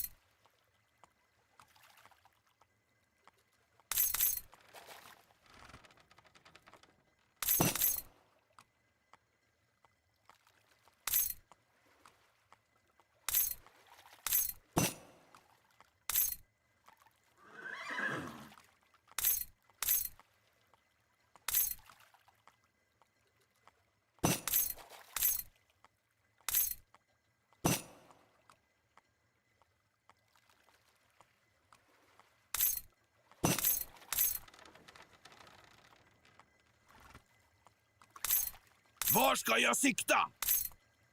Redo för eld? Ers Majestät? Redo? Ja. Redo? Redo! Var ska jag sikta? Ska ja.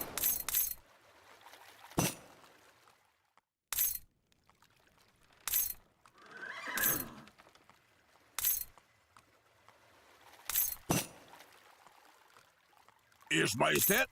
Ska ja. Var ska jag sikta? Redo? Ja.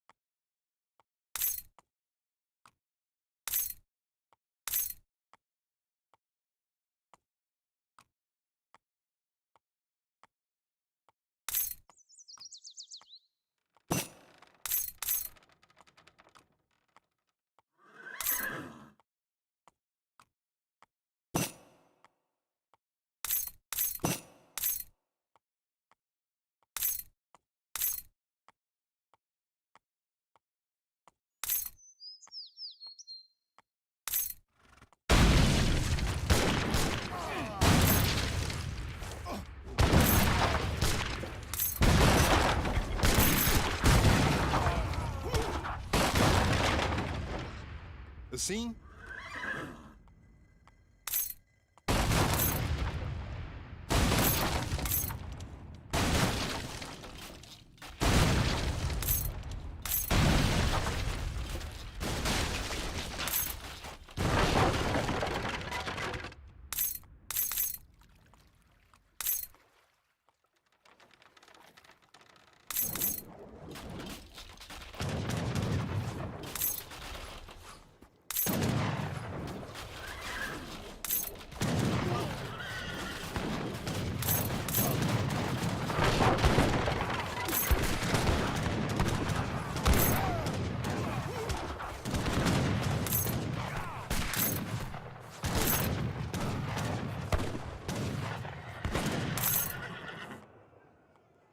His Majestät? Yes, yes, I mean so. Is my Marsch! Ja! Marsch! Is Majestät? Ja! Marsch! Ska ske! Befehl? Ja! Marsch! Bereit. Wird erledigt. Redo? Ska ske! Ja! Ready.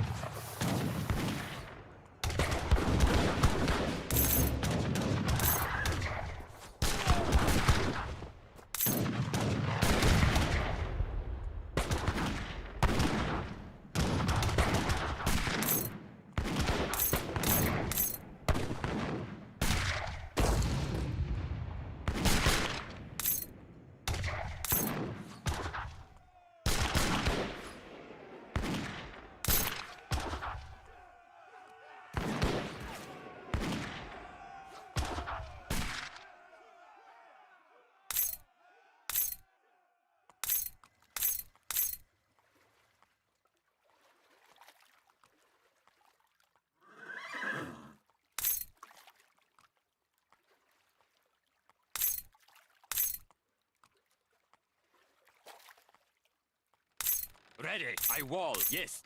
I mean so. I wall. I mean so.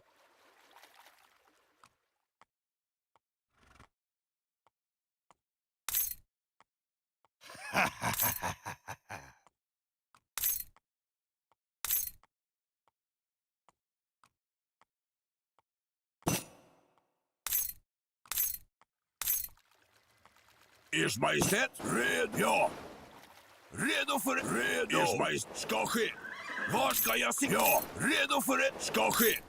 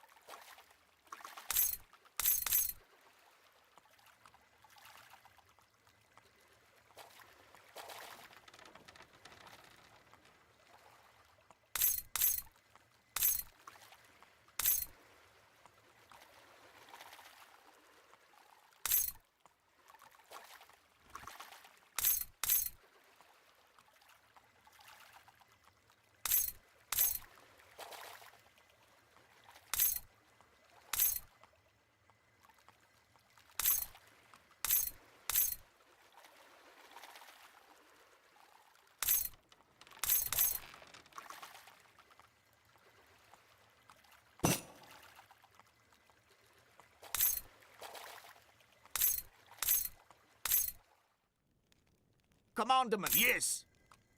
I wall. Ers Majestät? Mitä? Kyllä. Oui. Prêt. Je le ferai. Redo?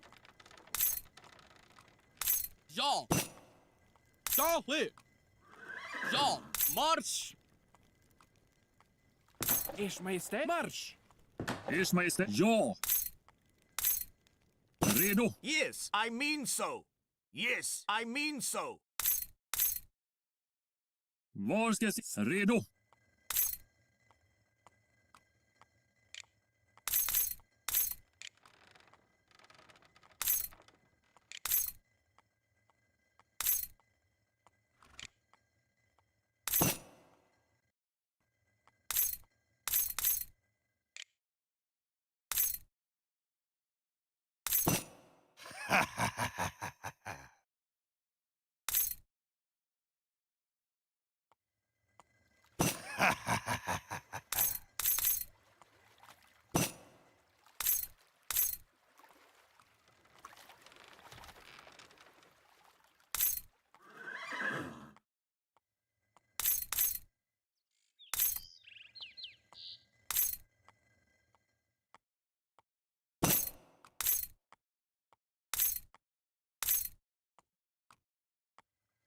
Var ska jag sikta? Redo för eldgivning! Var ska... Ja, redo! Ska ske! Redo? Ja, Ers Majestät!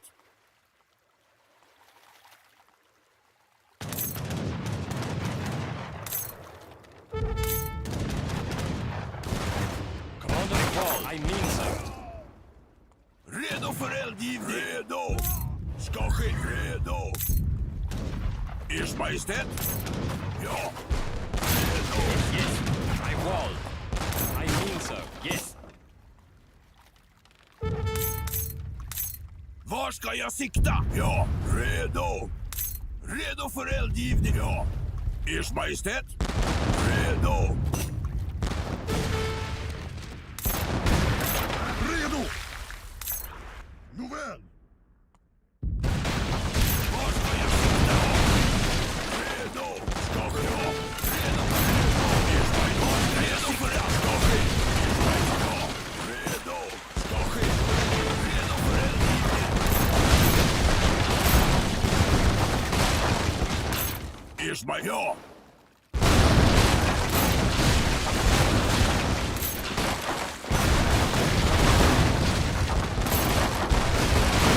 Ers Majestät! Ja! Ska ske!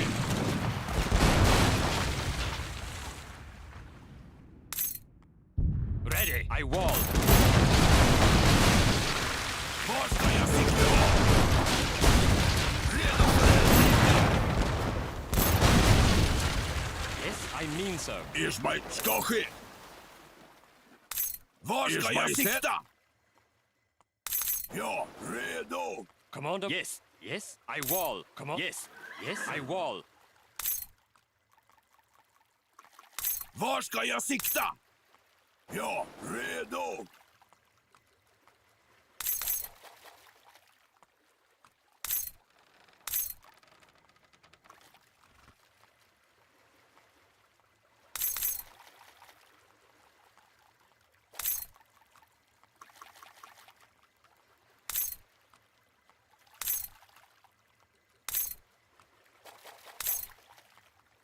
Var ska... Ja!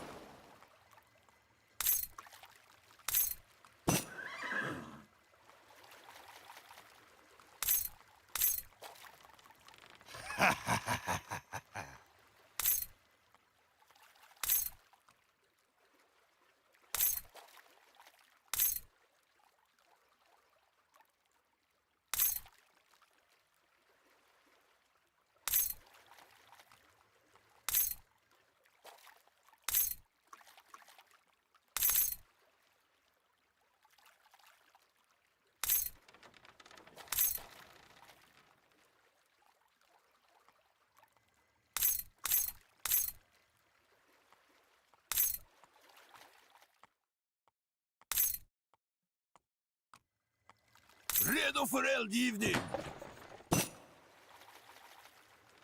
Ready. Yes, I mean so.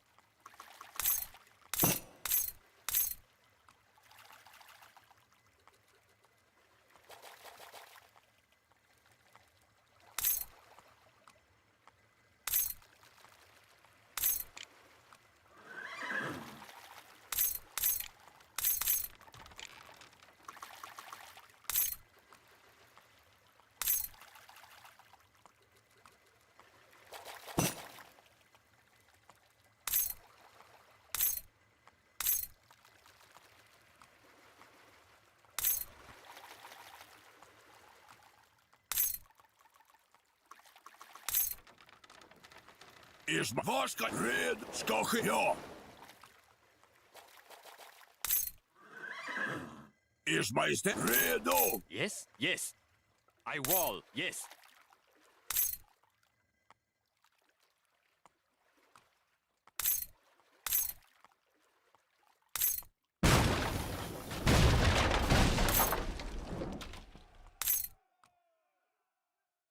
Befäl ska ske! Ja! Nåväl! Ska ske! Ja! Ska ske! Nåväl! Ja! Ska ske! Nåväl! Ska ske! Nåväl! Ska ske! Nåväl! Ja! Nåväl! Ska ske! Ja! Nåväl! Ska ske! Commandment, I wall. Commandment, yes.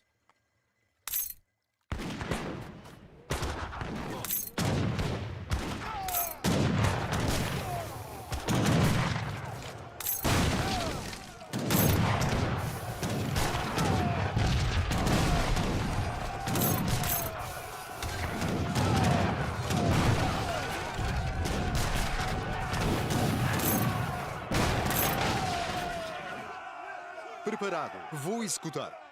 Vou fazer. Sim. Redo för det? Ja.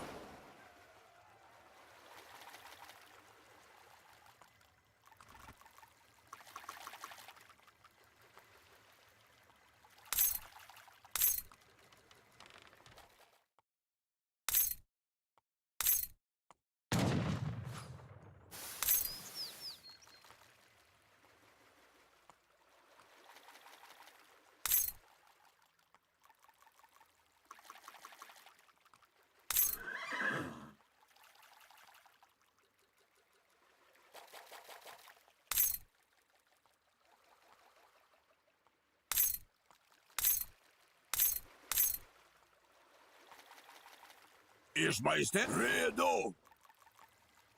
Redo! Redo för det! Ska ske! Ers Majestät. Redo! Ja! Yes, I mean so. Ers Majestät. Käsky, selvä. Aion. Sim. Vou executar. Vou fazer. Redo. Befäl ska ske. Marsch! Redo ska ske. Ja. Marsch, ja.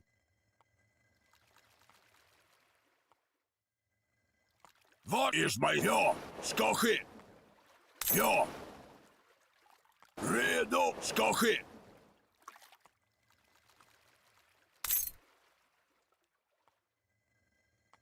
Kyllä. Aion. Preparado. Qual é a sua... Sim. Vou fazer. Sim. Vou executar. Sim. Mitä? Kyllä. Aion. Selvä. Sim. Vou executar. Sim. Vou executar. Valmiina. Kyllä.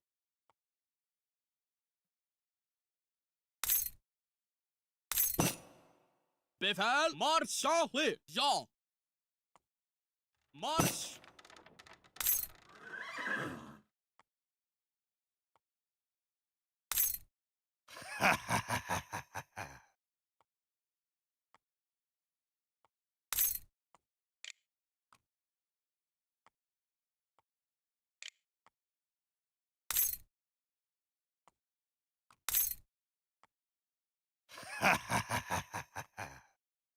Mitä? Käsky. Aion.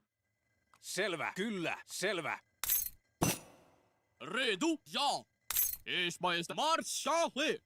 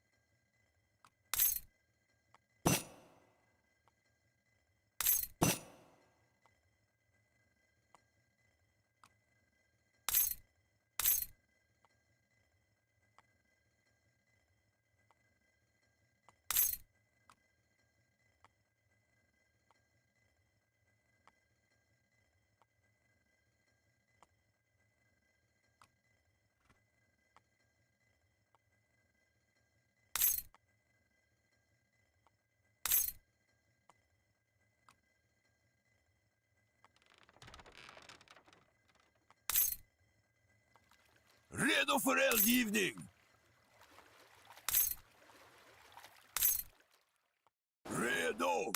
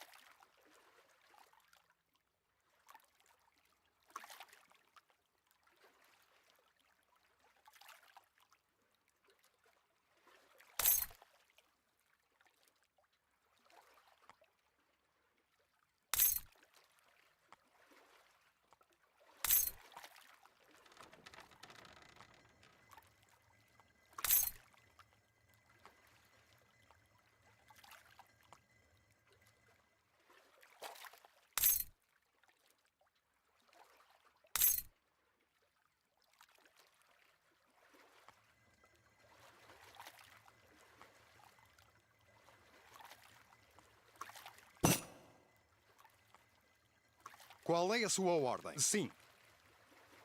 Vou executar. Vou fazer. Redo! HVNY ska ske!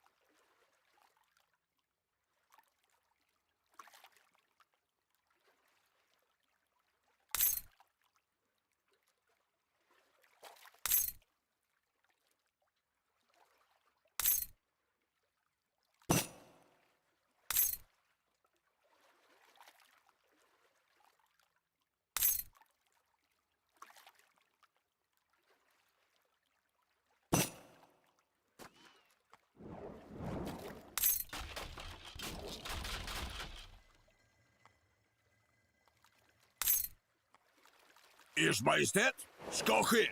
Ja, ska ske. Ja, redo, ska ske. Ja, redo, ja. Redo.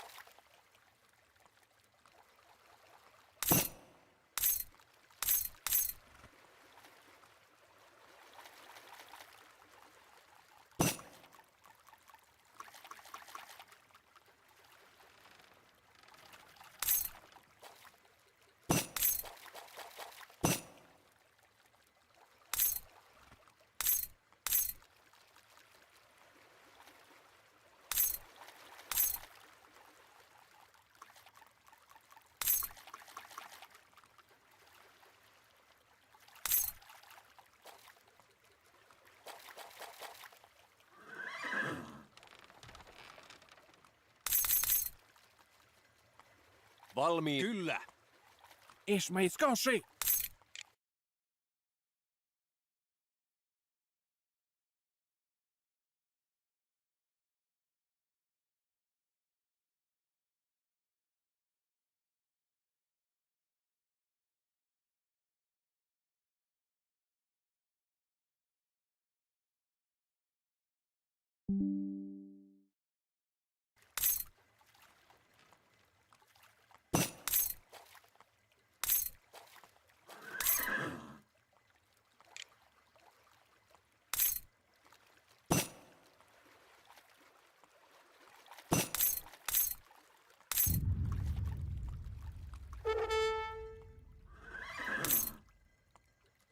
Ers Majestät, ja!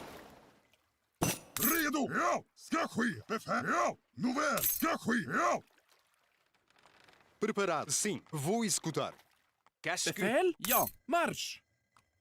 Befäl? Ja! Ska ske! Ja! Redo? Ska ske. Ja.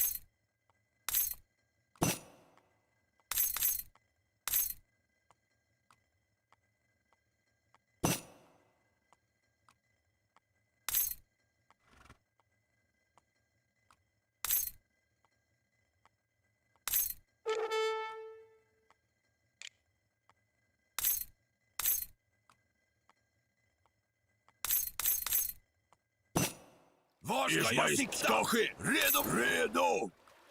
Ers Majestät! Var ska jag sikta? Var ska ske?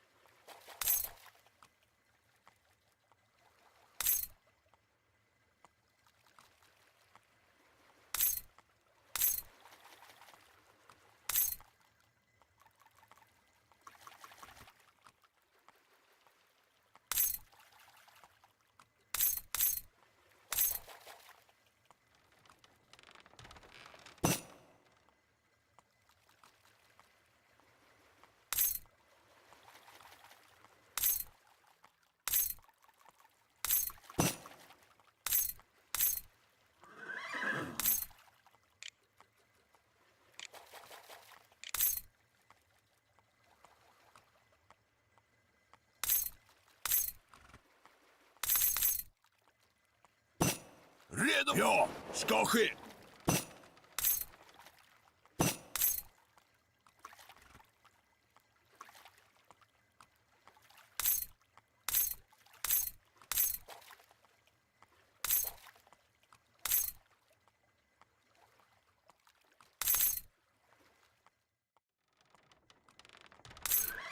Ers Majestät! Marsch! Ska ske. Redo? Befäl? Ja. Ers Auftrag? Majestät? Verstand, jawohl. Befäl? Marsch! Yes. Redo? Ska ske. Ja. Valmiina. Var ska Model, jag I mean sikta? so.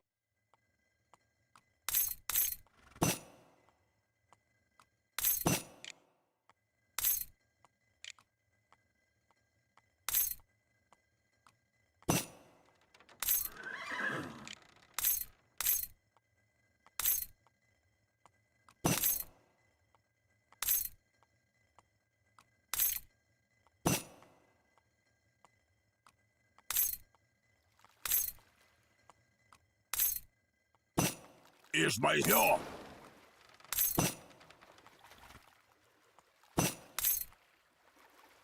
Befäl! Ja! Marsch! Ja! Redo! Ja!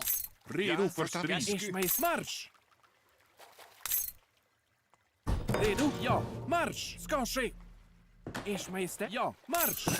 Bereit. Wird erledigt. Verstanden.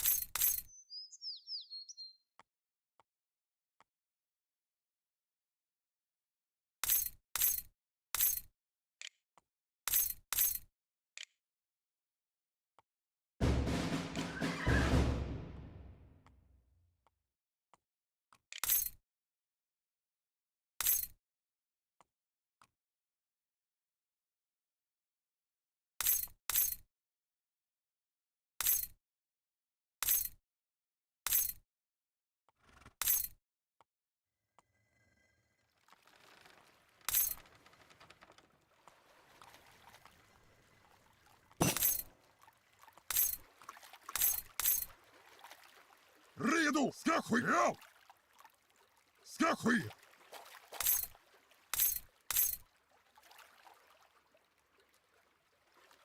Befäl! Nåväl! Ska ske! Ja! Nåväl! Ismail! Ja! Nåväl! Ja!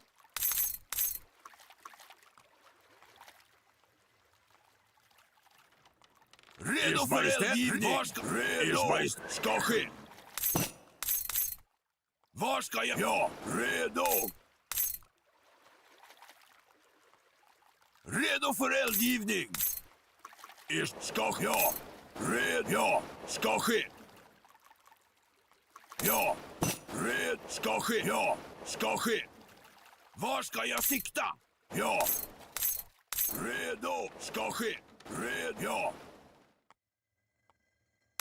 Befäl! Marsch! Ja!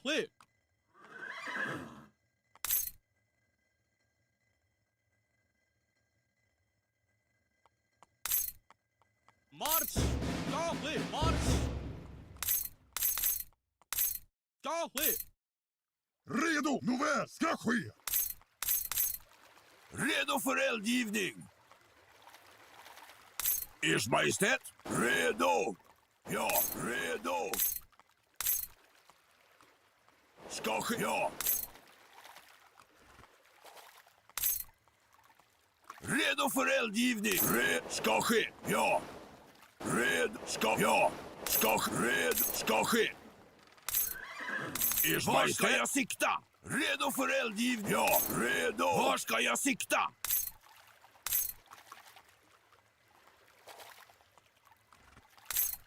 Ers Majestät, ja. Mitä? Selvä, kyllä. Var ska jag? Ska ske. Qual é a sua ordem? Vou executar. Red ska ske. Ready. I wall. I mean so. Yes. Preparado? Sim. Vou fazer. Redo för eld. Redo. Ja, ska ske. Ja. Redo? Sim, vou executar. Sim. Vou fazer. Var ska jag? Redo. Ja. Befäl? Redo? Ska ske! Ja! Ska ske! Ja! Marsch! Ska ske! Ja! Ers Majestät, ska ske. Ja? Jawohl.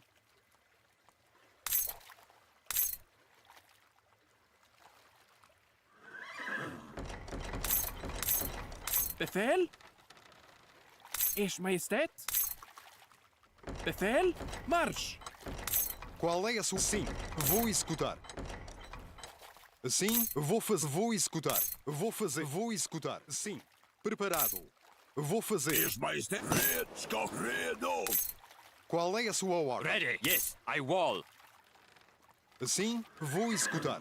Vou fazer. Vou fazer sim. Vou fazer sim. Vou executar. Yes, I wall. Yes, I wall. I mean so. Commandment, I mean so. Ready. Yes, I mean yes. Var ska ske? Ja. Qual é a sua ordem? Vou fazer. Yes.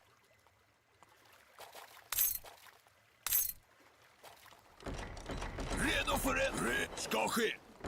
Befäl? Ja. Var ska jag sikta? Redo. Ja, redo. Ers Majestät. Ja, ske. Ers Redo? Majestät. Ska ske. Ja, ska ske. Redo för eldgivning. Redo. Ska ske? Ja, redo. Var ska jag sikta? Ska ske? Ja, redo. Var ska jag? Ska ske? Ja, redo. Ska ske. Redo för det. Ja, redo. Redo? Ja. Ers Majestät. Ja, marsch. Ismail, ja! Valmiina. Oui. Très bien. Var ska jag sikta? Ska ske? Ska ske. Ja. Redo för eldgivning. Ers Majestät. Ja. Nåväl, ja!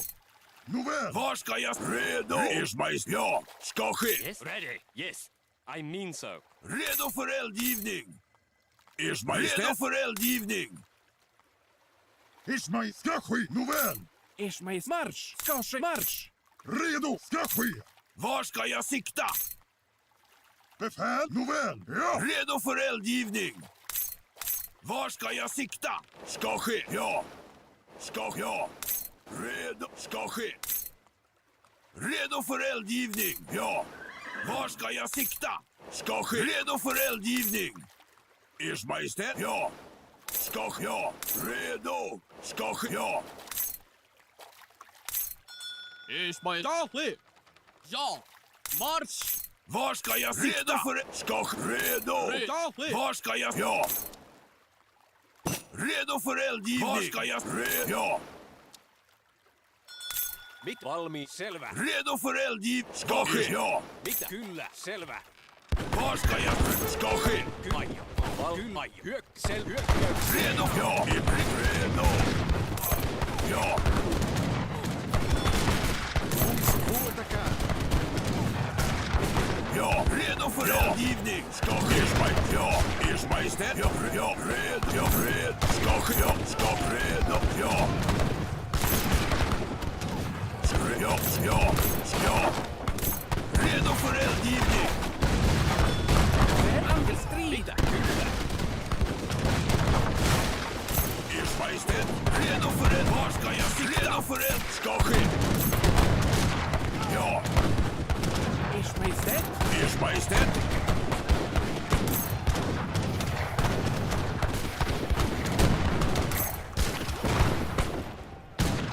Redo för eldgivning. Ers Majestät. Redo. Ers Majestät. Var ska jag sikta? Var ska jag sikta? Ers Majestät. Ja, Redo för eldgivning. Var ska jag sikta?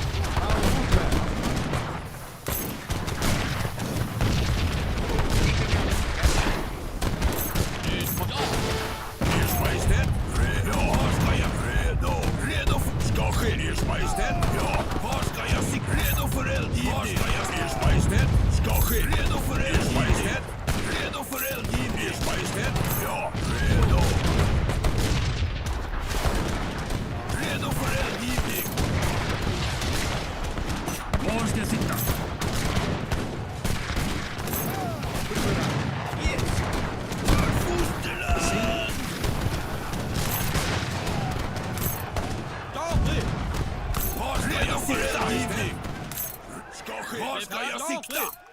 Redo? Ja, redo! Befäl? Redo? Ja. Ja. Ismail, ja, ska ske. Ja, marsch! Yes, I wall. Ready. Yes, I wall. Ismail. Ja. Ja. Cash. Ai, selvä. Kyllä. À luta, sim, vou à luta! Var ska jag sikta? Ja. Redo för... Ska ske. Var ska jag sikta? Redo för... Ja. Ska... Ja. Redo. Var ska jag... Ska... Ja. Qual é a sua... Vou fazer. Sim, vou executar. Redo, marsch! Ja, Ismail, marsch! Ska ske! Redo. Ja. Redo? Ja. Ska ske! Ja. Valmi. Selvä. Kyllä. Aion.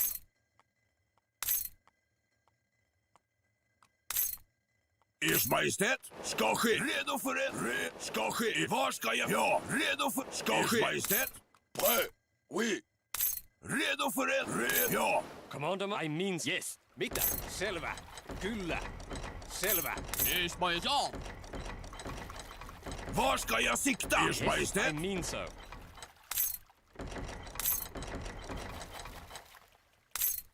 Ready. Yes.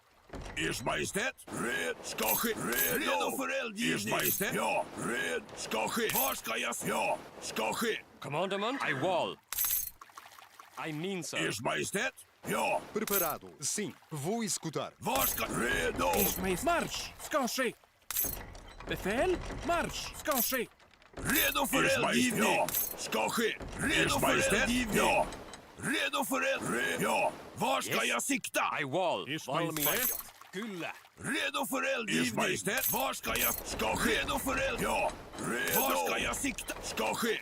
Ers Majestät. Ja. Redo.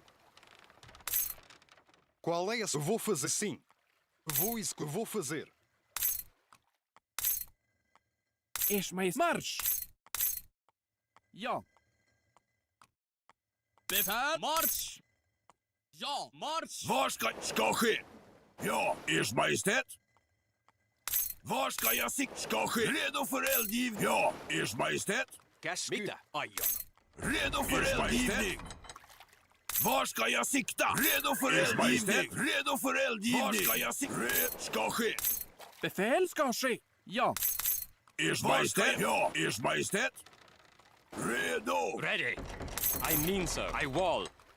Redo för eldgivning. Redo för eldgivning. Redo för Ers Majestät. Redo för... Var ska jag sikta? Redo för eldgivning. Ers Majestät. Preparado. Sim, vou executar. Redo? Ja. Redo för eldgivning. Var ska jag sikta? Redo för eldgivning. Redo för eldgivning. Var ska jag sikta? Ska ske. Ers Majestät. Ja. Redo. Commander, I mean so. Ismail, ska ske! Marsch! Var ska jag sikta? Ers Majestät. Ska redo. Ismail, marsch! Ska ske! Ja, marsch! Var ska jag... Ska ske. Redo för Ers eldgivning. Majestät. Redo? Ismail, ska ske! Marsch! Ska ske! Var ska jag sikta? Redo för eldgivning. Marsch! Befäl, ska ske! Ja! Var ska jag... Redo. Ja. Ers Majestät. Redo för eldgivning. Ers Redo. Majestät. Ska ske! Var ska jag sikta? Redo. Ja. Ska ske. Redo. Ska ske. Ja. Redo. Ska ske. Ja. Redo. Ja. Ska ske. Ja. Ska ske. Ers Majestät. Ja. Ja. Ja. Redo för eldgivning. Ska ske. Ja. Ers Majestät. Redo. Ers Majestät. Redo. Redo för... Ja. Redo. Var ska jag... Ska ske. Redo. Redo för eldgivning. Ja. Ers Majestät. Ska... Ja. Ja. Ja. Var ska jag sikta? Redo. Ers Majestät. Var ska jag... Ja. Ska ske.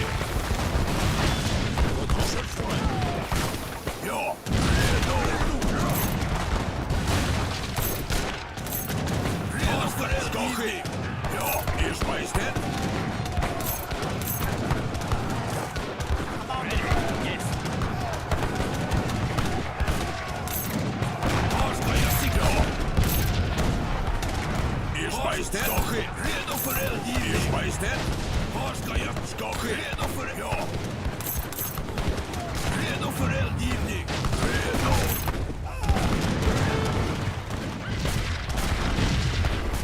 Ja, redo!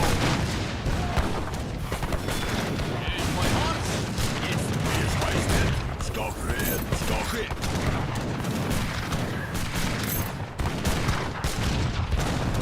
Marsch! För kustlandet! Ja! Anfall! Marsch! Vou fazer. Befäl! Var ska jag sikta? Redo för eldgivning! Ers Majestät! Var ska jag sikta? Redo för eldgivning! Redo för eldgivning! Ska ske! Redo! Ska ske! Redo! Ska ja! Var ska jag sikta? Redo! Ja! Ska ja! Redo! Redo! Ja! Redo för eld! Ska ja! Ja! Redo! I mean so. Yes. Redo? Ja! Anfall! Ers Majestät, ska ske. Ja, ska ja. Var ska jag? Redo! Redo! Ska ske. Ers Majestät, var ska jag sikta? Redo för eldgivning. Ja, redo! Ja, ska ske. Var ska jag sikta? Var ska jag sikta? Redo! Ja, ska ja. Marsch! Redo! Nåväl! Ska ske! Ja! Anfall! Ska ske! Befäl! Redo! Commander, I mean so. Preparado, sim. Vita. Redo! Ja! Ja! Ska ske! Ja! Ska nåväl! Ers Majestät! Ska ske! Befäl! Ers Marsch! Yes. I wall. Befäl! Ja! Ers Majestät, var ska jag sikta? Ers Majestät, var ska jag sikta? Redo för red. Ska ske. Ers Majestät, Ska ske! Marsch! Ready. I mean so. Redo? Ska ske! Commander, yes. redo för eldgivning. Ers Ready. Majestät! I mean so. Sim, vou escutar. Befäl! Ja! Yes. I wall. Ska ske! Commander, yes.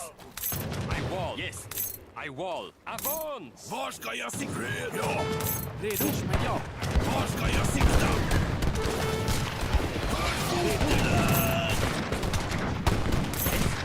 I mean so. Ready. I wall. I mean yes. Ers Majestät! Ska ske! Ja! Ska ske! Redo för eldgivning. Redo? Anfall!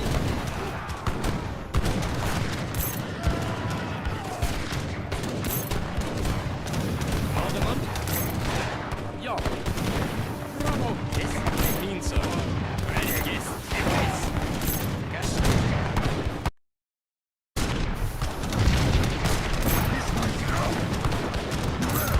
Commander, lay on. Be ready. Yes.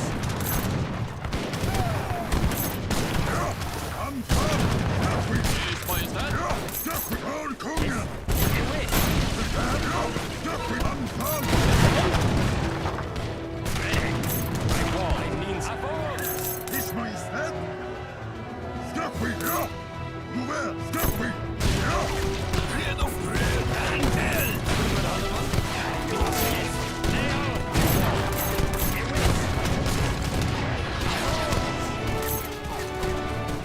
Ja, för anfall. Redo? Ska ske! Ja! Marsch! Qual é a sua Ready. ordem? Yes. Yes.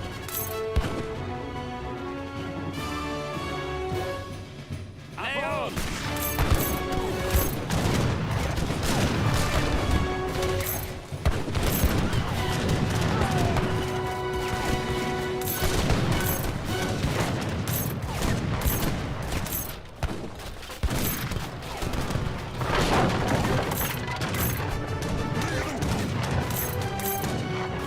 Alderman, I wall. I mean so. Yes. Avance. Lay on. Yes. Yes. Ready. I wall. I mean yes. Avance. Ers Majestät, till strid med fosterlandet! Var ska jag sikta? Fosterland! Anfall! Redo? Befäl? Ja, ska ske.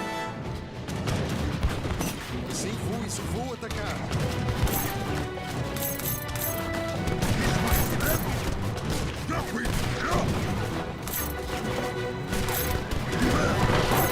I mean I wall. Yes.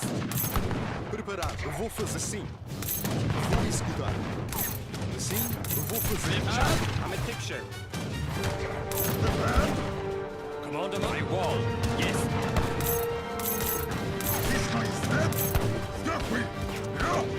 Ready. Yes, I wall. Commander. Redo! Novell! Skapskit novell! Redo? Marsch! Befäl? Ska ske. Marsch! Ska ske. Ja. Marsch! Ja. Marsch! Ska ske. Ja. Yes. Marsch! Ja. Preparado. Sim, vou sim. Ready. I mean I wall. I mean so. Qual é a sua ordem? Befäl! Skapskit novell! Redo för Commander, I wall.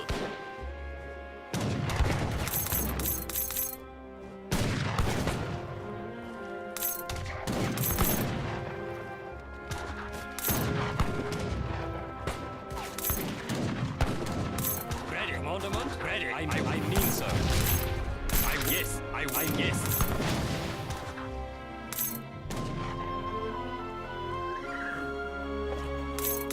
Redo för eldgivning. Ja. Ska ske. Var ska redo?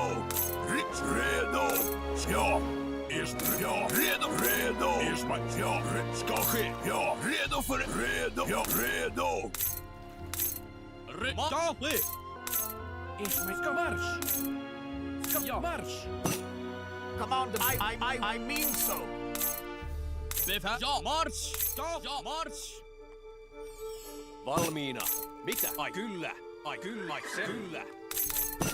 Befäl? Ska marsch! Ska ske. Ja. Ska ske. Ers Majestät, var ska jag? Ja. Ska ske. Ja. Redo. Yes. Redo.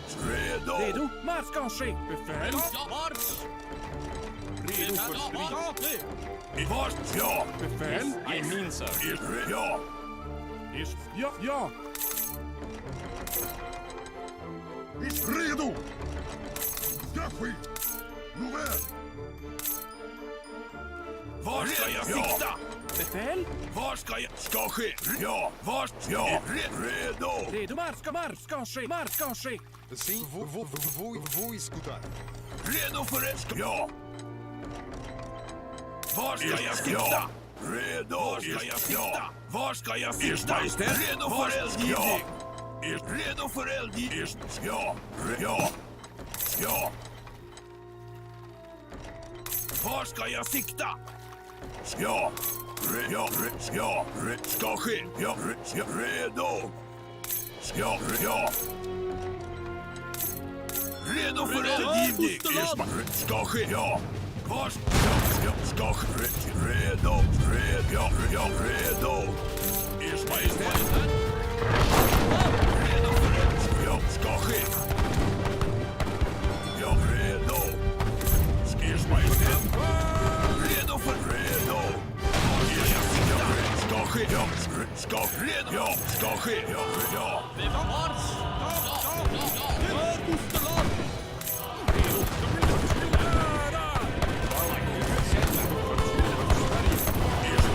Ska ske.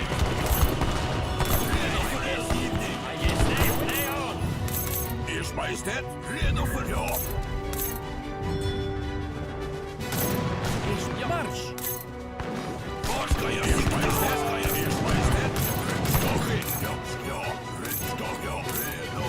Ja. Preparado. Vou executar. Come on, I wall. Marsch! Marsch! Ja, marsch!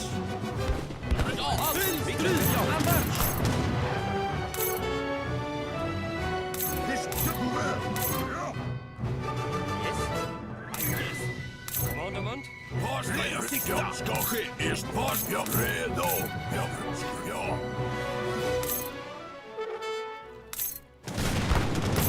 Befäl! Redo till ja! Till ära! Majestät! Ja!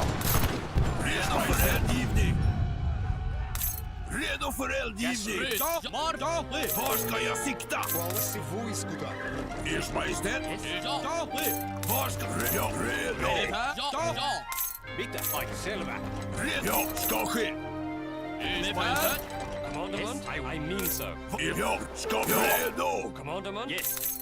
I wall. Befäl! Ska ske! Redo marsch! Oui, prêt! Où est chargé?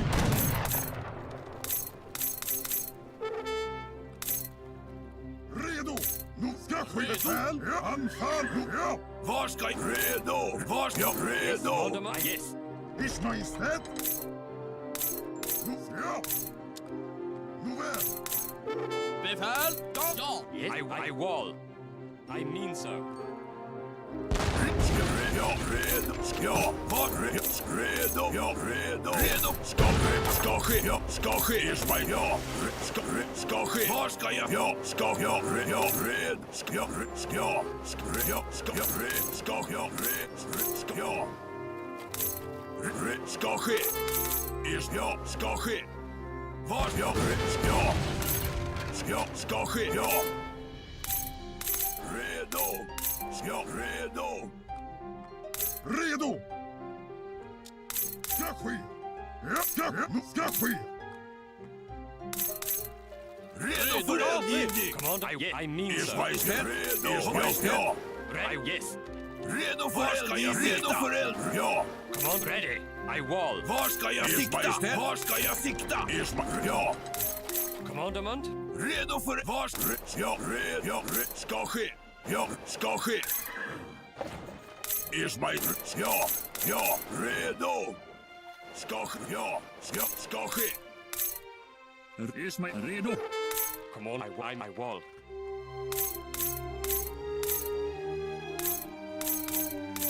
Ers Majestät! Ja, ska ske! Ska ske! Yes. I mean so. Yes, I wall. Var ska jag sikta? Ja! Redo för eldgivning! Ja! Ready, yes, I wall. Var ska ske? Ska ske? Ja, ska ske? Ja, redo! Redo! Ja, redo! Ja, ska ske! Ja. Var ska jag? Ja! Till strid! Redo för eldgivning! Ers Majestät! Ja! Ja, redo! Till Var ska... Ja! Ska ske! Sim, vou atacar. Ers Majestät! Ja! Var ska jag sikta? Redo! Ska ske! Var ska jag sikta? Ja! Ska ske! Ja, ska ske! Ja!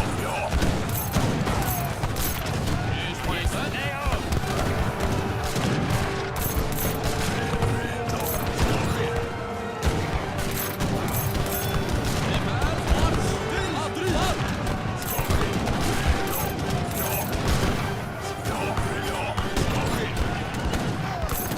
Ska ske! Ska ske!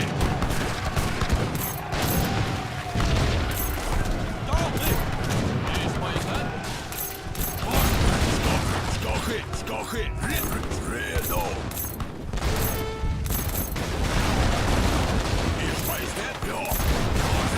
Ska ske! Var ska jag sikta? Ja! Ska ske, ja! Ready, I wall. Command, I'm yes. Ska marsch! Redo? Ska ja! Ska ja! Valkymaikka. Selvä. Redo för eldgivning! Ska ske! Befäl! Ja! Redo befäl? Ja, jawohl, verstanden. Bitte, jawohl. Redo ska marsch! Ja, marsch! Yes, I wall. Yes, lay on. Ja, redo!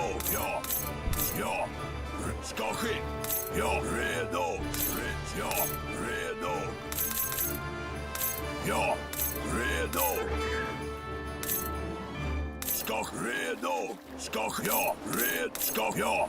Redo! Ja! Redo!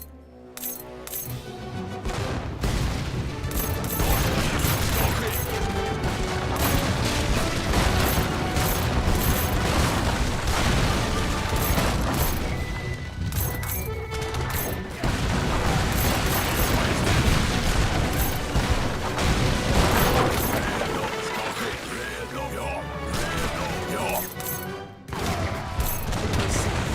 Vou fazer, sim.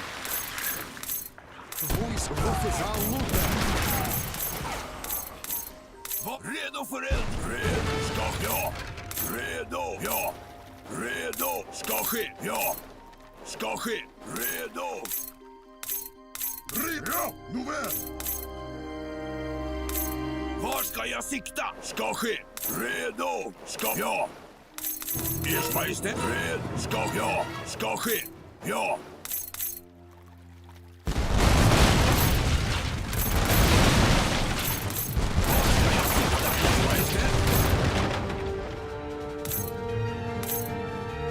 Redo för det! Ska ske! Ers Majestät! Ja! Var ska jag? Ska ske! Ers Majestät! Ja! Ready. Ers Majestät. I wall. Yes, I wall. Yes. I mean so. Var ska jag? Redo! Befäl, marsch, skaplig!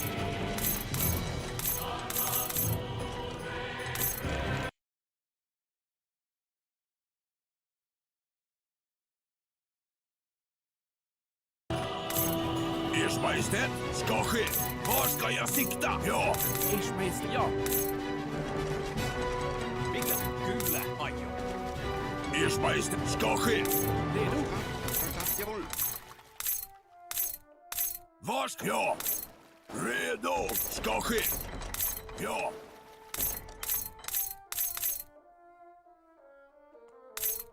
Ska redo! Ska ja! Red! Ska ske! Ja! Red! Ska ske! Redo! Ska ske! Redo! Ja! Redo för eldgivning! Var ska jag sikta? Majestät? Var ska jag sikta? Redo för eldgivning! Ers Majestät! Redo! Var ska jag? Ers Majestät! Redo! Var ska jag sikta? Redo! Ska ske! Ers Majestät! Redo! Ska ske! Redo för ja! Redo! Ready. I wall. Ers Majestät? Ja, skaplig! Marsch! Var ska jag? Ska ske! Redo! Ja! Ska ske! Qual é? Vou executar. Vou fazer. Ers Majestät? Ja! Preparado. Sim. Vou executar. Qual é a sua ordem? Sim. Valmiin. Kyllä. Selvä. Befäl, skaplig! Votre oui! Je le ferai! Befäl, marsch, ska ske! Redo för redo! Var ska jag? Ja! Ers Majestät! Ers Majestät! Var ska jag? Redo! Redo för ja! Redo, marsch! Redo, skaplig! Ers Majestät! Redo! Redo, marsch! Var ska jag sikta? Redo för eldgivning! Ers Majestät! Redo för eld... Ska ske! Ja! Ers Majestät? Var ska jag sikta? Metalini. Kyllä. Ers Majestät! Redo! Redo! Ja! Ska ske! Ers Majestät! Var ska jag sikta? Redo för eldgivning! Ja! Var ska jag sikta? Ers Majestät! Redo för eldgivning! Ers Majestät! Ska... Ja! Ja! Redo, ja. Redo för... Redo! Befäl, ska ske! Ja. Var? Ja! Redo! Ska ske! Ja! Redo! Redo för eldgivning! Ska ske! Ers Majestät! Redo för eldgivning! Redo! Ja! Ja! Redo! Ska ske! Redo! Ja! Ska ske! Ja! Ska... Ja! Redo! Ska... Ja! Ska ske! Ja! Redo! Ska ske, ja! Ska ske, Ers Majestät! Ja! Redo! Redo för strid! Marsch! Skaplig! Ja, till strid! Redo för... Ska ske! Ers Redo, Majestät! marsch! ska ske. Till strid. Var ska jag... Ja. Ers Majestät, fred ska ske. Var ska jag sikta? Vou fazer sim. Ers Majestät, ja. Redo. Redo för eldgivning. Marsch! Ska ske. Redo. Marsch! För fosterland! Marsch! Ska ske. Ers Majestät, ja. Redo. Var ska jag sikta? Ska ske, Ers Majestät, ja. Ska ske, ja. Redo för eldgivning. Redo. Ers Majestät. Marsch! Ja, det är det här. Anfall! Befäl? Var ska jag sikta? Ja. Redo för eldgivning. Marsch! Ers Majestät, redo. Redo ska ske. Ja. Var ska jag sikta? Ska ske, ja. Redo för... Redo. Ers Majestät, ska ske. Ja, ska ske.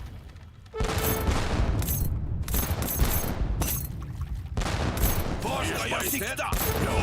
Var ska jag... Ska... Ja. Ska ske. Redo för eldgivning. Ers Majestät, redo. Redo för eldgivning. Ers Majestät. Ers Majestät, för fosterland! Befäl?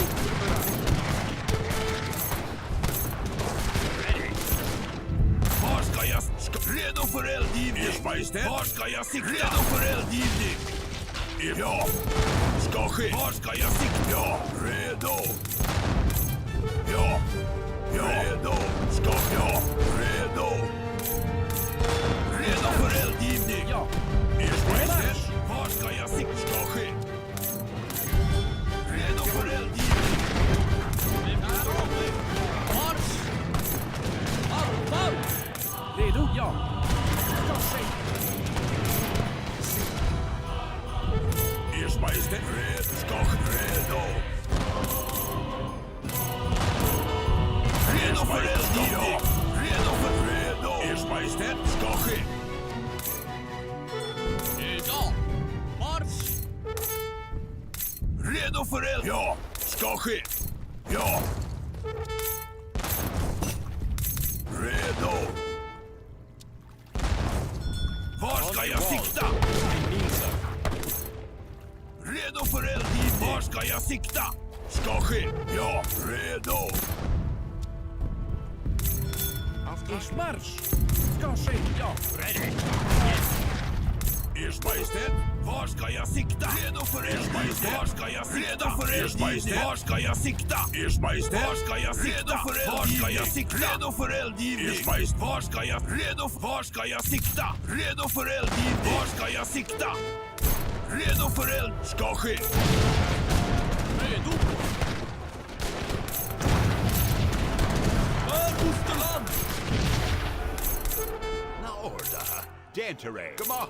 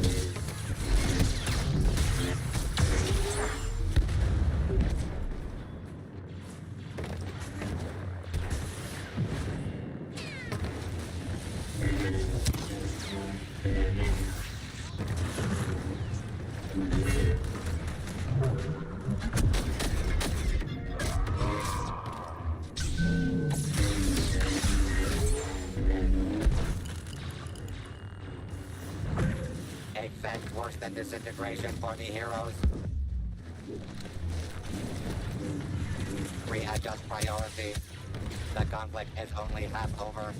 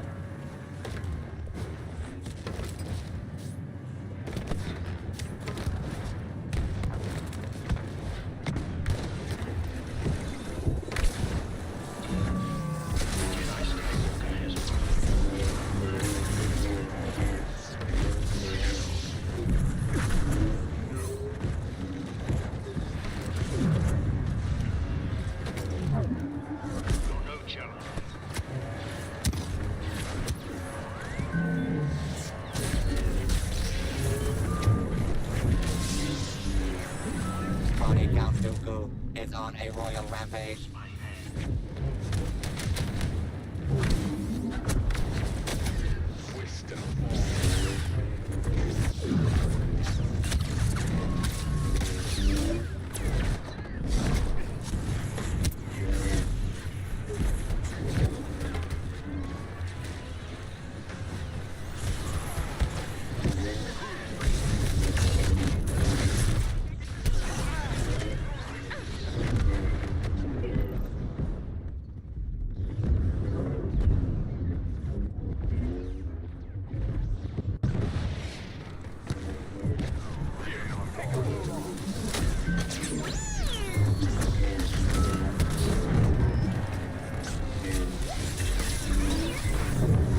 The only counting today will be these stacks of bodies Dooku's reign of terror has left behind.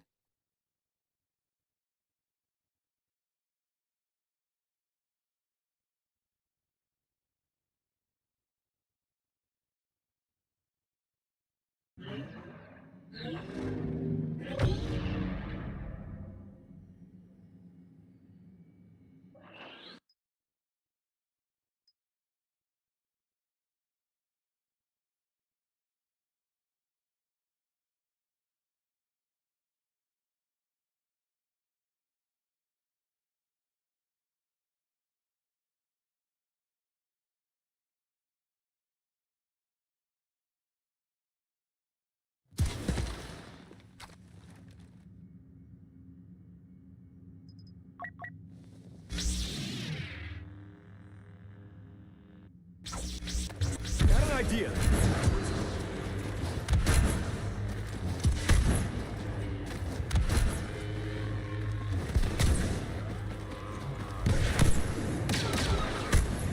The dark side begins the execution. Down at dirty tactics pay off for the dark side.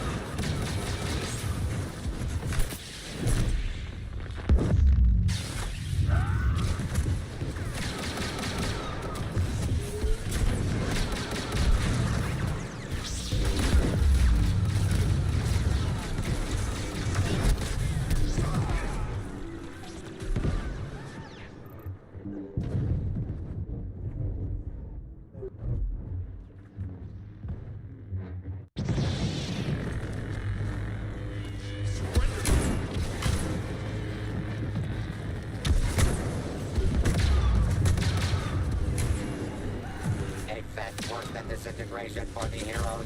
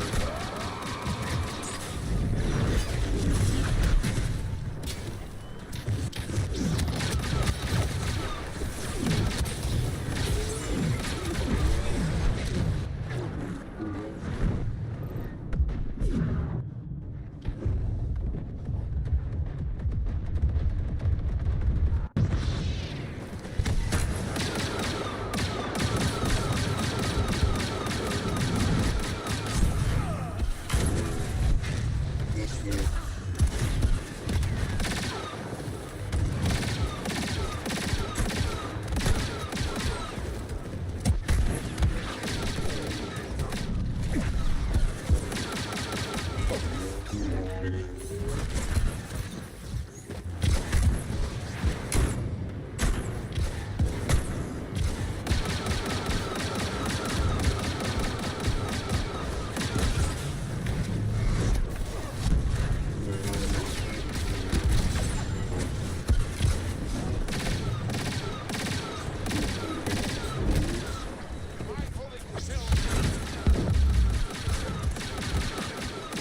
numbers still need to be reduced by half.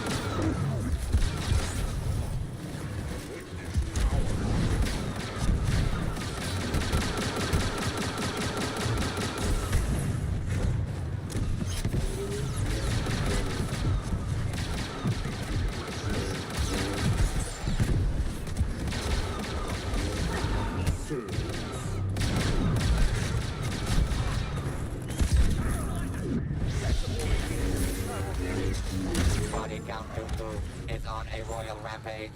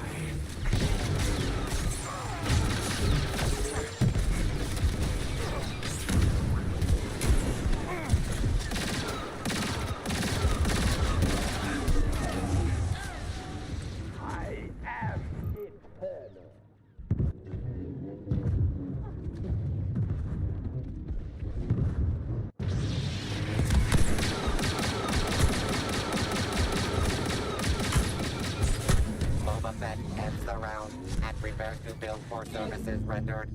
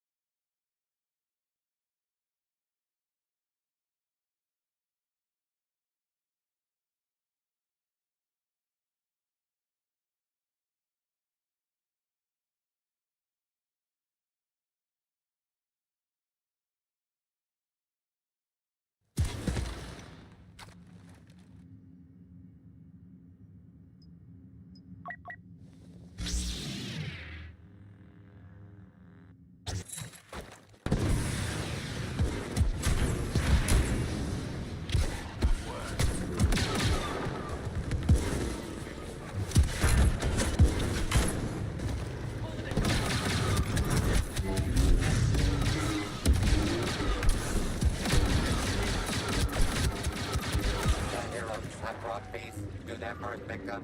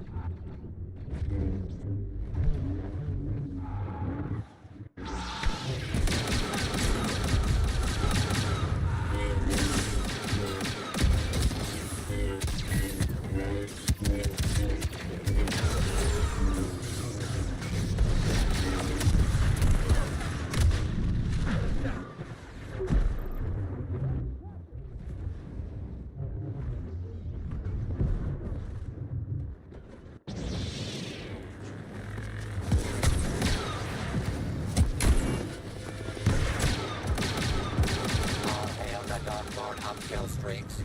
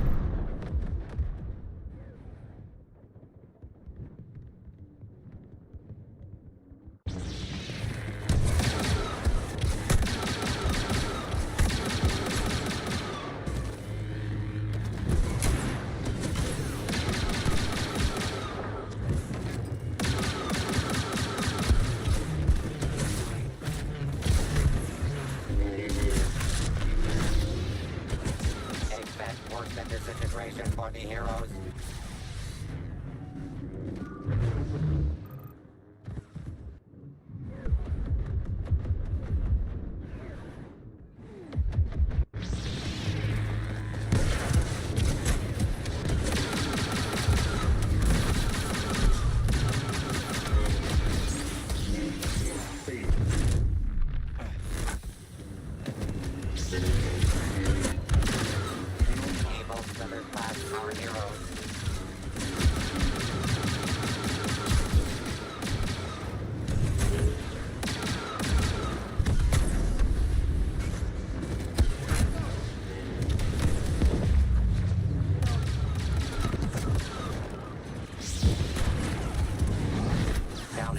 tactics pay off for the dark side.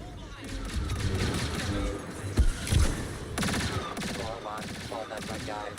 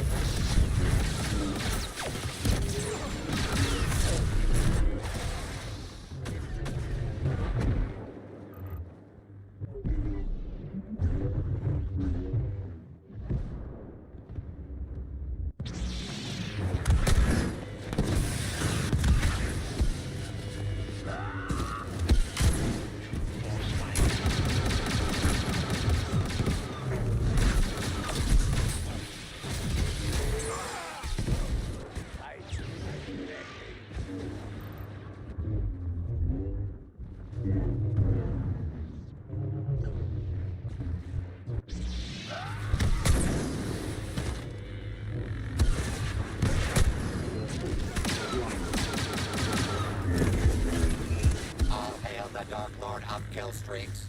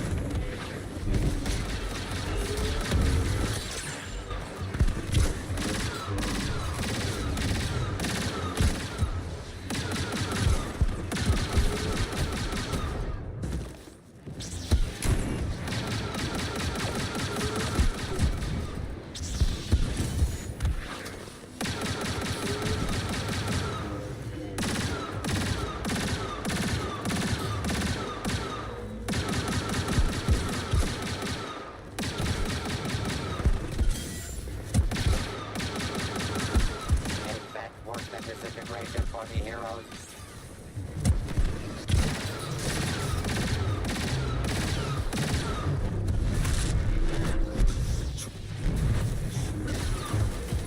Expect worse than disintegration for the heroes.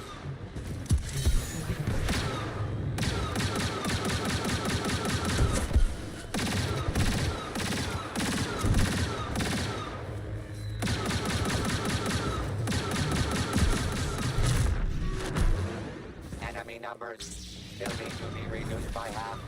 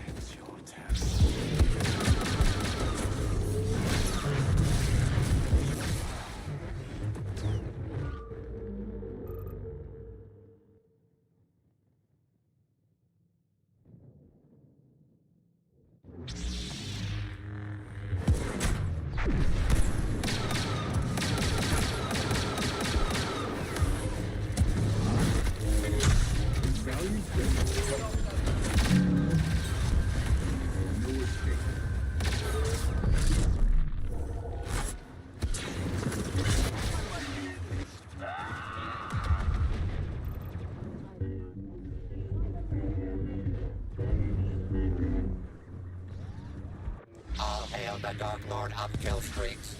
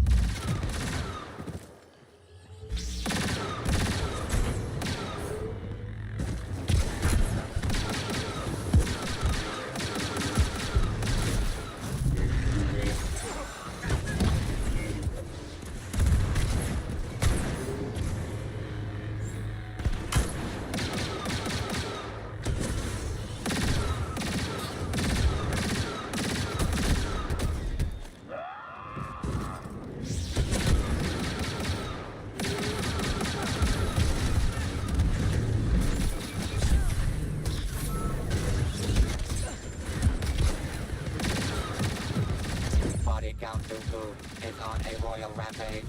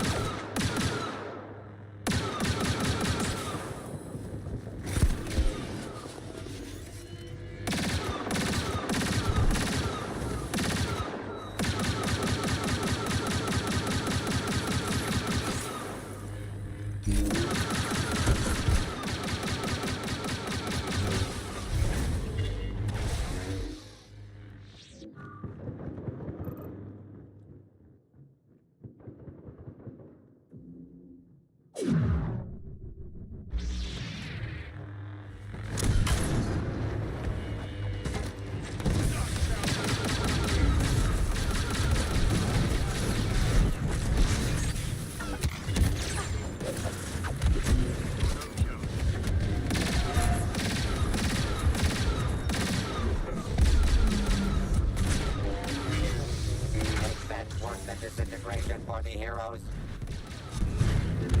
Leading her allies in one last force push, Rey proves yet again why nothing can stop this rising star.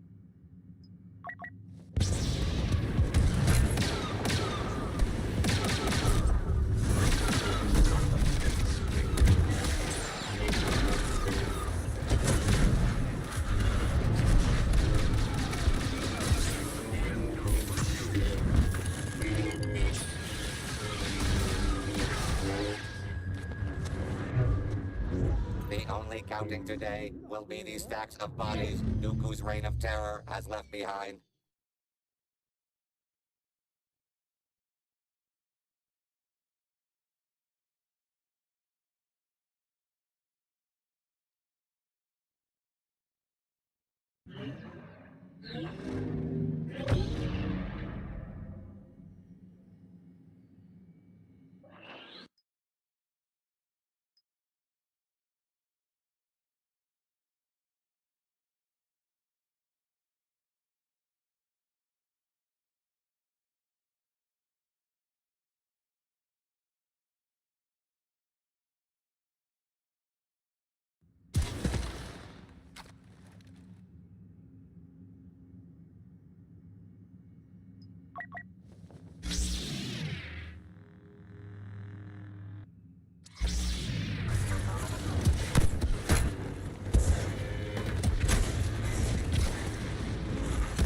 Death comes at light speed for the unprepared villains.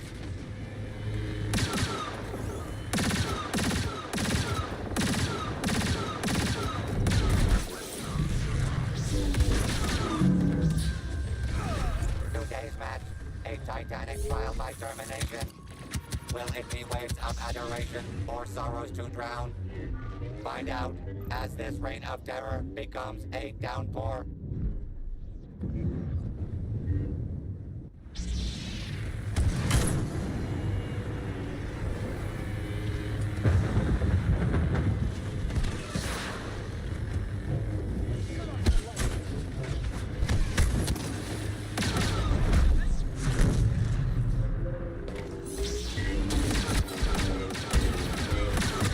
These pacifists are crushing the competition.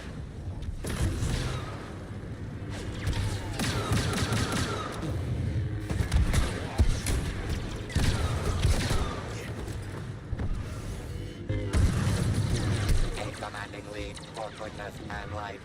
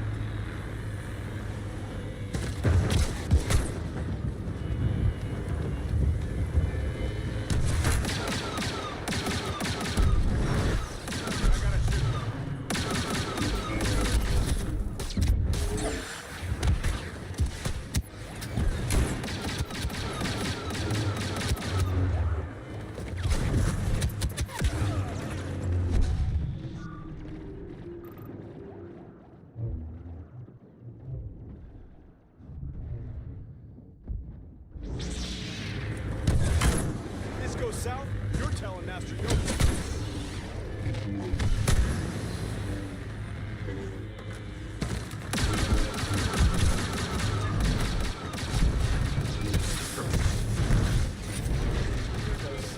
You barely know how to hold a light.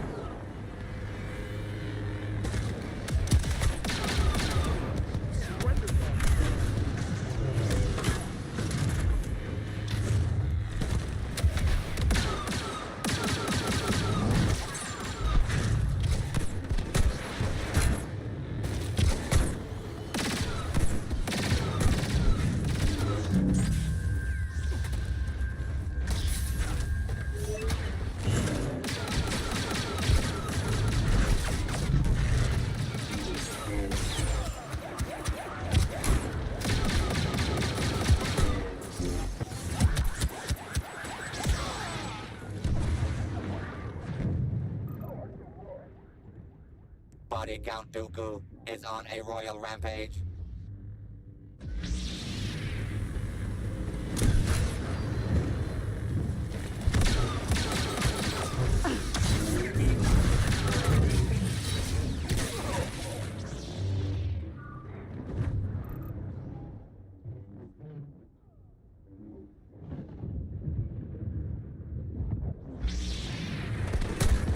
You're not fooling around.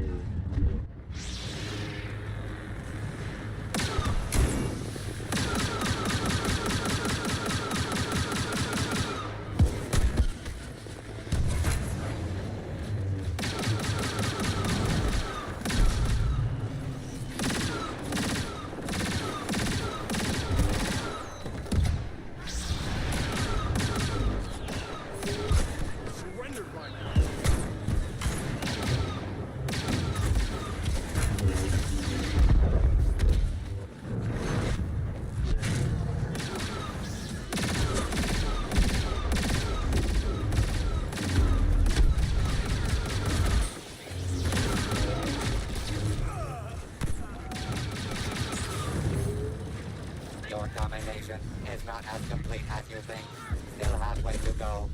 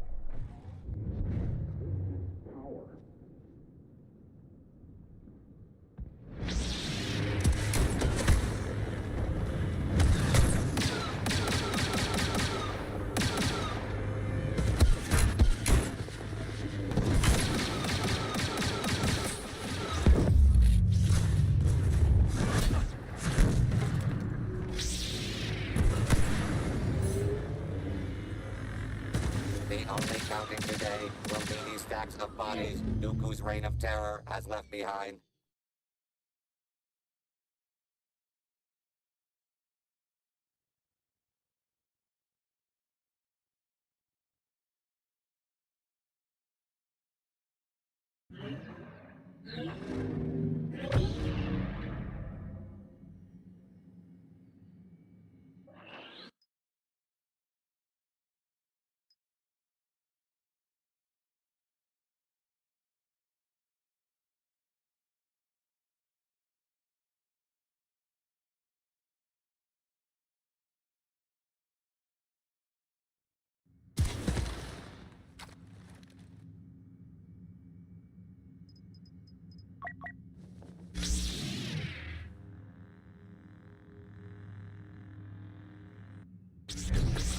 Bangs out. Let's do this.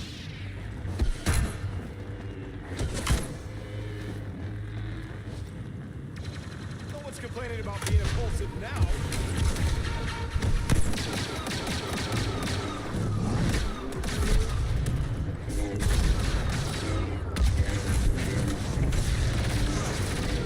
Welcome to the notorious Spice Mines of Kessel, a paradise for fight fans and legendary servants alike. The chains are about to drop, so on with the show.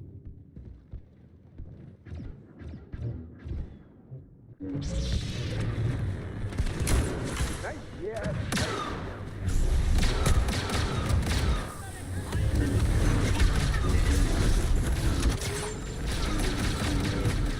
Who knew heroes could be so ruthless?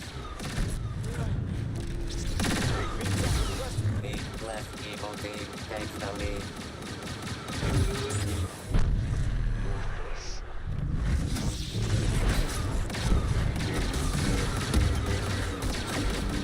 The dark side continues to eclipse the light.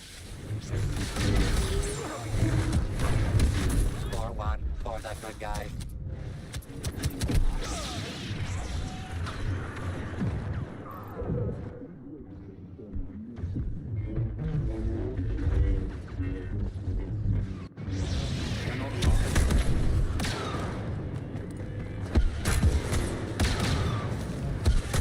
Cannot flee.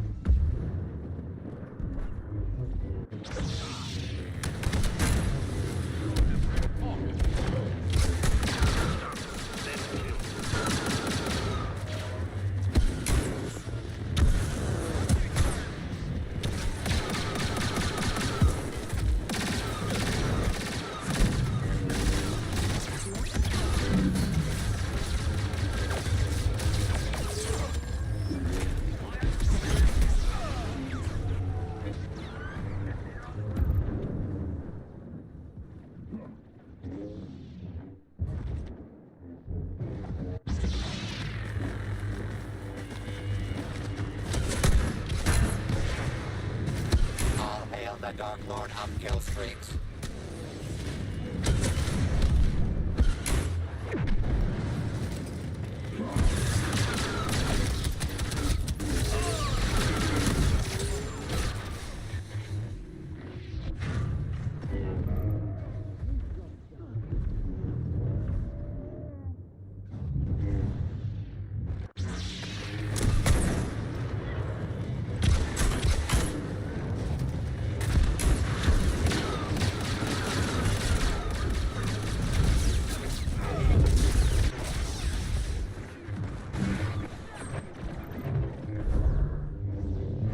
Body Count Dooku is on a royal rampage.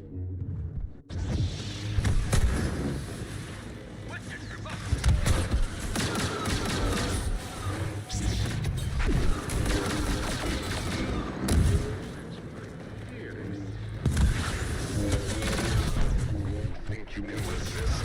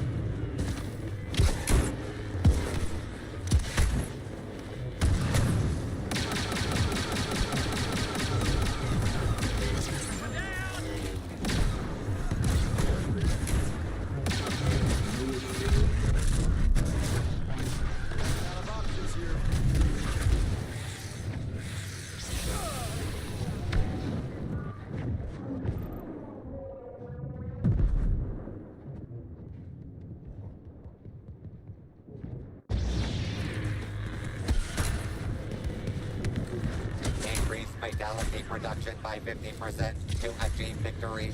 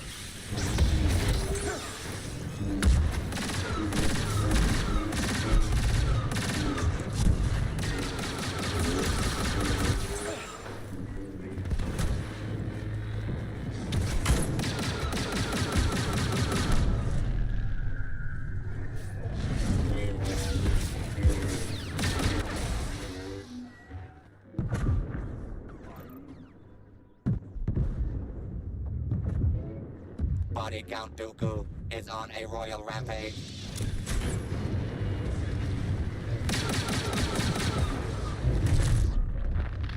All hail the Dark Lord of kill streaks.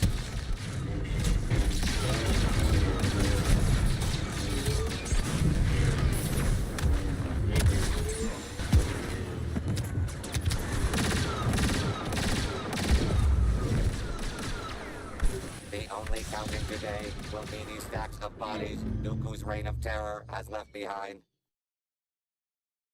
The only counting today will be these stacks of bodies Dooku's reign of terror has left behind.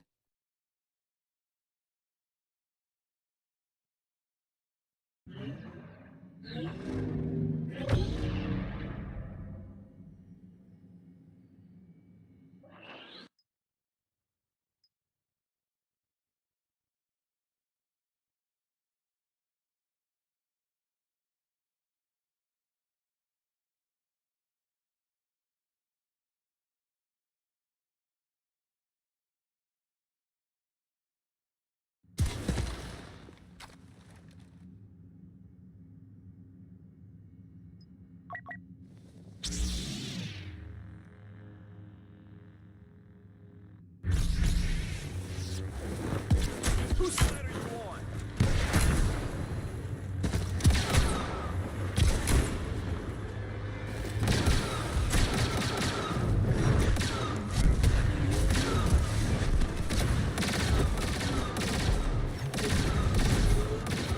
And the slaughter is underway as evil attacks. Evil slithered past our heroes.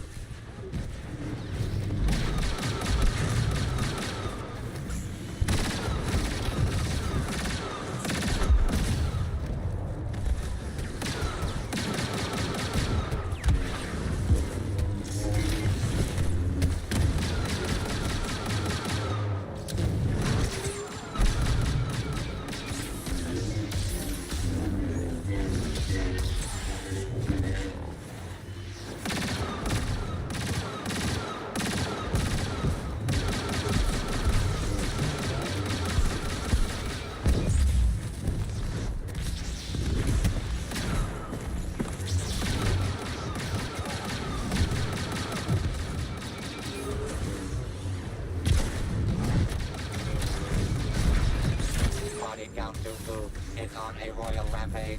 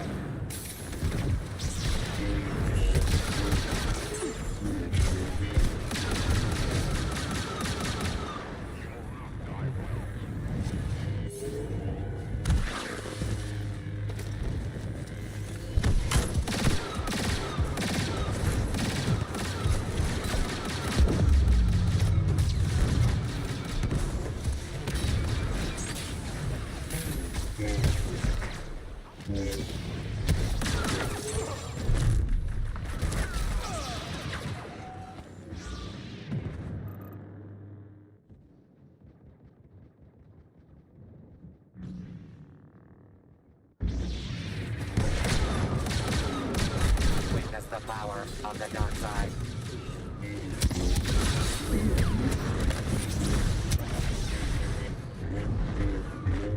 The less evil team takes the lead.